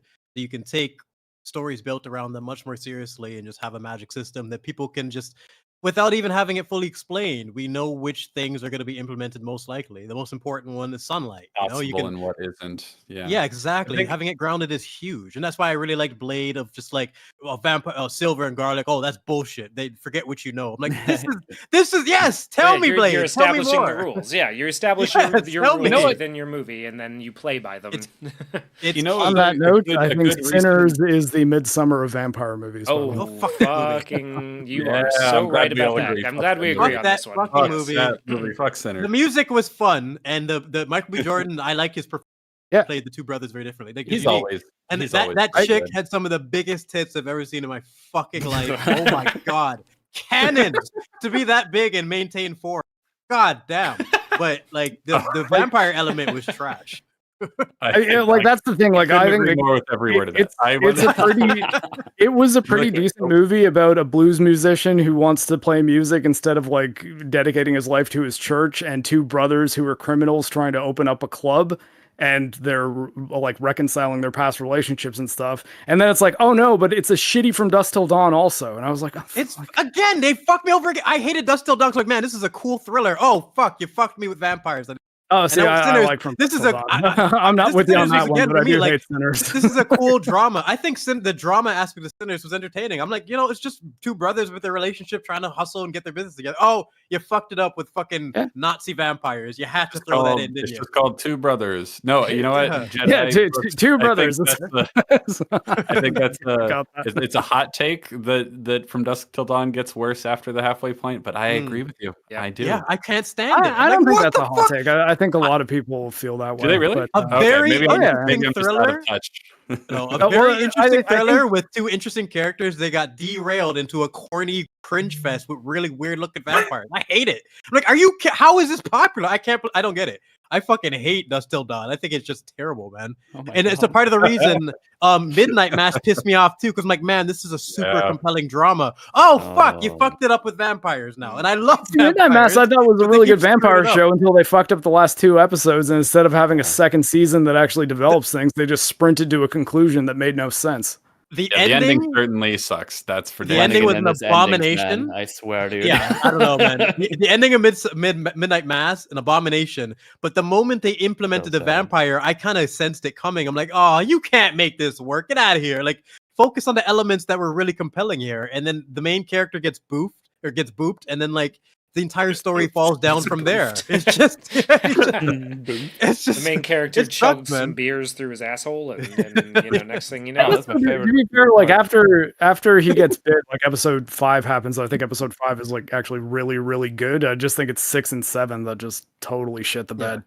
He has an amazing monologue. I was like, okay, this might be going somewhere. And then 7, they're like, oh, and by the way, this whole situation is resolved by the end of this episode. And it's like, I don't know, man. Like, you guys had a pretty complex scenario developed here. Like, why did it have to just end in like a way that's dumb? Like, could you not have like maybe, even the lady abandoning her faith and then like panicking and digging the hole at the end. I thought that was kind of funny, at least. Like, it's so ridiculous, I'm like, but then the Indian cop, like the brown dude there, he was such a good character, and they just made him a fucking moron towards the end. It's like, like, you guys see me doing this, pouring all this gasoline on this church. Oh wow, I didn't notice you there. Man. It's like, what do you mean you're out in the open? Anyway, so this is a tangent that if people haven't seen Midnight Mass, they'll have no idea what we're talking Midnight about. Mass. We should maybe get back on the tracks. Flanagan's Hill House is a flawed ending because he went soft instead of going dark with the original plans he had. That's why I think Bly Manor is his best work. It's good from beginning to end, and the payoff at the end flesh everything together. It's not particularly close, in my opinion. I know how we can circle back. I know how we can circle back. Real quick. People will fight you on that, Cap. I think it's like the best ghost story, like top 3 ever told. But people think it's shit. I don't get it. I think Bly Manor's genius. But go ahead. It's just unlimited time. Want to rewatch all those shows. All right, Bly Manor. We're gonna circle back because we were talking about how Brooks, you were talking about how you prefer villains, especially in horror movies, with a sort of grounded sense of rules, so you understand what they can do, what they can't do, how this works. If there's magic involved, at least there's some consistency to it, so you don't just have to wonder why couldn't you do this at any time, or like what part of this plan was necessary, etc. I think a contemporary movie that does that remarkably well is Weapons. Boom! I brought that up earlier. I brought it up earlier, like the first half an hour. Like, this movie could have used a POV scene, kind of like Weapons, because they make so much effort into fleshing out their rules. Well, by the end, we know what the fuck is going on. I love. Yeah, I think there's a chance that adding a POV character on the evil cult side would ruin a lot of the mystery that makes the middle of the movie so compelling and scary. However, I do think that what Weapons does really, really well is that it has a magic system, but it actually takes great pains to be like, this is the ritual, this is exactly how it works, and then later the kid can use it himself because he's been watching, he's been paying attention, and so like there's a specificity that really helps, and I think some of that's missing from this because you can get the impression by the end of this movie, you're like, okay, obviously I know the seance was important, but like, how important was the book? And like, exactly, why did we put it into Charlie? And was the telephone pole really part of it? Or like, how, like, it raises those kind of questions. It's going for a vagary that can be really compelling to a point. Well, you mentioned the POV scene could have been distracting and to some of the mystery within the middle of the story. My whole argument would be, instead of the exposition dump at the end, replace that whole awkward payment scene with some type of POV that achieves the same thing in terms of giving us the exposition that we need, but in a smoother way where it fleshes everything out together. I think reworking that end scene could have made this one of the all-time great. And that's, I think to do it that way, I see what you're going for and what that could accomplish. I think it would be a little weird to completely jump perspectives just for the last moment. One of the nice things about Weapons is that structurally it does that throughout. Yes. Right. And so like maybe there's a way to retool this to do something similar, but that would involve a lot of. So let's talk about the ending, right? Because I think we all have varying degrees of problems with that final exposition thing. In terms of, and so the question ultimately becomes for me, like, okay, you change nothing else about the first 2/3, no, that's like 3/4 of the movie. You change absolutely nothing else, not even the getting rid of the symbol from the telephone pole. You leave everything else as is. how do you end this movie? Like, where do you end it? Do you just cut the narration? Do you end it? I think Hugh mentioned. Go ahead. Why don't Hugh tell me your. Oh, I mean, theory. I figured like basically that I could turn it off as soon as he clucks at the end when he stands back up, and it would be a little bit more effective for me than going through the whole scene, because I feel like the movie does lay enough of the breadcrumbs down for you to be able to figure out what has happened in like the broad strokes of it. Like, Pyman is there, and you know that they've conducted a ritual to put him into a body that he wants, right? Like it's right there. You can pick up on that pretty quickly, and you know, if you pay enough attention, you understand that Pyman is within Charlie's body. Pyman's doing the clucking, so he clucks when he stands up, and you're good. I don't really feel like I need the nativity scene. I definitely don't feel like I need the ADR exposition dump. Nope. I don't think that's the most effective way to do it, but I don't have a great answer for like how I would rewrite the ending of this movie to end it stronger than we get, you know?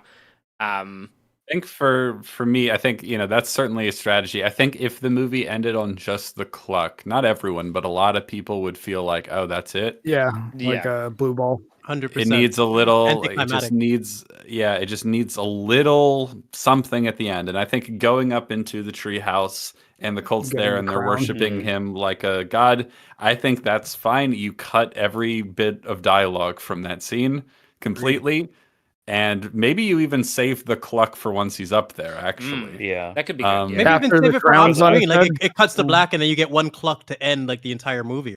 Because then you might think it's like, it's just like I like Charlie found that they're non-diegetically ending the movie on. But I think put the crown on his head, have him cluck, and then cut. You're good. Especially because that also brings him up into the treehouse, which loops back around to Charlie kind of being compelled to want to spend all her time in the treehouse. Yeah. Like the exposition dump, like you said, Hugh, it's definitely an insecurity thing. Like it's a studio note, and it just comes off awkward. I'd rather a mystery that you have to discuss with your friends for 20 minutes after the movie than having an awkward scene that just like, oh, that okay, all right, let's leave. You know what I mean? Because I feel like so many people had that reaction because of that. Well, like, I was watching it today. I was like, oh, as soon as the crown was on his head, I was like, okay, cool. And it's like, why is it still going? And then they stop talking. It's like, oh no, what are you doing? Why'd you do that? I'll say that. This would have been pretty satisfying. And I agree. I think the clucking there, like put the crown on, do the cluck. It's like, ooh, that's nice. Show don't tell. Yeah. But also before that, get rid of all the corny, weird, fucking floating around shit in the house. Have her just in the background and look creepy. Because I like the initial shot when she's just up there watching. I was like, oh, that's kind of nice. But then having her like kind of going like in the background is like, okay, that's just funny to me. This is really scary. She's running on the walls like the Reaper blade too. Like, can't have Toni Collette doing that. It's just because I was on board. I was so on board, as I said earlier. You hear her drop down. It's like, oh yeah, and then you probably pan back and she's gone. But no, they pan back and then she just does the little floaty. The thing of hell is Zoidberg. Yeah. There's too much room for it to be comedic. They shouldn't have had that shot. Yeah, and I think it was like I guess all they were trying to do was establishing the insane amount of agility that she's gained with like this incarnation of Paimon that she has, like, which then makes things like her all of a sudden being floating in the attic or like smashing her head on the ceiling mounted door to the attic. I think they were just trying to show it's like, hey, like the rules are a little bit different right now. She's not moving around like a normal person. She's clearly gravity doesn't apply. She's being puppeteered right now at that moment, and you can definitely interpret that scene. I just wish that one particular shot they chose something else to portray that idea, because I can see many people snickering at that, because you go from the first shot that's spooky and creepy and reserved. There's no big stinger. And then you cut to that. It's like, oh man, just to clarify, because I've been the defender for most of this. I'm agreeing with you. I'm just saying that I think that's why they did it. I'm not saying that I got you. Oh, it's good that there was silly green screen scurrying. Like, no, I did think that for most of these things. It's just the execution. That's my biggest thing in a lot of the movie. Because again, I like this movie a lot, but I'm more frustrated with it because I see how close it was to being great. and I have to settle for it being good and enjoyable. That's kind of my perspective on it too. You know. Yeah. So I think I'd probably still give it great. I do think it's shy of masterpiece, though. Like I think there's definitely problems. So the final thing is said, as we've mentioned several times, via ADR by Joan, presumably, when she says, like, she calls him Charlie, right? Yeah. And then says, "You're all right now. You are Payman, one of the 8 kings of hell. We have looked to the northwest and called you in. We've corrected your first female body and give you now this healthy male host. We reject the Trinity and pray devoutly to you, great Payman. Give us your knowledge of all secret things. Bring us honor, wealth, and good familiars. Bind all men to our will as we have bound ourselves for now and ever to yours." And then they chant Hail Payman. And I maintain that not a word of that is useful. Wrap it up, you old bag. We got it. Cluck and put the helmet on. The funniest one for me is that we reject the Trinity. It's like, yeah, no shit, you do. Yeah, I mean, obviously, demon. Like, you got that with the 8 kings of hell part. Like, I guess they're not a big fan of Jesus, Mary, and It's Joseph. a whole monologue for people who weren't paying attention to the entire movie. Like, it's just like it's a complete cop out. It's just anyone who was on board with the movie must have been offended by. Are you fucking serious? You're gonna explain the entire film I just watched to me? You know, I mean, that is that was our exact reaction. We were in kind of like a dead theater, and both of us kind of started saying like, "Yeah, we got it. Yeah, no, we were watching. We saw. Yeah, we know what happened. Thank you." And it just because we say that at the end. Now I'm thinking about what they hope to achieve by doing this, and that just This isn't. So you mentioned movies where the villain wins, and we named a couple. I think Rosemary's Baby is one of the more interesting ones, where like imagining what happens after the credits is kind of rewarding in a spooky way. You know, it's just like Seven's another one I'd cite as like. Oh yeah, that was the one I was trying to think the whole time. That's probably better than it would have been if the bad guy lost. The Omen is another one. The box. Oh, the Dark Knight. The Dark Knight. Joker technically wins. At the end of this movie, I go, what do you guys get from this? I don't care. Hail Payman, Cap. That's it. Hail Payman. Good familiars and strong pulls on Genshin Impact. Hail Payman. See, I didn't bring it up, okay? And now you did. Genshin Impact connection? There's like this weird little... Genshin Impact's little floaty guide to your. It's Payman. Yeah, you're right. Payman. No, I did know that, the little fairy. I actually remember. You know what? It's been so long since I played Genshin Impact. I haven't made that connection since. But the first time I watched this, I was like the Genshin Impact fairy. Yeah, see, it's actually funny. I pull up this list to see like movies where the villain wins, and like the first 3 movies: Midsummer, Annihilation, and Hereditary. Yeah, well, I mean, because honestly, most listicles on the internet now remember horror movies from like the last 6 years. Like, pretty much. Like on the EFAP, we pulled up that list where all of the scariest movies of all time have been made from like 2015 to now, according to like Discussing Film or something. It's like that's insane. Like that's nuts that you don't have a single movie made before 2010. Like, it's funny because I think we looked at that study, right, and it's like it's all based on heart rate, so it's like literally the movies that startle people the most. That's the only metric. Yeah, like this one had there was some on there where it's like, I don't know how you get a high heart rate from that one, but sure, you go right ahead. Did you watch it while you were on a treadmill, or? And when it comes to fear, it's like a lot of that is so personal, like just case by case. Like when someone says, "Oh, what's the scariest horror movie?" I'm like, I have to. Like, what scares you? And then this might actually be something that's going to be a little bit more effective to you. Like, for example, I remember The Descent being like one of the scariest movies I'd ever seen on first watch because of I hate getting lost. I hate claustrophobia. I hate like all those elements were super effective on me. Where someone who's way more comfortable with those things, it might not affect them whatsoever. So it's so hard to determine what is scary.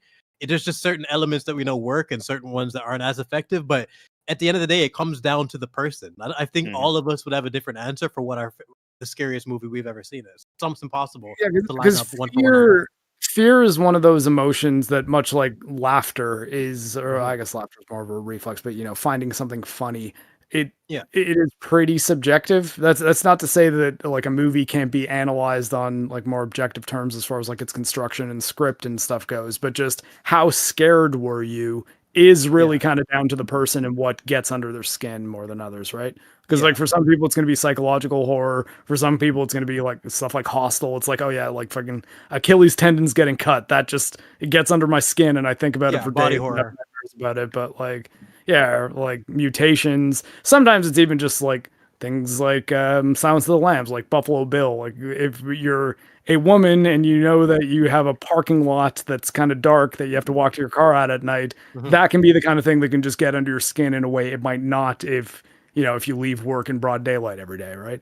Or it's just the concepts. Like, again, for all the people who shit on Blind Manor, the concept of being tucked away in a dream, trapped in this horrible memory for all eternity that you basically need to relive over and over again, attain some form of consciousness, that is fucking horrifying beyond belief. Fuck any jump scare. That's an effective premise that will just, like, I will do anything to get out of that. So the ghost motivation makes so much more sense to me, and you can have an understanding for that. I just wish more media, especially with ghosts and demons, would flesh out all those rules to the point where I don't have to roll my eyes at most of them, Like a good recommendation for anyone, Flanagan work. Has anyone seen Oculus, the ghost movie? No. Yeah, I have actually. Oh, boom. Okay, that's a really fun movie from Flanagan that's in line with his other work. Some of his Nebula work. Guardians is the star of it. Oculus. Yeah. Karen, what's her name? Oculus Rift? No, Oculus. No, it's just called Oculus. Yeah, it's Flanagan's first kind of like big movie. Yeah, it's a high VR recommendation film. if you're a Flanagan fan. Definitely a must watch. It's like as soon as the story gets on board and you understand what they're going for, you're like, oh shit, okay, I'm all in on this. It's super fun. But because he has respect for I was kidding about it being a VR film. That was an Oculus Rift joke. Yeah. But yeah, like I guess like what track were we on there? I think we went on a few different tangents. Just are we still on dark endings for horror movies? Well, we were talking about the ending, and so I think we sort of basically said what we had to say about that final monologue. Yeah, I mean, I think that like if the studio note was given and they're like, hey, you got to throw a line in here that makes what happened a bit more clear to the audience because everyone's confused and pissed off. I think you either could have just ended that on one of the 8 Kings of Hell and then stop, or just have him come up there and say, Hail Payman, and that, like, crown on him, he clucks, Hail Payman. That's it. Yeah, I'd rather subtle than super awkwardly explicit. So I'm kind of, that's where I'm at with it. I agree. And I think part of the problem, part of what makes it feel contrived is that I don't really feel like he wouldn't know. Based on what we've seen, like I could believe in another movie that the demon comes into this form that they brought it into, and it's confused and disoriented at first, and they have to remind it what it is and why they brought it here, and we're on your team, yada yada. But if I don't know, it doesn't feel right to me that Payman would be like, who am I? What am I doing here? Please. And it doesn't line up with the theory that he was in control of Charlie the time. He wouldn't be this oblivious to this transfer. Well, I think the better Charlie was really, really young, presumably, when that happened. So it's hard to know whether he was disoriented at first, except for the fact that he was in a retarded body. But I think the more salient point is when it possesses Annie, because presumably that's what it did. Annie didn't seem to be confused about being Payman now. Yeah, that's a problem. It is definitely much more locked in when it's in Annie and not doing this is the incarnated half of Payman's soul that is still trying to figure out how to be in a human body. Like when Payman hopped into Annie, he knows exactly what's up. Like a very clearly he was able to do parkour like 2 seconds later. He had full control over Annie, like walking on the wall. Where Peter needs a whole explanation. I just realized that like there's a real missed opportunity for the actor playing Peter to act as a demon now. He doesn't even get to do that. Yeah, no, he doesn't. Like, I mean, if we're going to have some sort of dialogue once he comes up there and meets his flock and all that sort of stuff, that establishes what happened more concretely, as if that was necessary. It wasn't, but let's just assume it was for test audiences because they're stupid. I feel like Payman could actually address his cult members. Yep, Payman should have gave the speech. Yeah, just like speech, the end of the witch. speech, It's way more like the witch ending with Black Phillip whispering in the girl's ear makes it so much more effective. This scene would have been that's another great example of horror movie where the villain wins. Yeah. Yes. Black Phillip is one of my favorite horror villains just because of how subtle he is. I love that the kids are like Black Phillip, like they're preaching his name throughout the whole movie, but you can never guess it because they're shut up, kids, you little annoying fuckers. Like you're not even thinking about them, but they're setting it up the entire time. Hey, what'd you say? Sorry? Black Phillip saith you are wicked. Fucking, he's so good. That little speech that Black Phillip gives, that little dialogue he has with what's her name? The girl with the buggy eyes. Tomlinson. Anya Taylor-Joy. Yeah, that's the one. That is a better conclusion, I think, where the evil presence kind of lurking in the shadows and kind of creeping closer finally gets there, gives a little speech interaction, right? I feel like it would have been great and just fun to see this actor be the demon now. Yeah, you're right. You know, like it can be short and sweet in terms of what he says, but you see the change happen. I don't know. That's just you know what? You're right. You know, in addition to it being a missed opportunity, it really contrast.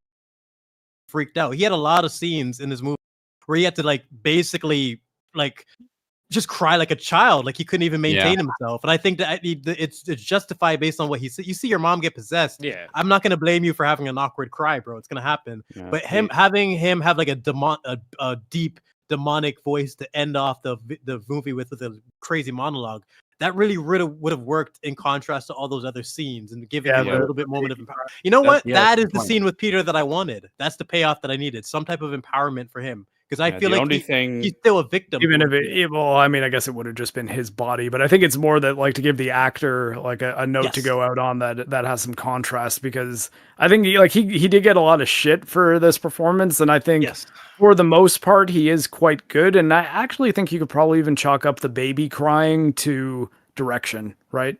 Like, because it sounds like he's very specifically trying to sound like a scared child crying, as opposed to like the way he might actually cry in real life. And I feel like that's a deep-rooted pain. They're I don't really know manifest. Yeah. No, I agree with you, Mark. Completely. I feel like they were.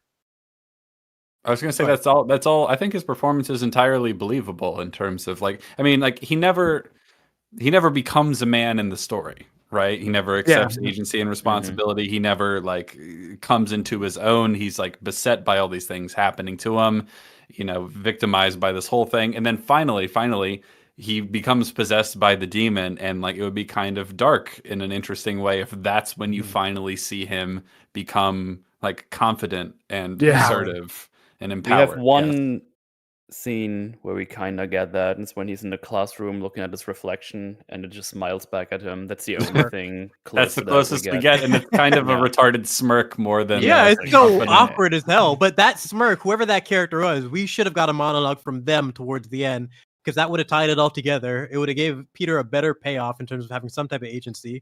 It would have replaced the awkward exposition for Joan, and it just would have been a smoother way to tie everything together and explain it for the people who are confused. So yeah, I'm down with that version. I think that could have. There's definitely possibility there.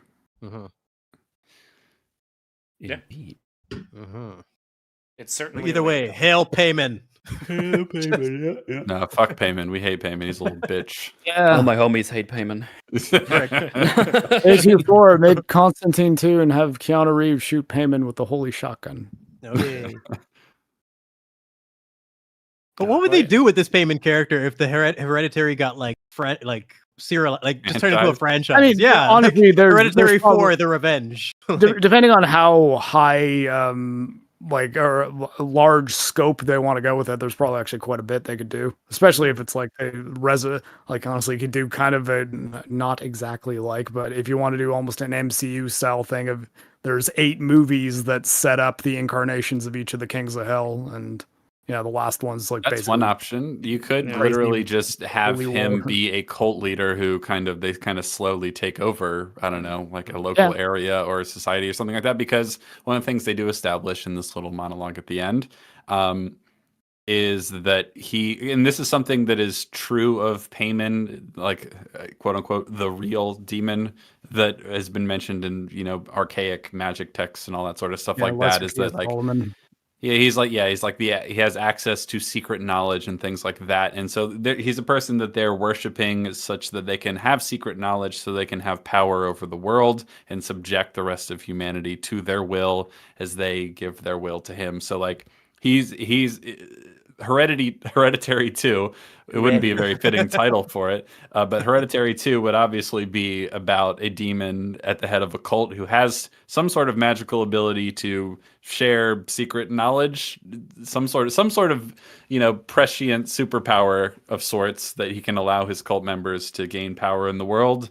And like Constantine's got to shoot him with a shotgun. Yeah, there you go. Yeah. Well, maybe. I remember coming out of Weapons thinking like the very first thing I thought at the end was like, damn, I kind of, this is a rare situation where I watch a movie and the first thing, instead of wanting a sequel, I kind of want a prequel. Like, give me apparently Gladys that is backstory. That is happening. That apparently they're is doing that. Yeah. Really? Honestly, hope they don't. Yeah. You could take it in an Omen 3 type direction where. That's exactly what I was going to bring up. I would rather see more Gladys than like more Payman, to be honest, because maybe it's the actress for Gladys. Well, that's fair. Compelling. That's definitely fair. Yeah. I think there's Not actually that I very think it's little gonna be to good. Payman. We don't really know anything about the fucker. Yeah. I mean, the Omen movies, like, I guess the Heyman one, because I suppose he's already like a older teenager in this, it would probably be like jumping to where Damien is at the end of the Omen 2. But like the third Omen movie, it's Sam Neill playing Damien as an adult who's effectively like influencing world politics and still doing Omen accidental death shit at the same time. That's actually something I was going to ask, Mark. Hold on, really quick. Someone in our chat said Hereditary 2. This time it's familial. Yeah. I like that. Familial is just the title of the next one. Yeah, Hereditary. Third one's genetic. I was going to ask if there's any other recommendations, because we touched on obviously Hereditary and we discussed The Exorcist a little bit, but any other possession movies that you think deserve being mentioned? Because I personally haven't seen The Omen. There's a few ones. Well, it's not really possession exactly. It's more like demon possession, whatever. Yeah. The Omen's good. I like the original 70s The Omen. It's quite good. It's got a really, it's not the best of like the 70s horror movies, which are some of my favorite of all time, but like it's pretty solid. Other possession movies. Let me just remind myself. Because they're hard to lock down. I mean, like there's the first Conjuring. I don't to some like degree. The first Conjuring. There's some. Sorry, are we talking about overall like ones that are incredible that we'd recommend, or are we just like mentioning other ones? Yeah, like top tier, top tier. Because people like we talk about Exorcist and Hereditary; those are pretty top tier possession movies in terms of exploring the concept. But what other ones do you think? Oh shit! What's the fountain? Last Exorcism.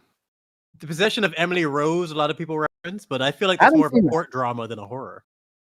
The Last Exorcism, I liked the kind of found footagey one about the like con man style exorcist who finds himself in a pretty not con situation, I guess. But no idea. No, I just bring it up because I think it's a fascinating concept that isn't done in an original manner. That was my first point about Hereditary. It was like, okay, sorry, I have an answer now. And it's my favorite movie of all time. I think The Shining is a really good possession movie. Yeah. Oh, I keep forgetting that as one. Yeah, that's true, actually. Fuck, we're looking at his face right now. How am I going to... Yeah, that's... You know what's funny?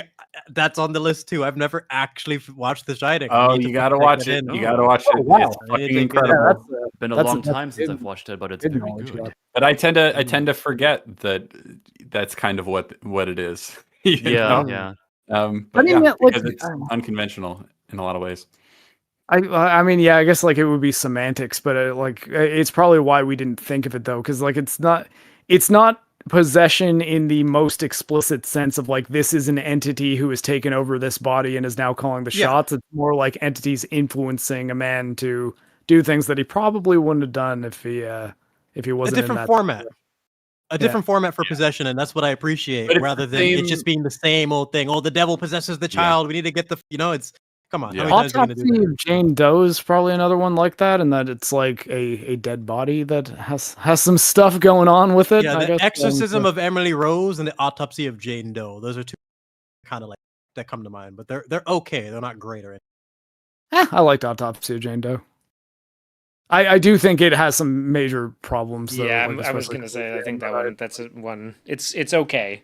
Yeah, it's. I enjoyed it. I don't think it's a masterpiece. I would hesitate. I liked it up until his girlfriend shows up towards the end, because I think that part is like just breaks every rule that they had set up, and then and the very end of the movie I think is kind of dumb too. But yeah, everything up until that though I thought was quite effective. Brian Grazer is also great. And what happened to Emil Hirsch? Underutilized concept, man, for sure. Anyways, yeah, but I don't know. I can't really think of any others that come to mind as like really, really good demon possession movies. But I'm probably the birds. The birds are possessed by demons. Is that what happened in that movie? I think we have to get really, really strange at that point. I mean, like, I guess it's dipping into sequels, but Exorcist 3 is quite good.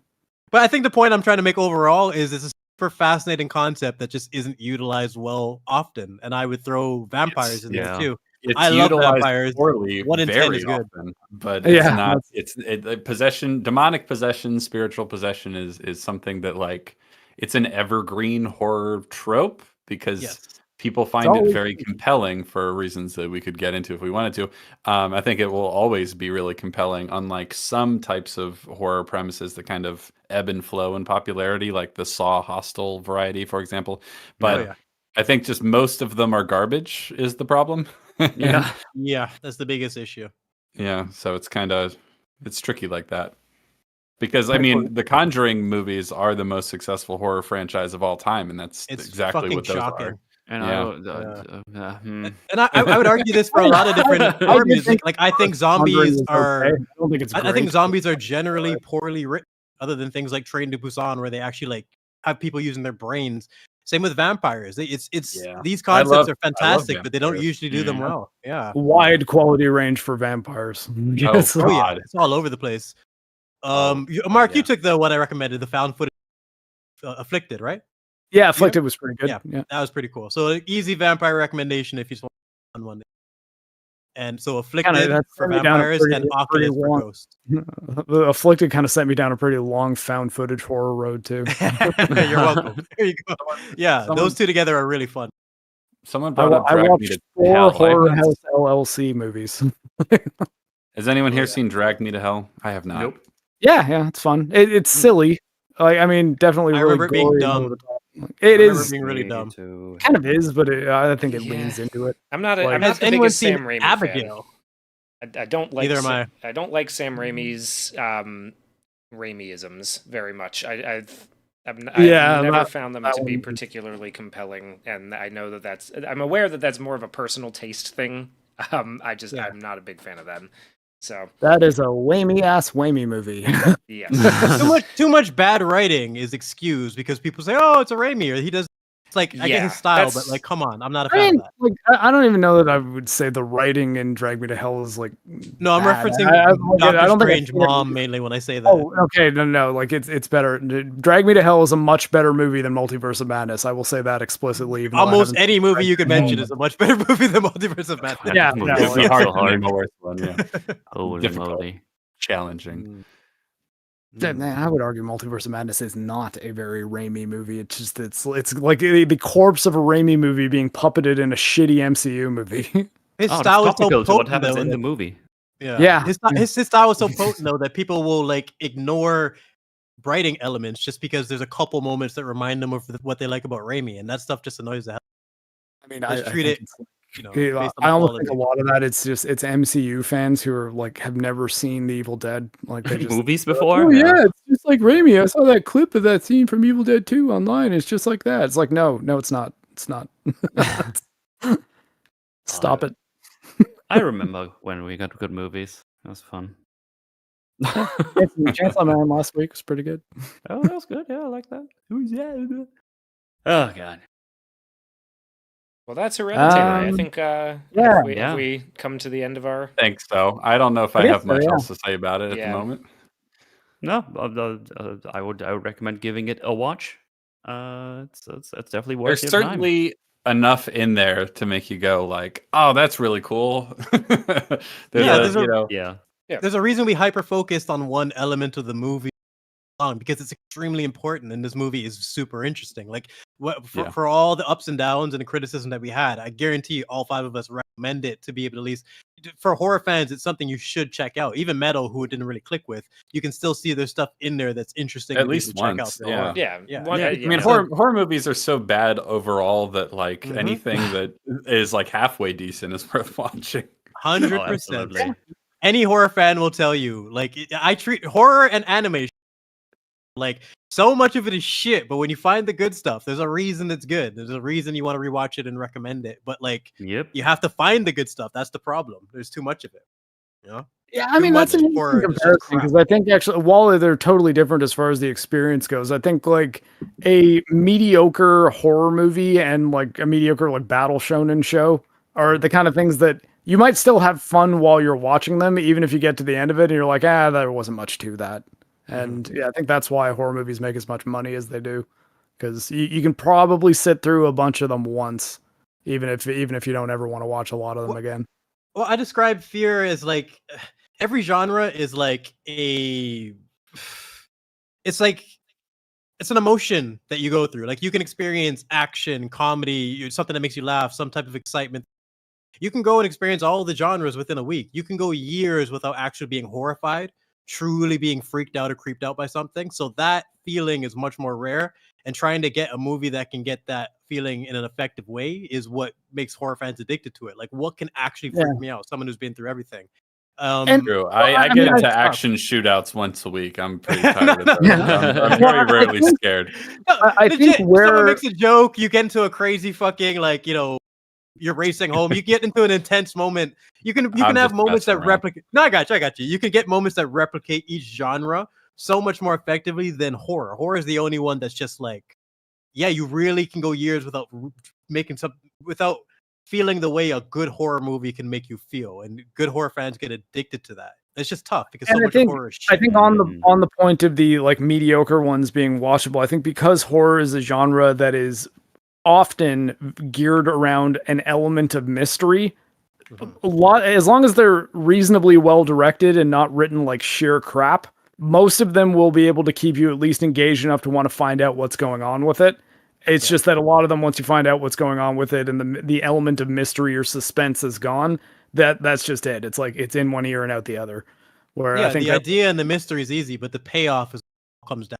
Like you really have to have whereas like I don't know, like a romantic comedy, I don't like if I'm watching a bad one that isn't very funny, the characters aren't very compelling, I don't really get that invested in the mystery of whether or not these two are going to end up together, like it's just like they're probably gonna, so I kind of don't care. Whereas a horror movie where it's like there's a mysterious killer or ghost or demon or something, even if I'm not really that invested in the characters or the movie, sometimes like I can still find myself entertained enough to be like, I kind of want to see what's up with this though. Like, where's it going? You're completely right. You either need good characters, you'll sit through a shitty plot because you care about the characters, or a mystery or some type of sci-fi premise, something that's very intriguing. So you're going to sit through all of this just to get to that conclusion, even if you're not that on board with the character. The plot ends up being shit. It's like if the mystery is constructed at least reasonably well, you might find yourself sitting through the entire shitty plot in order to learn that it is shitty. Yeah, that's the problem. But it's. I'll get an example. Would be the basement in Attack on. I thought was like, okay, that I really want to know what the fuck is in that basement, even if I'm confused on some other elements. So it'll make you lock in to certain things that you normally wouldn't have, because you want to pay off for the mystery. So yeah, mystery is one of the best elements you can add to your story. But again, like we said, you gotta fucking have it well structured. You can't just slap it in. Yes. And I think that's why we had such a beef with the logistics in this movie, because we want to like it. I want this movie to be great, but it's got way too many questions. Like this movie. Yeah. It's true. As frustrated as I am by it, I'm like, man, this is so close to being really good. Man, it wouldn't take a whole lot. Just a slight tweak. Yeah. That's it. Anyway, so that's Hereditary. Before we are out of here, I guess. Yeah, we got one as well. Let me just, we only got the one, so let's read it now. Thank you very much. Name that's a bunch of numbers. They loved the Mummy and Van Helsing stream last week, but you guys got to watch Deep Rising to complete your Sommer's arc. I don't know anything about Deep Rising. Never seen it. Heard about it last that week. one. What? It doesn't have good reviews, so that's a good sign. Can someone give me like just 2 words of like what is this movie? Fun. So we talked about the Mummy and Van Helsing last time, and those are both directed and written by the same guy. That same writer-director also did Deep Rising, which is an American action horror film written and directed by Stephen Sommers, with Famke Johnson. Is that how you say your name? Famke Johnson. Famke Johnson. Famke, yeah, that's the one. Funky. Jean Grey. A newly unveiled ocean liner, the Argonautica, sets out for its first cruise, only to encounter dangers both on board and in the ocean depths. Oh no! Whoa. Ooh, spooky.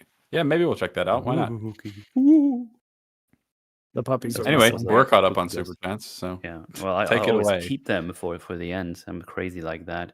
Got 36 You months hoard of them like gold in your cave. Those are my Super Chats, mine! Rewards when we get to the end of the hell stream. 36 months of membership from Dr. Diddler. Thank you very much. Hooray. Says Jelly killed eight people in Perth in November 1976. I don't know what that means. Who Exposed. Charlie. Damn you, Charlie! Oh, Charlie. Oh, okay. Jojo, it's okay. Charlie won't get. I mean, I'm not surprised. Charlie is racist and murderous, so that makes a little sense. I'm not even surprised by that. Then we got over the course of the stream quadruple super chat from Blankface. Thank you very much for all of those. One first one is like in a weird cursive font. Says, "Open wide, kids. I'm gonna grape you in the mouth." No, don't do that. I'm pretty sure that's an Only Place reference, if I'm not mistaken. No, it's the Whitest Kids You Know reference. Oh shit! Yeah, you're right. Yeah. I've seen. Look what she's wearing. It's purple. She's wearing. Oh yeah, fuck. Look what she's wearing. It's purple. No. Oh. Yeah. That's order now and get a free grape whistle. The that probably came up because I talked about that earlier. Yeah. Good stuff. Also, we also got Watch Memoir of a Snail. I think I put that on our list. If not, same message. It's like a sign from God. Memoir of a Snail. I still have. Part of me thinks that's the first time hearing of that, and part of me thinks that this might have been super chatted before. I don't know which one's correct. I have two memories. I just said we just got the same super chat. So. Okay. Yeah. And Blankface has recommended that one before, so. Okay, yeah. So that's probably. If it's not on the list, I need to put it on there because I meant to watch that. I do remember seeing a trailer for that, and I was like, that looks kind of weird. I don't know what that's about. But I was wondering if I was getting it mixed up with Hundreds of Beavers. I was like, it's definitely an animal in a movie, an animal that I didn't expect for a film to be made about. But yes, and then two-parters saying, you and Mark love to cover anime stuff, so I imagine you guys would love to watch Neza 1 and Neza 2. I guess that's how you pronounce it. I'm not sure. I am not aware of what that is, but I can me neither.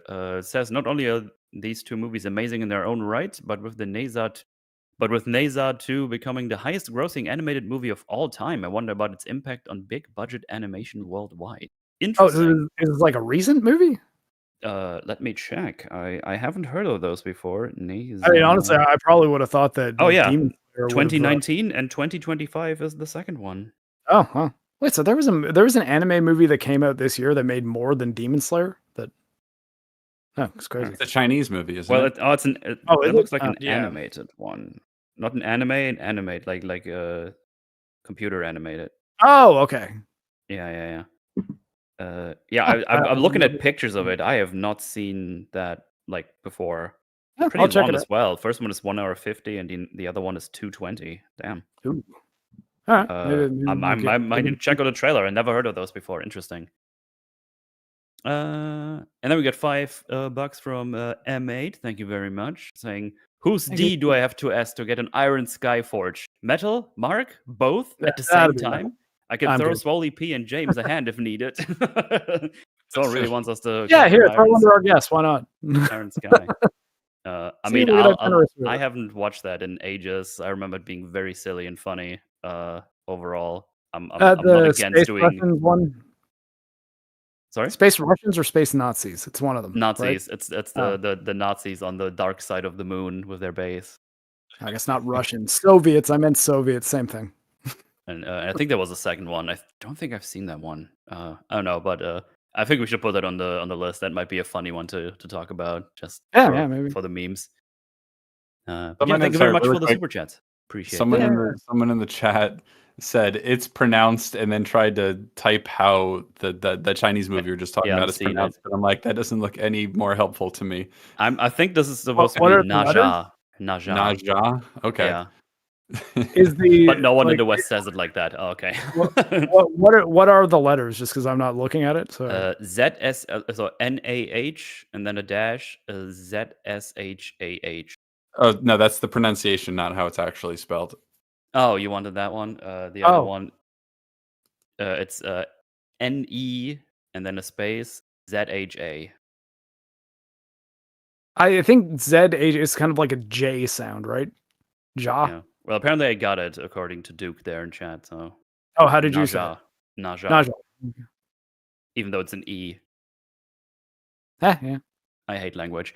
I already know 2 languages. That's enough, okay? I've been trying to learn the Japanese alphabet, and I'm like 15 letters in, and there's like 42 in one of the 2 alphabets that have the same sounds. I always say the fact that you can do a stream in your second language, the fact that you can do a stream in your second language is just nuts to me. Like, even me trying to do this podcast in French, and I have like 3 things I can say. Bonjour, si, oui.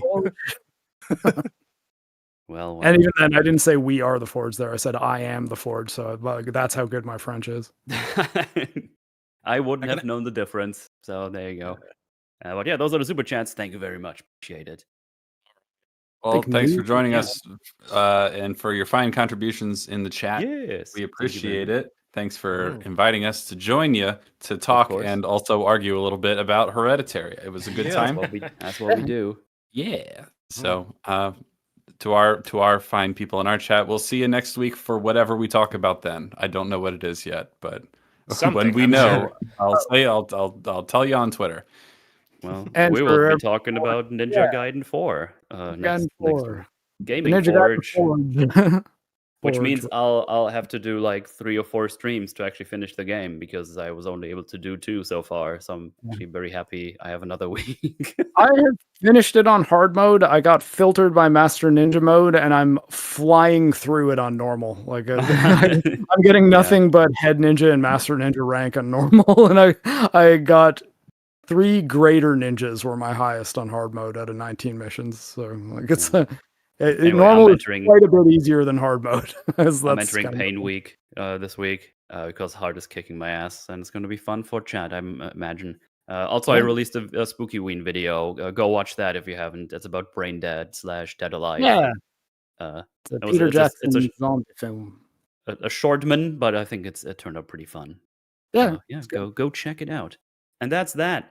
Well, we're out of here. Thank you for hanging out. All the links are obviously down below. Check out the lads. Stuff over there.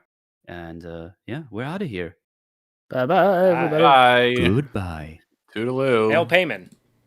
Hail Payman. No, fuck Payman. No.